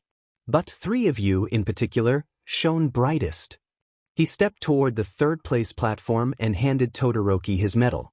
All Might's eyes flickered across Todoroki's face, scarred, frozen, proud, and conflicted. The boy bowed slightly. No words were exchanged, but a subtle nod passed between them. A gesture of respect. Understanding. Then All Might turned toward Bakugo. Katsuki Bakugo, he bellowed. You fought fiercely and never backed down. Bakugo didn't respond. He allowed All Might to drape the silver medal around his neck with visible tension. Not out of disrespect, but pride. This was second place. To him, that wasn't a celebration. It was a reminder. Don't get used to standing above me, nerd, Bakugo muttered out of the corner of his mouth. Wouldn't dream of it, Izuku said under his breath, lips twitching into a smirk. All Might turned to Izuku Midoriya. And hesitated. Only for a moment. Barely noticeable to anyone but the most observant. But Izuku noticed. And Bakugo noticed too. The hesitation wasn't physical, it was in All Might's eyes. The briefest flicker of wariness. A question he was trying not to ask. To the crowd, it looked like a pause for dramatic effect. To Izuku, it felt like a gust of cold air down his spine. All Might stepped forward and placed the gold medal around Izuku's neck. He smiled, wide and glowing for the crowd, but his eyes were searching, studying Izuku's face as if hoping to find something that wasn't there. Young Midoriya, he said loudly. Today, you stood above the rest not just in power, but in heart. You remind us all what it means to fight for others. He patted Izuku's shoulder, but again his hand lingered a little too long. As if he were measuring something. Izuku met his eyes. And for a heartbeat he saw it. No doubt. But fear. Something deeper than the battlefield. Something personal. Why is he looking at me like that? Bakugo scowled as he noticed the same thing. His gaze flicked from All Might to Izuku, then narrowed. He didn't say anything. The crowd erupted as All Might raised all 3 of their arms high. Cameras flashed. Confetti rained. And Izuku smiled for the photos. But inside, he felt a question forming. One he couldn't quite name. Later that day, as the sun began to set behind UA's towering walls, Izuku sat alone on a bench near the training grounds, metal still around his neck. He stared down at his hands, at the quirks that now lived within him, at the power he was slowly learning to control. Then he whispered, "Why did All Might look at me like that?" Behind him, a shadow stirred. "You noticed too," Bakugo said, stepping out from behind a tree. Izuku looked up. He hesitated. "Right before giving you the medal," Bakugo continued, hands in his pockets. "And it wasn't because of anything you did today." Izuku nodded slowly. He's scared. Of something. Or someone. Bakugo's expression darkened. "We need to figure it out." Izuku nodded again. Because in the distance, beyond the cheering, beyond the medals, beyond the promise of internships and future fame, a storm was coming. And they needed to be ready. 2 days had passed since the thunderous roar of the UA Sports Festival had faded into memory. And yet, as Izuku Midoriya stood in a crowded train, surrounded by commuters in suits and students in uniforms, he realized the aftershocks were still rippling through the world around him. "Hey, that's the guy who beat Todoroki. He's the one from the finals, Midoriya, right? Didn't he have, like, 100 quirks or something?" Murmurs and pointed fingers followed him like a breeze. Izuku gave an awkward smile, rubbing the back of his neck. Cameras weren't pointing at him anymore, but eyes were. Curious ones. Envious ones. Admiring ones. And it was only just beginning. By the time he stepped off the train and onto the UA campus, he was already mentally rehearsing his responses to potential interview questions. He took a breath and started walking, but, "Deku, move your feet or we're gonna be late." Izuku turned just as Tenya Ida came jogging up, always punctual, polished, and a little too intense for 7 in the morning. Sorry. Izuku hurried to keep up with him. They walked side by side toward the lockers, and Ida maintained his straight-backed stride, scanning the halls like a security camera in motion. "You holding up all right?" Izuku asked, glancing sideways. "I mean, after the festival and, you know." Tenya stiffened but kept walking. "My brother is recovering," he said, voice clipped. "Thank you for asking. Everything is fine." Izuku frowned, catching the weight behind that final word. Ida was lying not maliciously, but to protect himself. To keep his composure. Still, Izuku didn't press. Instead, they changed into indoor shoes and entered Class 1A, where a light buzz of chatter filled the air. The atmosphere was far from normal. Students clustered in small groups, whispering excitedly. 3 people asked me for a picture on my way here. Mina Ishido beamed. "I got recognized in the convenience store line," said Siro, flexing. "I got stopped by a girl who wanted my autograph," Kirishima added, blushing slightly. From across the room, Todoroki sat silently, eyes unfocused. Meanwhile, Bakugo slouched in his seat, radiating irritation. "I hate this fake attention," Bakugo growled under his breath. The chatter died down as the door slid open with a familiar metallic click. Aizawa stepped into the room. No bandages. No sling. His face still bore faint traces of fatigue, but he walked with the casual confidence of someone whose pain was behind him, for now. Class 1A collectively straightened in their seats. "Good morning," Aizawa said flatly. "I'm back. Don't celebrate too loudly." Despite the sarcasm, the relief was mutual. Even Bakugo gave a subtle nod of acknowledgement. "Now," Aizawa continued, "today's homeroom lesson is hero informatics." The entire class tensed. "Is this a quiz?"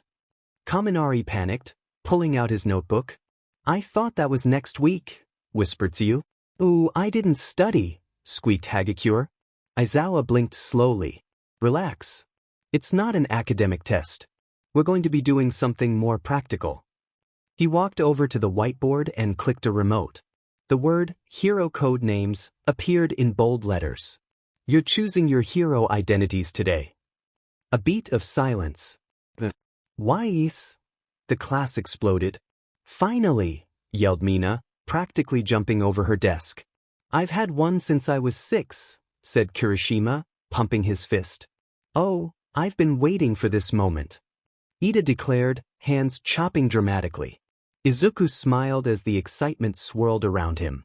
Picking hero names wasn't just fun, it was a statement. A dream made tangible. A symbol of identity. Aizawa held up a hand, silencing the group. Make no mistake, this name is a reflection of who you want to be as a hero. It will be how the world knows you. So think carefully. You'll be submitting them now, and we'll review each one. He gestured to a stack of dry erase boards on the teacher's desk. Come up one at a time. And keep it appropriate. As the students started to line up, Izuku remained seated for a moment, thinking. His mind flashed to the fight with Todoroki. The rush of wind, ice, fire, and will. The stories inside him that had burned so fiercely. And then, Todoroki's flame. He looked at his hands again. What kind of hero do I want to be? He reached for the marker. The classroom buzzed with creative energy as Class 1A took turns walking up to the front with their whiteboards, scrawling names that captured their aspirations, identities, and dreams. Some were funny, others bold, but every name mattered. Mina Ishido stepped up first with a huge grin and spun her board around. Pinky! Several students giggled, and even Aizawa raised a brow. That's very you, he said flatly. Mina beamed.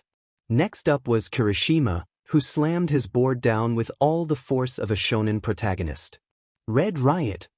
It's an homage, he explained with a proud grin. To Crimson Riot, the old-school hero who inspired me to get stronger. Izuku smiled softly. A name with a legacy. Bold, but personal. Tsuyu Azui kept it simple. Froppy. Just call me that. I like it, Siro nodded.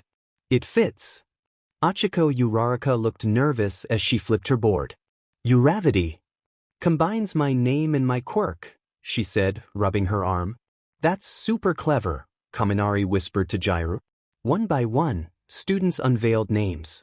Kaminari called himself Chargebolt, Jairu went with Earphone Jack, and Tokoyami dramatically announced Tsukuyami, cloaking himself in a metaphor. Even Bakugo, after grumbling through 5 rejected names, begrudgingly settled on Ground Zero. Just like him. Meanwhile, Izuku Midoriya still sat quietly at his desk, his board blank. He tapped the marker against the surface, eyes down. All around him, people were picking names based on powers. Speed, explosions, sharpness, electricity.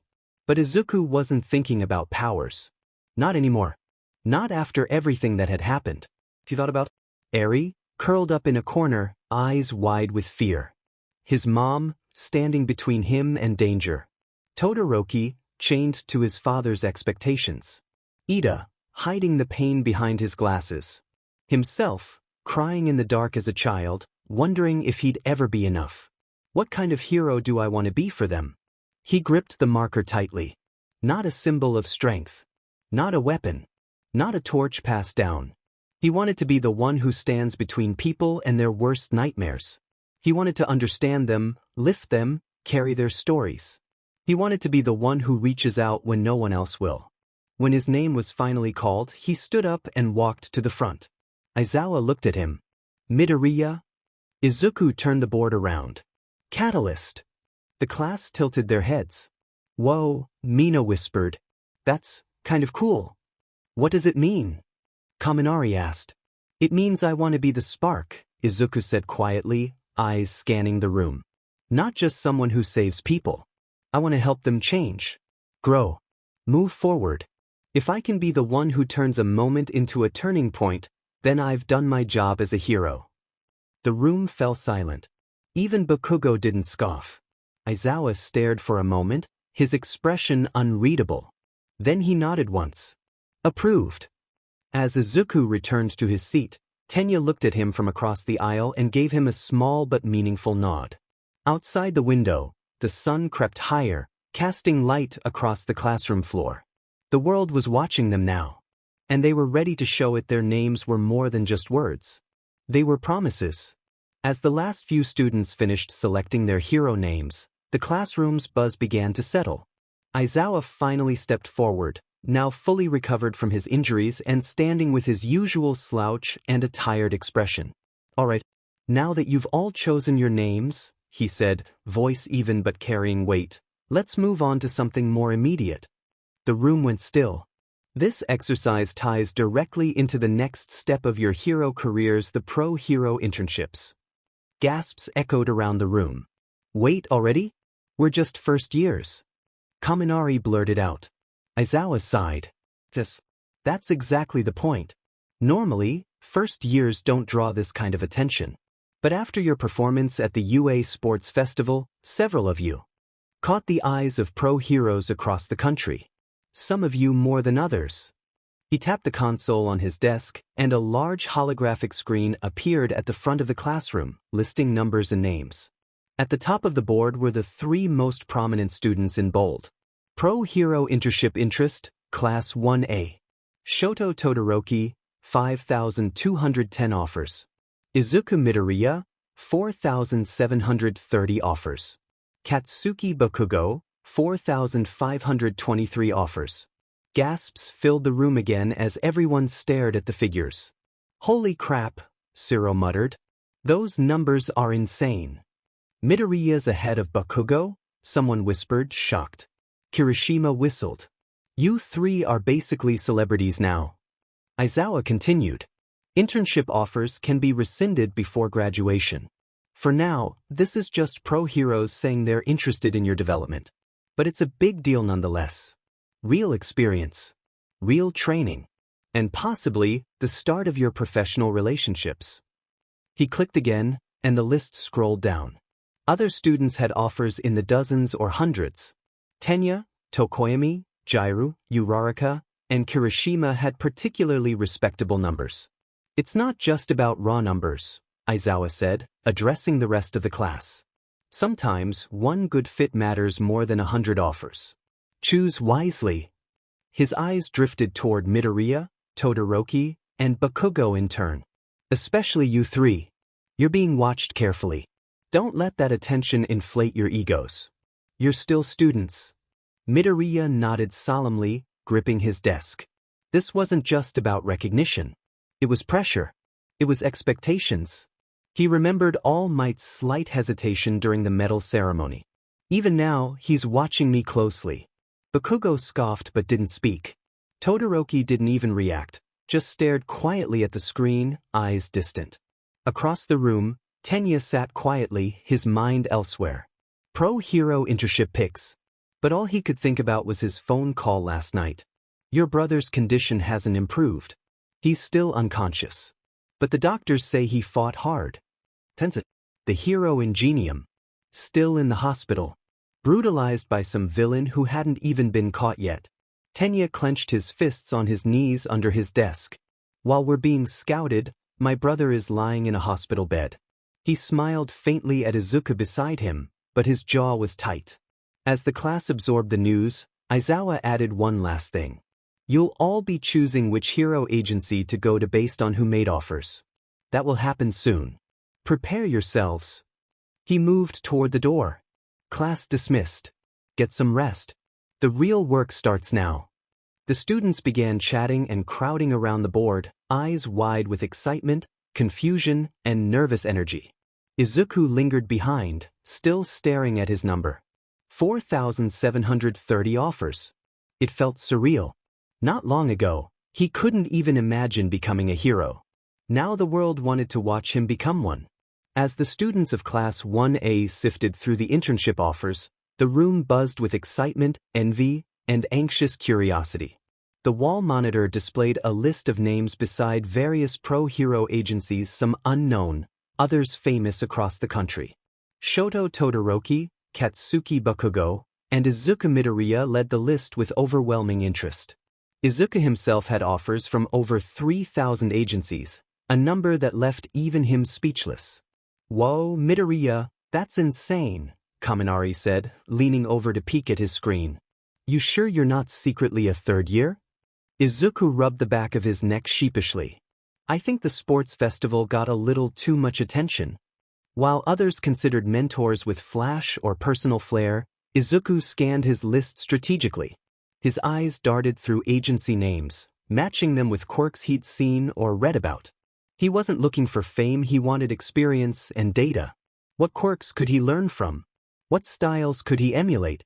What stories could he bookmark?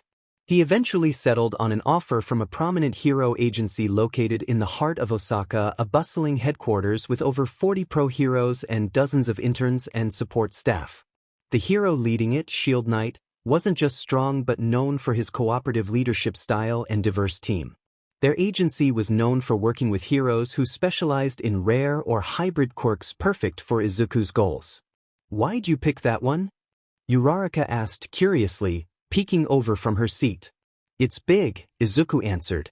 "More people. More quirks. More chances to learn how to adapt and work in different teams. I want to be prepared for anything." Bakugo scoffed across the room. "Figures. Nerd wants to collect quirks like they're trading cards." Izuku didn't argue. He knew what he needed to do, and with the kinds of enemies they'd already faced, he wasn't about to waste time. The more quirks he learned to fight with, the more people he could protect. As the others continued comparing agencies, Deku pulled out a small, personalized notebook, not one for quirks, but for people. The ones he'd trained with, fought beside and fought against. Now, he was going to grow stronger not just for himself, but for them. Next week, the internships begin. The bell rang, signaling the end of the day's lessons. But for Class 1A, this was no ordinary dismissal. Aizawa stood before the class, arms folded, as his eyes swept across the room of eager students. "Your hero costumes have been returned with adjustments based on your festival data," he said, voice level but weary. "Collect them on your way out. Tomorrow, your internships begin." Murmurs of excitement buzzed through the room. Izuku clutched his notebook under his arm, heart pounding with anticipation. "But remember," Aizawa added, locking eyes with several students, especially Izuku, Todoroki, and Bakugo, "this isn't school anymore. You'll be in the real world. Heroes and civilians alike will be depending on you. Don't lose your heads." As students began filing out, picking up their updated costumes and chatting excitedly, Izuku's eyes drifted to Tenya Ida. His friend stood near the back of the room, quiet, his duffel bag clutched a little too tightly. Izuku hesitated, then started walking toward him, Uraraka following close behind. "Ida," Izuku said gently, stopping at his side. "You heading out to Hosu already?" Tenya turned to them with a practiced smile, but it didn't reach his eyes. "Yes. The agency I'm interning with has a strong presence in Hosu. I intend to learn a lot from them." Uraraka frowned slightly. "Ida, you know you don't have to carry everything alone, right?"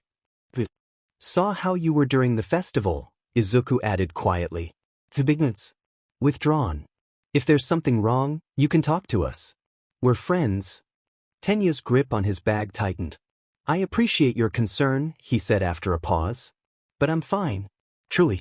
And I'm grateful to have classmates who care." His voice was measured, controlled. But as he turned away and walked off down the hall, Izuku saw the change. His friend's smile vanished, replaced by a storm of emotion that hardened his features. "He's going after the hero killer," Izuku whispered once Tenya was out of sight. Uraraka's lips tightened into a worried line. "Yeah, I think so too." Later that evening, Osaka. The sun dipped low behind the skyline of Osaka, casting the city in hues of amber and crimson. Izuku stepped off the train with a backpack and a duffel, heart pounding with nerves and excitement.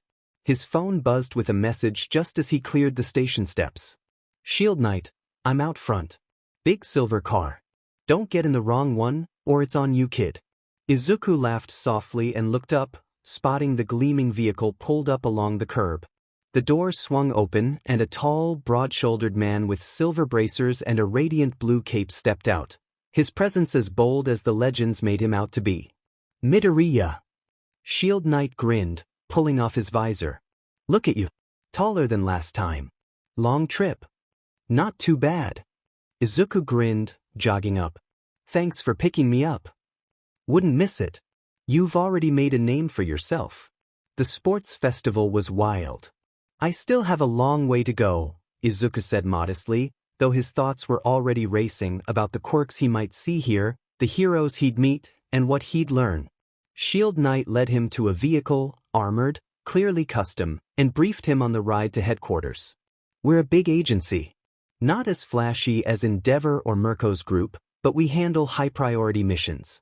More importantly, we train for team combat. If you're here, I assume you want to grow in more ways than just strength. Izuku nodded. I want to understand how to protect people in every situation. And, if I can, I'd like to learn from others and maybe pick up new abilities. Shield Knight gave him a side glance, eyes narrowing thoughtfully. I heard you're versatile, adaptive. That's good. You'll need it. When they arrived at the Osaka branch, Izuku was stunned. Dozens of heroes bustled through the lobby, some reviewing field data, others heading out in full costume. He recognized several of them from televised rescue efforts and villain raids. Shield Knight clapped him on the shoulder. We're putting you in Observation Unit 2. It's fast-paced, but you'll rotate with response and rescue. I'll oversee your training personally. They passed through the main hall as Izuku's senses tuned in, feeling the ambient pressure of powerful quirks all around him. Already, he could feel the faint impression of their abilities, patterns he might be able to bookmark with time. And somewhere inside him, the archive responded, slotting the environment, observing the people, analyzing their powers. This place was exactly what he needed. Time to grow. After Shield Knight gave Izuku his introductory briefing, he led him down one of the branching corridors that opened into the vast heart of the agency, a sleek training and operations wing buzzing with movement. This is where you'll be starting, Shield Knight said, gesturing toward a glass-walled operations room marked Observation Unit 2. Inside were several pros in varied gear, checking monitors, communicating via headsets, and reviewing mission data on holographic displays. Midoriya, meet a few of your teammates. You'll work with them closely over the next few days. Shield Knight waved two people over. The first was a tall young man with silver hair and a relaxed expression. His hero suit was minimalist, fitted for mobility, and a light glowing band circled the side of his head. I'm Senso, he said with a small grin, offering Izuku a firm handshake. Quirk, mind link. I can sync up the thoughts of up to 20 people within line of sight or comm range. Makes group combat smoother, no shouting orders or missed calls. Izuku blinked. A full mind-sync squad? The possibilities unfolded immediately in his mind, coordinated maneuvers, silent teamwork, perfectly timed attacks. That's incredible. Does it transfer actual thoughts?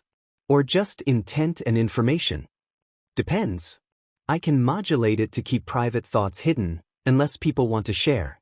Mostly, it's strategic, positions, danger warnings, visual feeds. Great for search and rescue or hunting villains across wide areas. As they talked, Izuku's archive flickered, soft threads connecting as he gently bookmarked Senso's quirk at a low percentage. This would take time to fully grasp, mental abilities were always complex, but the foundation was there.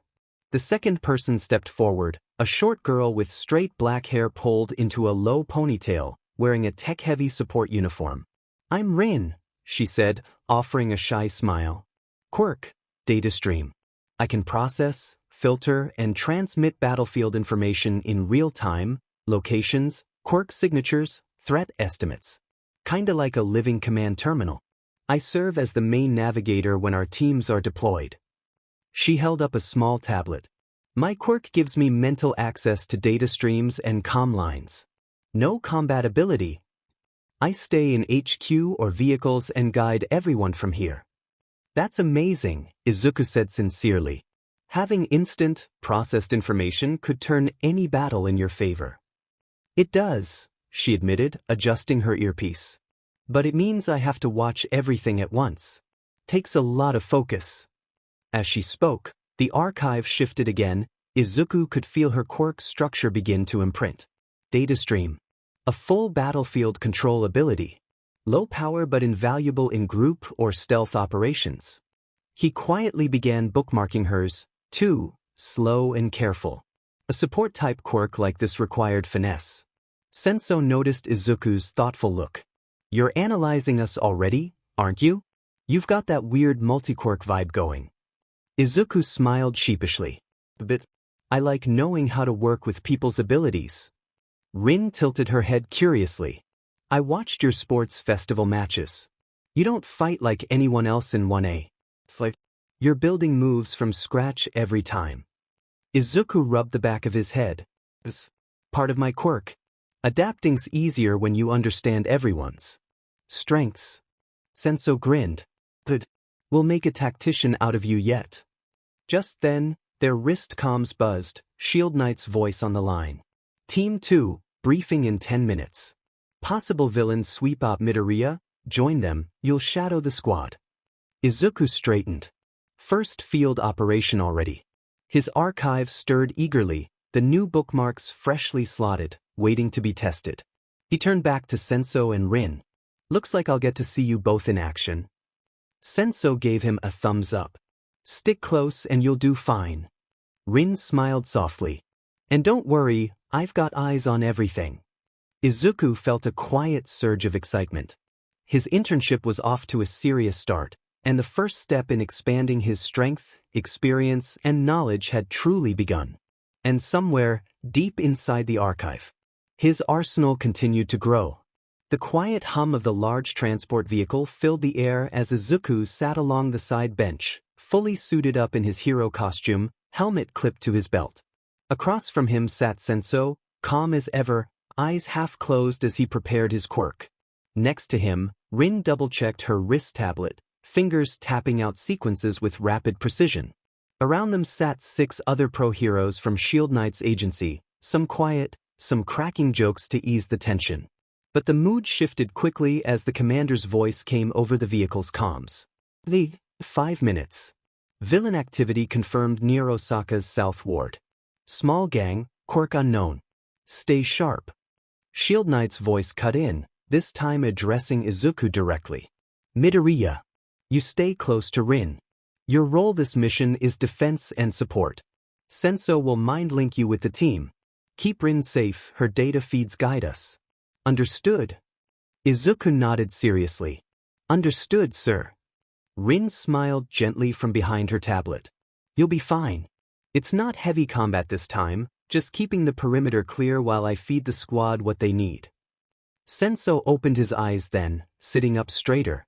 All right, syncing up. Stay still. A faint pressure touched Izuku's mind, a soft, flowing sensation like dipping his head into water. Then, without words, the thoughts of the entire squad connected gently into his awareness. Positions. Weapons checks. Heart rates. Rin's constant data feed, movement blips on the map, threat markers shifting green to yellow. Senso's calm voice threaded through the link. So this is what MindLink feels like. Izuku thought in quiet wonder. He could sense 8 people moving like one organism, no clumsy verbal orders, no waiting for shouts or signals. Their intentions flowed freely, flank left, cover the alley, check the rooftops. And now Izuku felt something more. Structure. The way Senso's quirk shaped the link, threading thoughts gently, filtering emotions, keeping chaos from overwhelming the network. He could feel how the ability shaped the mental flow to prevent overload. In his archive, that understanding deepened. The bookmark percentage on MindLink ticked slightly higher.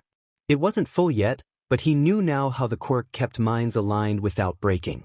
Midoriya, Senso's voice drifted across the link. You're picking this up quick. Stay tight to Rin when we drop.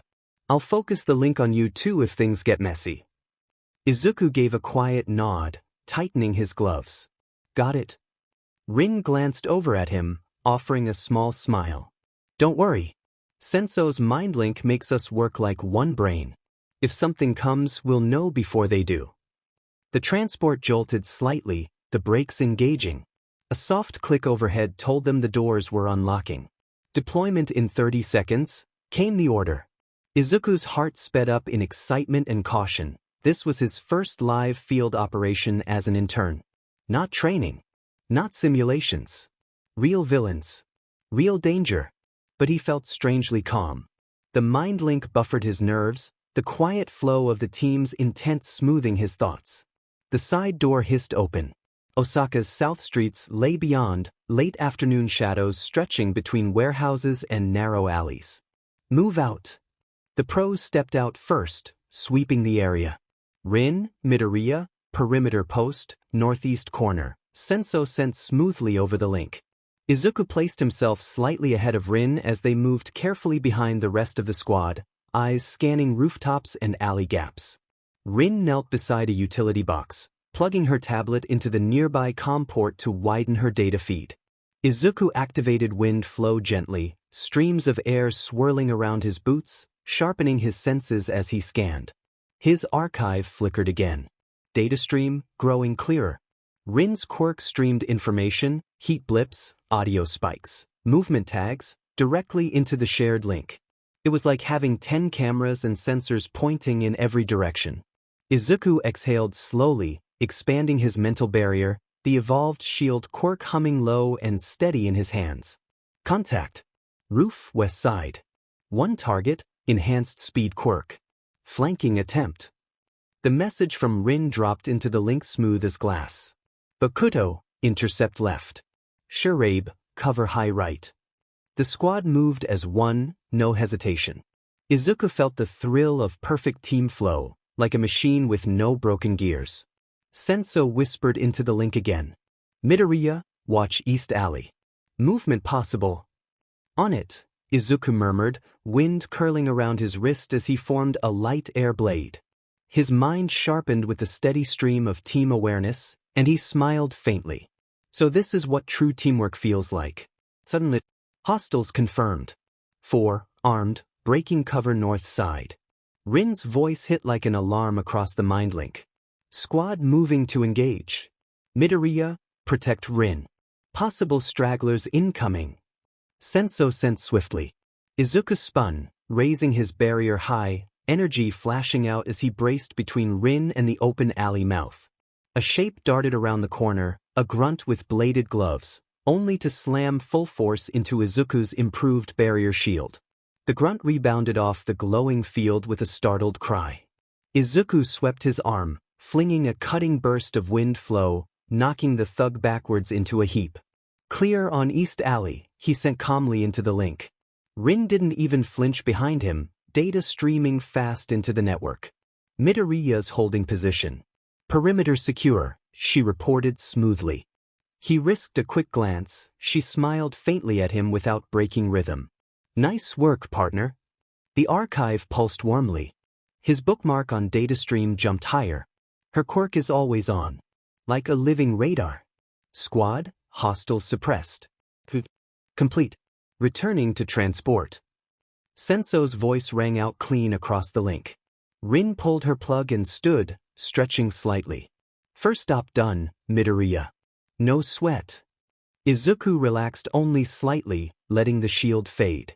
Not bad for day one, Senso grinned as he rejoined them, his mind link gently unwinding from their minds. You kept your cool. Izuku smiled, the faint thrill of new strength quietly building in his archive. 2 fresh bookmarks were blooming, slow, steady, full of potential. And this was only the beginning. The transport vehicle rumbled steadily beneath Izuku's boots as he leaned against its wall, helmet resting beside him. The adrenaline of their first joint mission was fading, replaced with a thoughtful quiet. Across from him, Senso and Rin sat relaxed but sharp-eyed, veterans used to the quiet debrief after a successful op. Izuku, you handled that well, Rin said softly as she checked something on her wrist tablet. Better reaction time than some of the actual pros I've worked with. Izuku smiled faintly, still adjusting to this side of pro-hero life. Thanks, but it's your quirk that made the team work. Your data stream lets me see everything coming. Rin tapped her device with a hum. Support quirks like mine rarely get this much action in the field, but that mind link made it smooth. Izuku turned to Senso. Your mind link. It's not just thoughts, is it? When I blocked that alley, I knew where everyone felt like they were, like we were one person in 20 places. Senso's calm gray eyes met his. You figured it out fast. Mind link fuses perception, too, sight, sound, and balance. You weren't just thinking with the squad. You were the squad. Our ears, eyes, instincts. moment by moment. The archive flickered in Izuku's mind. The bookmark percentage for MindLink surged again, 80% now, nearly complete. You shaped the flow, didn't you? Izuku continued, eyes narrowing thoughtfully. I felt it. Like you were guiding a stream. Making sure no one got overwhelmed or locked up. Senso smiled for the first time. Good. No one else notices that on day one. Yeah, I steer the link so people stay focused. Otherwise it gets messy. Voices mixing. Sensory feedback loops. Chaos. His arching tingled again, understanding settled. 90%. Close. Rin leaned forward slightly. You probably noticed, data streams always on. The city, sensors, noise, and movements, I filter everything, sort the threats, and feed only the needed data to the team. It's more awareness than reflex. Izuku felt the data stream bookmark blossom. 75%, rising fast. A constant radar. Environmental analysis, pattern recognition, a quirk that made the battlefield predictable. Midoriya, Senso's quiet voice broke in. You're the only one I've seen who keeps absorbing understanding like this. You're copying us, but you're learning us too. More than quirks, you're getting the people behind them. Izuku chuckled softly. It's how my quirk works best. The story behind a power, how you use it, matters more than the surface. The archive pulsed warmly. MindLink, 100% bookmarked. Datastream, 85% and rising. The transport pulled into the agency's garage. Waiting by the exit platform was Shield Knight, arms crossed, cape draped loose, his massive frame blocking the door. His stern expression broke into a slight grin as his gaze fell on Izuku and the others. Well done, rookies. Smooth up. No casualties, no injuries. His eyes flicked to Izuku. You didn't disappoint, Midoriya. Heard you threw up a barrier strong enough to flatten that speed-type villain. Just like you trained me to, sir. Izuku stood straighter. Shield Knight's smile faded. His voice dropped seriously. But no time to rest. Orders came down from the Hero Public Safety Commission 20 minutes ago. Everyone stiffened. Hosu City. The name cracked the air like cold glass. Multiple villain incidents reported. Hero killer, Stain confirmed active. Several pro-heroes are already down. Endeavor Squad is mobilizing from Tokyo, but they're late. He folded his arms, gaze sweeping the squad. Our team is being deployed for support and containment. Back up until the big names arrive. Midoriya, you're officially on field duty, no sideline work this time. Rin Esigidi in a sharp breath. The hero killer? Senso shook his head. No wonder they pulled everyone. Shield Knight turned fully to Izuku. Commission wants every capable agency within reach to tighten the net. They gave us clear orders. Assist in subduing or capturing Stain if possible. And protect civilians. No direct solo engagement without backup clearance. Izuku felt the weight settle on his shoulders. Stain, his mind flicked to Tenya Ida, how tense he'd been. How tightly he'd smiled after mentioning Hosu. He knew. Senso's quiet voice floated behind him. Hero killer's dangerous. MindLink will be necessary if we engage. Rin bit her lip, fingers tightening on her tablet. I'll run datastream the entire op. No surprises. No gaps. Shield Knight placed a heavy, reassuring hand on Izuku's shoulder. You're ready, Midoriya. You've grown fast. You've seen real fights now. Trust your instincts. Trust your quirks. And most of all, trust your team. Izuku nodded, the names in his archive clear behind his eyes. Bakugo, Todoroki, Aizawa, Rin, Senso. His mother. I'm not alone. Get your gear checked. We roll in 20 minutes. The squad scattered to ready their kits. Rin leaned toward Izuku, her voice low. Stain's the real thing, Midoriya. Precise. Brutal. If he targets you, stay moving. Stay alive. Senso finished strapping his HRSS. If MindLink breaks for any reason, fall back. Fast.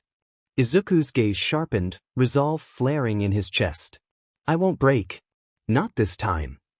As the squad moved out to the new transport, loaded heavy for battle, Izuku flexed his fingers, feeling mind link and data streams settling into his arsenal. Hosu City awaited. And somewhere in its alleys, the hero killer hunted. But this time, Izuku Midoriya would be hunting too. The convoy rumbled to a stop outside a modest building tucked away in Hosu's East District. A clean silver placard above the entrance read, Manual Hero Agency. Manual himself stood outside, waiting with 2 assistants. A middle-aged hero with soft lines on his face and tired but welcoming eyes, Manual greeted Shield Knight's team with a firm handshake and a nod. Appreciate the backup. Hosu's been boiling since yesterday's reports. We've already got heroes scattered on patrol, but the hero killer's slippery. Shield Knight exchanged a glance with his team, then back to Manual. We'll set up base here. My team's here to reinforce and assist, not interfere with your local operations. Manual gave a grim smile. At this point, any extra eyes are a blessing. The team filed inside quickly, stashing equipment, running checks, tapping into Hosu's city surveillance feed via Rin's datastream. Senso sat cross-legged by the wall, establishing a silent mind link between the squad. Izuku, however, slipped away, his eyes tracking down the one person he needed to speak with most. Tenya stood alone in a side hallway, pretending to inspect his gloves. His jaw clenched tight, his gaze unfocused, distant. Ida flinched as Izuku approached, but quickly smoothed his features into the familiar, overly polite smile. Midoriya, you surprised me. Izuku didn't smile back. Talk to me, Ida. What's going on? Why Hosu? Why did you choose here? Ida hesitated, the cracks in his calm showing as his hand trembled slightly against his side. You already know, don't you? Izuku said softly. It's Stain. You came here because of him. Ida's mask slipped, his eyes sharp with emotion. He attacked my brother. Ingenium. His voice wavered. He's in the hospital. Out of commission. Stain stole his future, his dreams dash. Ida. Izuku stepped closer, his voice firm but gentle. I understand how you feel. But revenge isn't why you're here. You're a hero in training. You can't let anger make your choices. I must make him pay dash. For who? Your brother? Or yourself? Izuku's words cut deeper than steel, but his voice never rose. Stain fights heroes who forget why they protect people. Don't prove him right. Don't let him turn you into what he wants. Ida fell silent, shaking. You're not alone in this, Izuku continued. I've got your back. So does everyone at UA. If Stain shows up, we stop him. Together. Ida's fists tightened, knuckles white, but then loosened. I'll try. I can't promise I'll stay calm. But I'll try. That's enough. For now. Izuku smiled slightly. Stay in the mind link when Senso sets it. Listen to Shield Knight and Manual. We'll make sure Hosu gets through this night. A quiet pulse of data flickered through Izuku's mind, the faint touch of Senso's mind link growing stronger. Connection spreading. All units syncing. Midoriya. Rin called softly from the nearby room. Shield Knight wants the team ready. Local heroes are sweeping the old warehouse district. Looks like we're going to be mobile support. Ida straightened, adjusting his gear. The haunted look in his eyes hadn't faded, but now it was tempered by something else. Resolve. I'll be ready, Ida said. Izuku gave him a short nod and followed him back to the staging room, where the glow of Rin's screen showed dozens of dots moving through Hosu's map, hero units spreading like a net. But one threat moved unseen, a blade in the dark. The hero killer was near. And soon they'd face him. Far away from the quiet tension building in Hosu, in the dark confines of the League of Villains hideout, 2 figures stood before the third, a storm of ideologies simmering between them.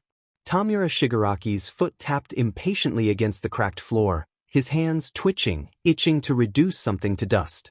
Beside him, the ethereal, misty form of Kurojiri stood silent and cautious. Across the room, like a blade drawn halfway from its sheath, stood Stain the hero killer. So this is what the so-called League of Villains has to offer, Stain muttered darkly, disgust in every word. A child playing with destruction, without creed or cause. You dare mock me? Tamura snapped, stepping forward. I don't care about your convictions. I want this pathetic society ground into dust. Heroes, villains, they all mean nothing to me except as obstacles to destroy. Like a blur, Stain moved. In the span of a breath, Stain pinned Tamura to the ground, one dagger slicing into Shigaraki's shoulder, the other resting cold against his throat. Desire without DSPLN is chaos. Meaningless, Stain growled, leaning close enough that Tamura could feel his breath. Without conviction, you are a wild dog snapping at shadows. You'll be crushed by this world. Kurogyri! Tamura gasped, struggling beneath Stain's crushing grip. Get him off dash. But Kurogyri stood frozen, his warp gate swirling helplessly, unable to move. Stain's quirk. Bloodcurdle. I paralyzed him the moment I entered. You're too careless to sense it. You're weak, Stain spat. This world's cancer isn't just fake heroes. It's worthless vermin like you who think destruction alone has meaning. Tamura's fingers grasped Stain's wrist, and the dagger in his shoulder began to crumble into dust, disintegrated by decay. I don't need your sermons, Tamura hissed through gritted teeth. Creed or no creed. I will destroy this society. Especially the symbol they all worship. All might. I'll crush him. And everything he built. Stain leapt back, dagger dissolving into gray powder between Tamura's fingers. A dark grin cut across the hero killer's face. Maybe you are rotten enough to shape into something. You reek of madness. But not weakness. He sheathed his last dagger, never breaking eye contact. We may desire different ends, but the destruction of this false world is something we share. Stain turned his back to them. I'll allow your league to crawl on for now. Once I've judged you myself, maybe then I'll cut you down. Or not. Kurogyri stirred, the paralysis fading. Send me back to Hosu. My true business isn't done. The black portal yawned open, swallowing the killer as swiftly as he'd come, his crimson scarf the last to vanish into shadow. Back in Hosu, dusk began to fall. Izuku sat in the ops room of Manuel's agency, eyes flickering between Rin's real-time map displays and the ever-growing chatter in the comms. Ida was out on a patrol with two local pros. Shield Knight stood at the far end of the room, watching the skies. Something was coming, and they were going to need everything they had. Because in the shadows of Hosu, Stain was already hunting. As the sky dimmed outside the window, Tenya Ida sat stiffly on a bench, his helmet resting beside him. His gaze was locked on the screen of his phone, scrolling through records, hero reports, surveillance maps. Stain, the hero killer. He had found the pattern. 3 more pro-heroes were targeted in Hosu's east and north districts, injured or missing within a 2-kilometer radius. The marks were clear, the path like a scar cutting through the city. He'll be here, Ida whispered darkly. He won't leave until he's taken more. His fingers curled tightly on his phone. His brother's face flashed in his mind, Ingenium, lying silent in the hospital bed, legs forever paralyzed. Ida rose slowly, breathing hard. Show yourself, hero killer. I will stop you. With my own hands. But outside the door, just down the hall, Shield Knight's team, Manuel's patrol units, and Izuku Midoriya stood unknowingly preparing. And soon, the streets of Hosu would burn. Hey everyone. I just wanted to let you all know that I'm rewriting my MHA fanfic. It'll still have the same basic premise and quirk, but the story itself is going to be completely different this time around. A new direction, new twists, slight changes in ages for some characters, and better pacing. Thank you for sticking around, and I hope you'll enjoy this new version. It will be out soon. Let me know some things you want to see, and I'll try to add them.